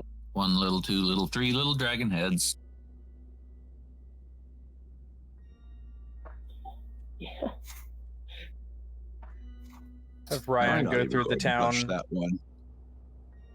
Let Ryan go through the town with the minor image on his forehead while Pix follows him singing Black Diamond, Black Diamond. Mm-hmm. I'm game. What was that from? Inquisition? I think that's the bards in the tavern saying that all the time. No, Dragon. it's Is the it Diamond Skyrim? Rock. It's Red Diamond. It was Elder Scrolls Online. Oh, that's right. Yep. Yeah, so Oh, that game we all forgot? they're still making big pushes. Yeah, they are. They still are. I just have little to no interest since they went to that class system. That's kind of boring. You could do all the things you wanted, but still only have 3 abilities you can trigger at any given time. So Yep. Red was one of my gyms, so it still works. All right, so what are you guys doing? It is, by the time you set up camp and have kind of had your conversation, it is definitely dinner time. Start making dinner. I start the fire. Are we going to do this We Arctic didn't start the Circle fire. thing? And What in People the world bring is food? a Arctic Circle? I don't know. I'm just borrowing the phrase. Okay. It's a summoning ritual spell. It's gonna, I'll help you with this. You never heard of a bardic circle? That's when you don't have an inn, and this is Willem does a lot of outdoor traveling, so you say that's when you don't have an inn, so you get together in a circle around a fire or something, and that's where the bards play. what the? In the middle of the fire? No. No, in the middle of wherever you're camping. The bards tend to form a circle if there's more than one, and then the people form a circle around them to watch and listen. It's just log seats around the campfire. Pretty much. Theater in Usually the round. circle. It also has a kind of a mysterious connotation to the whole bardic thing that they kind of sell. Whiskey, I can help you make this kind of circle. We're gonna need some, some bull skulls and some rocks, And I need that guy's leg. I got it. and we need to like thatch some branches together. We'll get this set up. We'll get this set up right. Yeah, whatever. Oh my god, I can't believe you actually got it. What's wrong with you? You name it.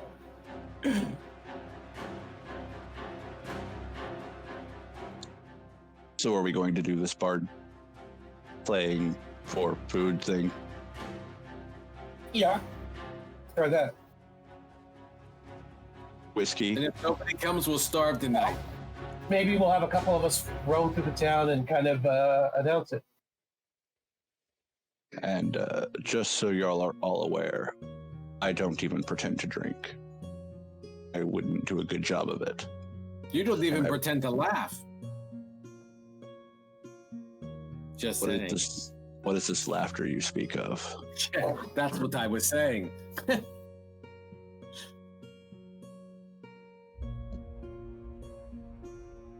It's okay.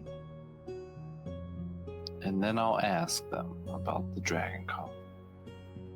Again, perhaps we should not be so forthright.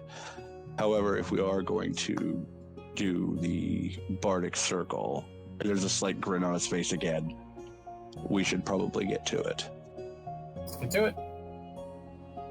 Okay, so some of you working on food, some of you apparently stand in a circle awkwardly. Yeah, because I'm not doing that. Let's grab me and a couple else will go through the town and say, Bard playing, Bardic Circle. Bring Whiskey- food, bring drink. Whiskey, Have You fun. know what's funny is these people go, what the hell's a Bardic Circle? Whiskey is, as far as you're concerned, you have an instrument, and Interview. Whiskey, as far as you're concerned, you have an instrument, and the entire width and breadth of the town, as long as you just crank your hurdy-gurdy, everybody's going to hear it whether they want to or not. Yeah, but I haven't decided. I think maybe the plan. fiddle is just too happy for these people. I don't know. It's up to you. The hurdy-gurdy may just be like what it needs. You just know, again, this is at best basically 30 canvas-sided tents. That's it. We should stand you on a log. That's or it. something. That's this entire village. There's It's not like- much to travel through, and yeah, you definitely, as long as you're not trying to play quietly, it's not hard for everyone in town to hear you. It's like Deadwood before the wood. Then that was Limpwood, wasn't it? It was. And I'm going to put a stop to this conversation right there.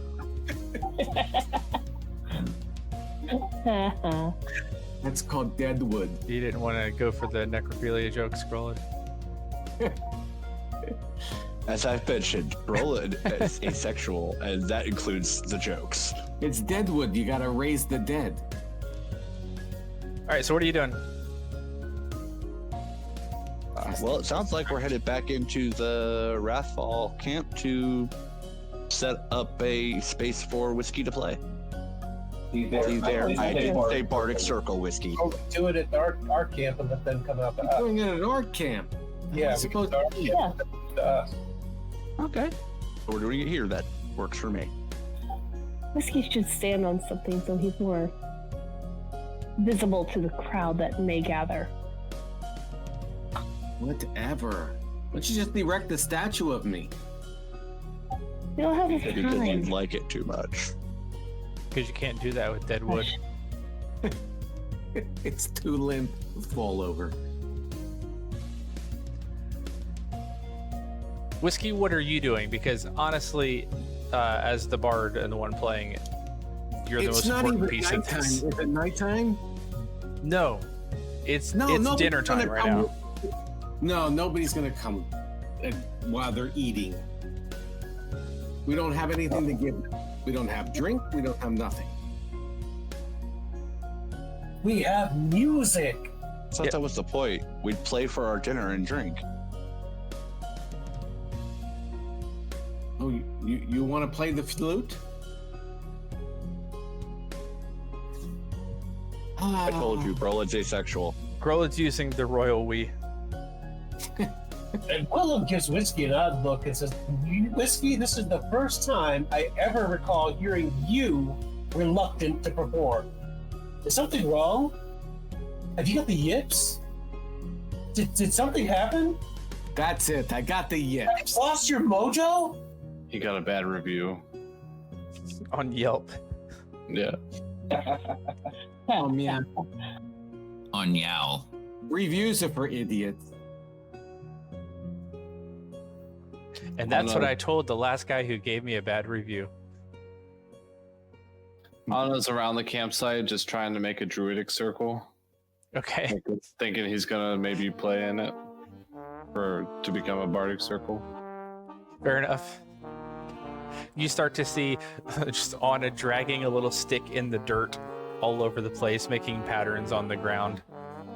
Believe it or not, there is a link between the two. I am not. Hey, he's not standing between whiskey and me.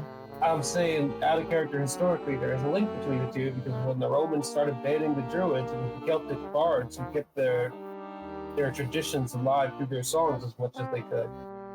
The Bardic Circle did harken back to Druidic Circle.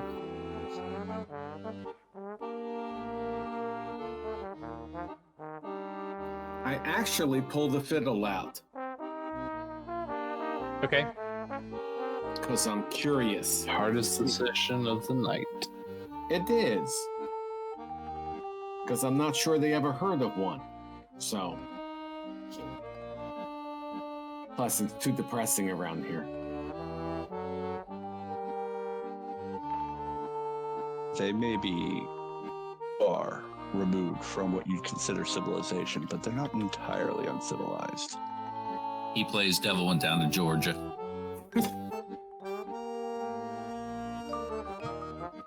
I play Tiamat.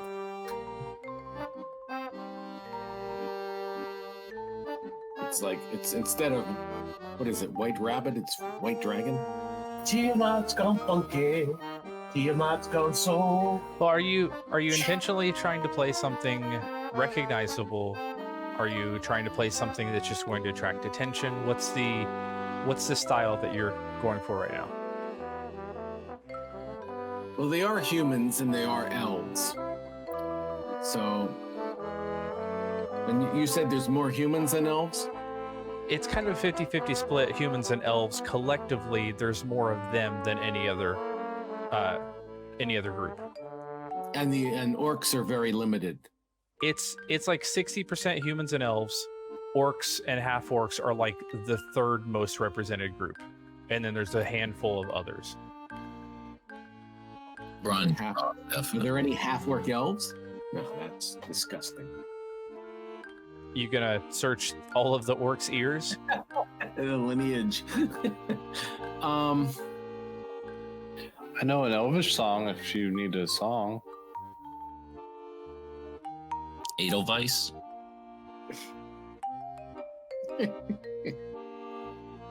It's I can't even say it. Elvish Vice. I'm gonna play a recognizable human song.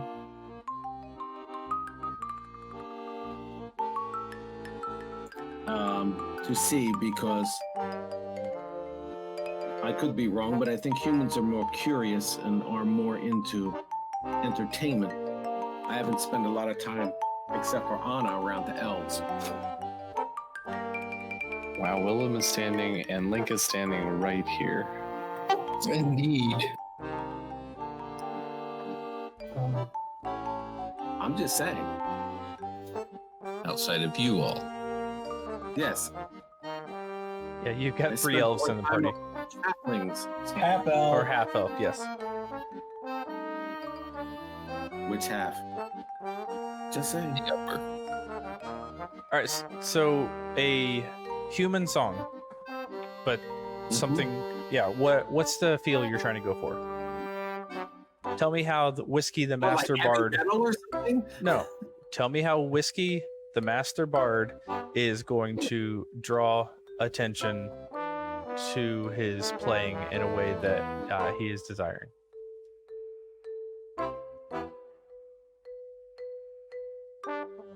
I am going to maybe Pied Piper this and see. Because the whiskey, the best thing to do is start at the edge of the camp and play through their town, through their tents, observing their tents, because I could get a lot of information that way, but and also play and see if I can draw them back to the camp. Do you have a style of music? Well, like metal, Yeah, I mean, what's the style you're going for? it's called fiddle. Well, I mean, you're not going for a dirge, right? You're going for something a little more sprightly if you want them to follow? Or are you going for something more nostalgia and hypnotic kind of deal, or what? What's the emotion you're trying to evoke? Joy, sadness, wistfulness? No, yeah, sadness, because there's a dragon cult that's keeping your children. What's for dinner? I'm serious. What emotion are you trying to evoke? As a bard, that's your primary Fun. job. Fun. Fun? Okay. Fair enough. That's my not trying to develop an emotion, but to just let people know they can have fun. I'm here Okay. for fun. Got it. Make me a performance check. And then if anybody else is doing anything while Whiskey is performing, 16. Not my making his best. way through town. Whiskey, it's an unfamiliar place, and you're not in a tavern, Yeah. even though Yeah, you're it's- still kind of traversing through. And I'm not sure if I'm picking the right song or playing, I have Right, to you see don't what know they're- these people at all. Usually in a tavern, you can sit and listen in and observe a little bit, and you've done none of that so far. So you're really just kind of grasping at the wind right now. But it's not a bad performance. You just don't know that you've tapped the right, tickled the right ivories for these particular It's the people. song I played. The wind beneath my wings. Fiddle. Is anybody else doing anything while Whiskey is playing and traversing through camp? Escorting him. Clapping and, kind of tagging along. Swords drawn. No, not sword drawn, but there, just in case. Anybody else doing anything, or are you just hanging back at camp? If nobody else accompanies Willem and Whiskey, then Grolin will as well. Anna's still working hard at camp. I'm trying to find like a log or a stone that I can sit in the middle of that, so that way Whiskey can stand on it and perform. Did anybody build a fire? Yeah, Ryan I made a did, bonfire almost immediately when you made camp. Okay, so Whiskey traverses one end of the little village to the other, and honestly, in a single song, you basically have managed to kind of weave your way through back and forth multiple times. Willem and Grolid, because Whiskey's a little bit occupied. Willem and Grolid, I guess you can make. What are you trying to accomplish in your escorting? I'm there to make sure he doesn't get jumped. Okay. Grolid, what about you? Dragon cult here. That's why I want to make sure they don't jump him. He's not off alone and get jumped while we're trying to get this done. You legitimately can see from the camp to the other side of the village, so like it's not hard to keep an eye on him and everything else that's going on. That's pretty simple. I'd be 500 feet out of town that fast. That's what I'm saying. He'd be gone. The bard's gone. Yeah, Grolid is mostly looking for anything suspicious, and also to make sure that Whiskey doesn't get hurt. Okay, so Grolid, make me a perception check as you're moving through town. Willem's a little more focused on making sure nothing happens to Whiskey. I imagine, Grolid, you're a little more focused on what is everybody else doing. Yeah. As a response. Would we consider to have had a short rest at this point? I ask because if we have my percipient potion or mutagen lasts until I short or long rest. I mean, technically, you guys could stand around for 3 hours, and if you don't actually count it as a short rest, then it's not a short rest. So then, shall I still have the advantage or no? Fine with me, unless somebody really needed the short rest. No, didn't come into play. We talked for 3 hours. Right. All right, so then that is a 22 on my perception. Okay. Grolid, what you're finding for the most part is there's a number of people that will kind of open up the door flaps of their yurt. Little kids will sometimes stand in the doorway a little bit. Some of them are able to stand a little bit longer. There's a fair number of them that they kind of peek out, or some member of the family will look out, and it doesn't take too long before the door is closed back shut, usually by another older member of the family group. There's a couple that stay and watch and listen politely. The kids, especially, little smiles on their faces. This is something it doesn't seem like they've experienced much, if at all. Especially somebody just kind of with ears and dark fur and a tail dancing through town, playing music. Like, how often does that happen? So the kids are kind of enthralled by this, but there's also very subdued nature to everything you're seeing, and nobody seems to really be leaving their individual yurts. There's nothing compelling them to leave, or the ones that feel drawn to come out. Somebody there is just kind of keeping them in check. There's enough appreciation, but there's not a whole lot of direct interaction at all, much less long-term response, if that makes sense. Am I getting like a vibe of fear or paranoia? Ask the paranoid person. Takes one to know one, right? Exactly. Absolutely not. Not necessarily from the ones that you're seeing, but judging by how quickly some of those doors, like the tent flaps, are closing, you would imagine, given what you'd already discussed, that's possibly what's driving a lot of the motivations of the ones that you're not seeing.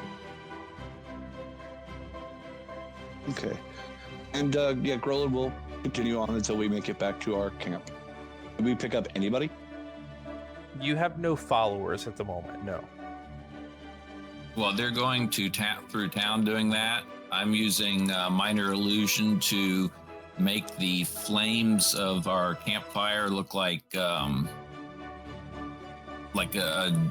dragon, kind of dragon head in the flames. Gotcha. You don't have control flame or control fire? No, just minor illusion. Because that's specifically what that's for. So you're making illusory flames, not real flames, but kind of Illusory grow. flames over top of the actual fire flames.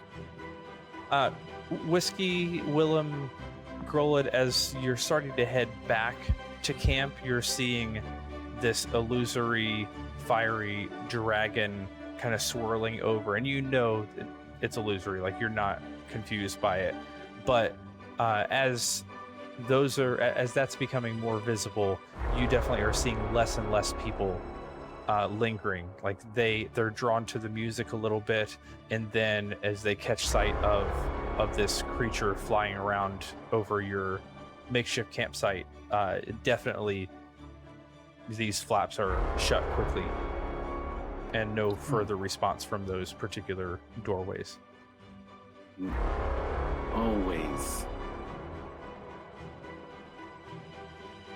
Yeah, Ryan always knows how to ruin your show. Always.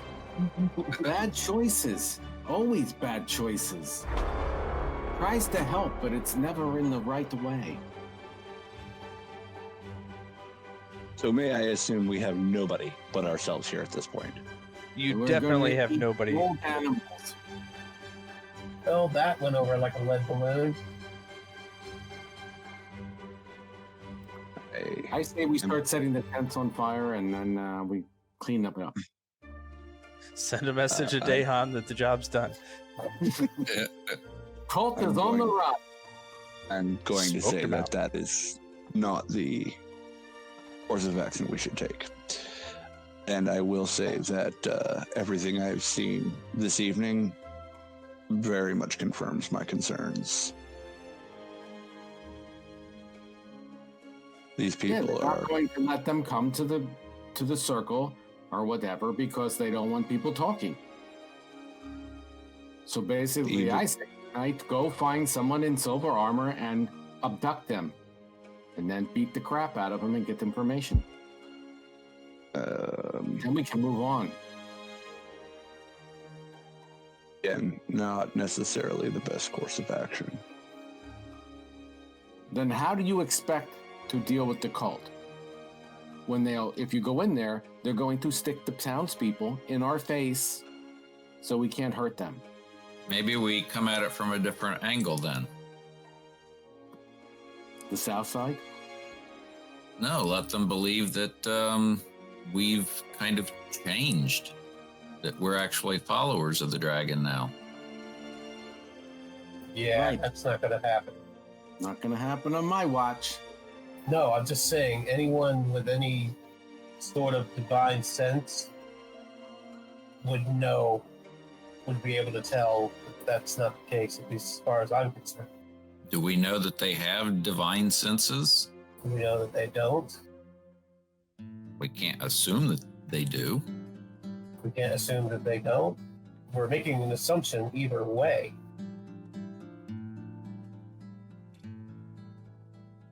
Grolid, what did you do with the talisman that Ryan gave you? I'm still wearing it.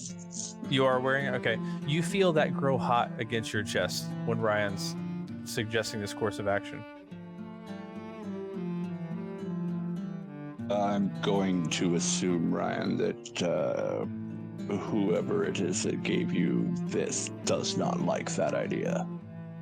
And likes it even less that you came up with it.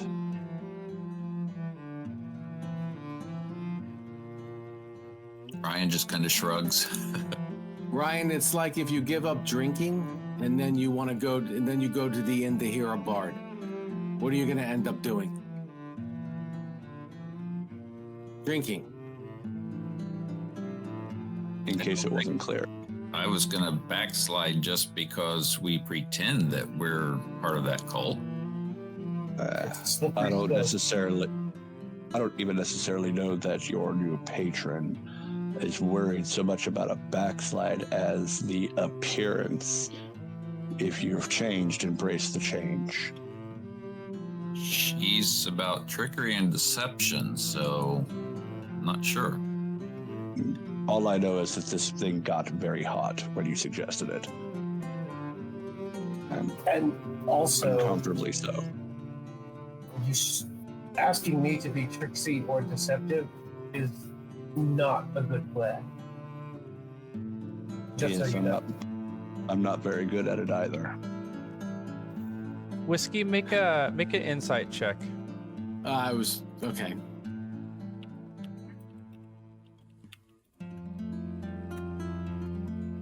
$19. 19. Yeah, you grew up with Ryan, and this connection that you guys have discovered of seemingly always had this connection with him. You know, Ryan, backsliding is not necessarily the right word for it, and he brushes it off very offhandedly. But you know, at least this iteration of Ryan has trouble letting go of vices. The gambling thing that he claims to have given up on, you've seen him go back on that, and it seems like what you're picking up on, Whiskey, I'm giving you this specifically because of your, like I said, your interaction and connection with him. You know Ryan to be the type of person to toe the line and not realize that he stepped over the line until it's too late. Right. And you being the original of the two of you, follower of the Changebringer, even though you don't necessarily outright worship her in this iteration, you know the Changebringer is about turning over a new leaf, not necessarily tricking people into thinking that you're somebody that you're not. It's about outright literal change and freedom, not deception. So when Grolid says that icon was growing hot, that's her actually getting angry with him. Yes, I put the fiddle away in its protective container and I turned. Ryan, this is the last time I'm going to say anything because I don't care anymore. If you want to flirt with the danger, go right ahead. Tiamat is not done. She's not going to let you just run away. You have a chance to change your life now. You took that choice. The next time, you're done. You're done. Even thinking of flirting with the idea. The Changebringer is not about tricking, it's about turning over a new leaf. If you can't do it, then smash the amulet and move on. Go back to what you were. You say you give up gambling, but you gamble. So until you prove it, I'm not on the grounds to believe you, unfortunately. But I am not going to worship or even pretend to worship a dragon cult. I'd rather kill them and take my chances that way than pretend. I'm not going to do it. Get the point. Nobody wants to do it. No, I don't think you get the point at all, but that's okay. Ryan, and Grolid will take off the amulet. I think perhaps maybe you do need this more than I. I'll take it back. Wear it and think on the connection. Evil's like candy. You can't give it up. It's You very don't hard. maybe put it on.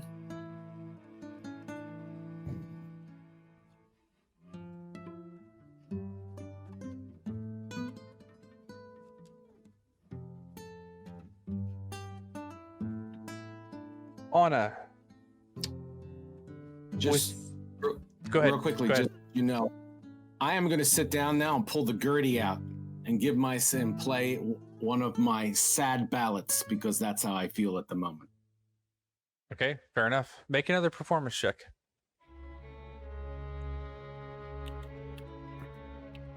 Anna, while she's doing this, make a perception check because of your super high 24.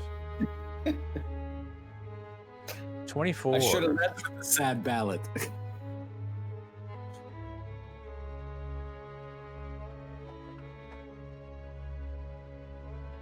Okay. Whiskey, with the flames much more subdued, and you just kind of staying put, not being over the top and showy, not having a processional, just, and you actually playing what's on your heart. The performance is much more vibrant, even though it's a sad song, than your joyful performance was moments ago. And those of you who have dark vision and can see into the town, you do see a few small little eyes kind of peeking out of tent flaps and watching. Nobody's coming closer for the most part. Everybody's just kind of staying where they are.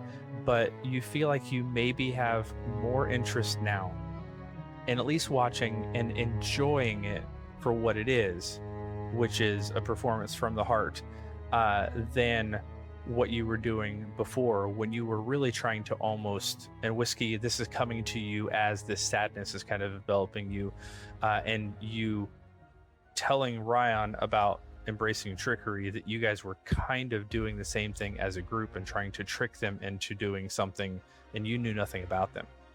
And now you're just being heartfelt, and you're actually getting the looks of faces that people are actually appreciative of what you're doing, just in their own very fearful way. And Anna, as you are watching some of those faces, there's a few people milling about here and there. You catch a glimpse of one particular figure, watching just for a brief second, long, silvery gray hair, and as they turn to disappear further to the north and just outside of the light of camp itself, you could have sworn that you saw 5 different colors glistening on their forehead: red, green, blue, black, white. And they turned and disappeared. And that's where we're going to leave off for tonight. Good job of leaving off.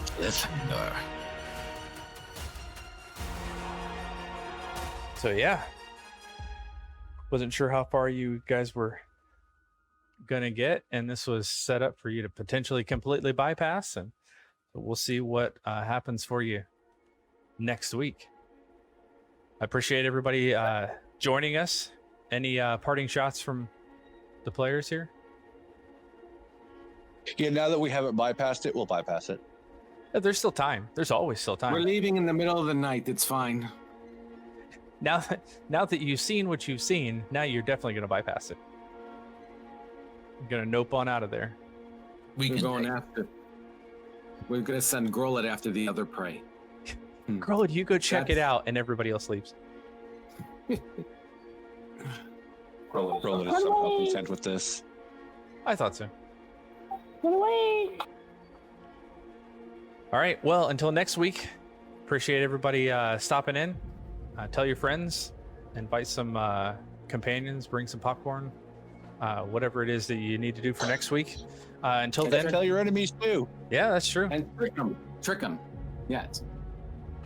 Yes. The Changebringer likes deception. No. That's the one thing we learned. Changebringer does not like deception in this way. No tricking. Yes. Yes. All right. Well, we will catch you all next week. Have a good night. Night. Night. Good night.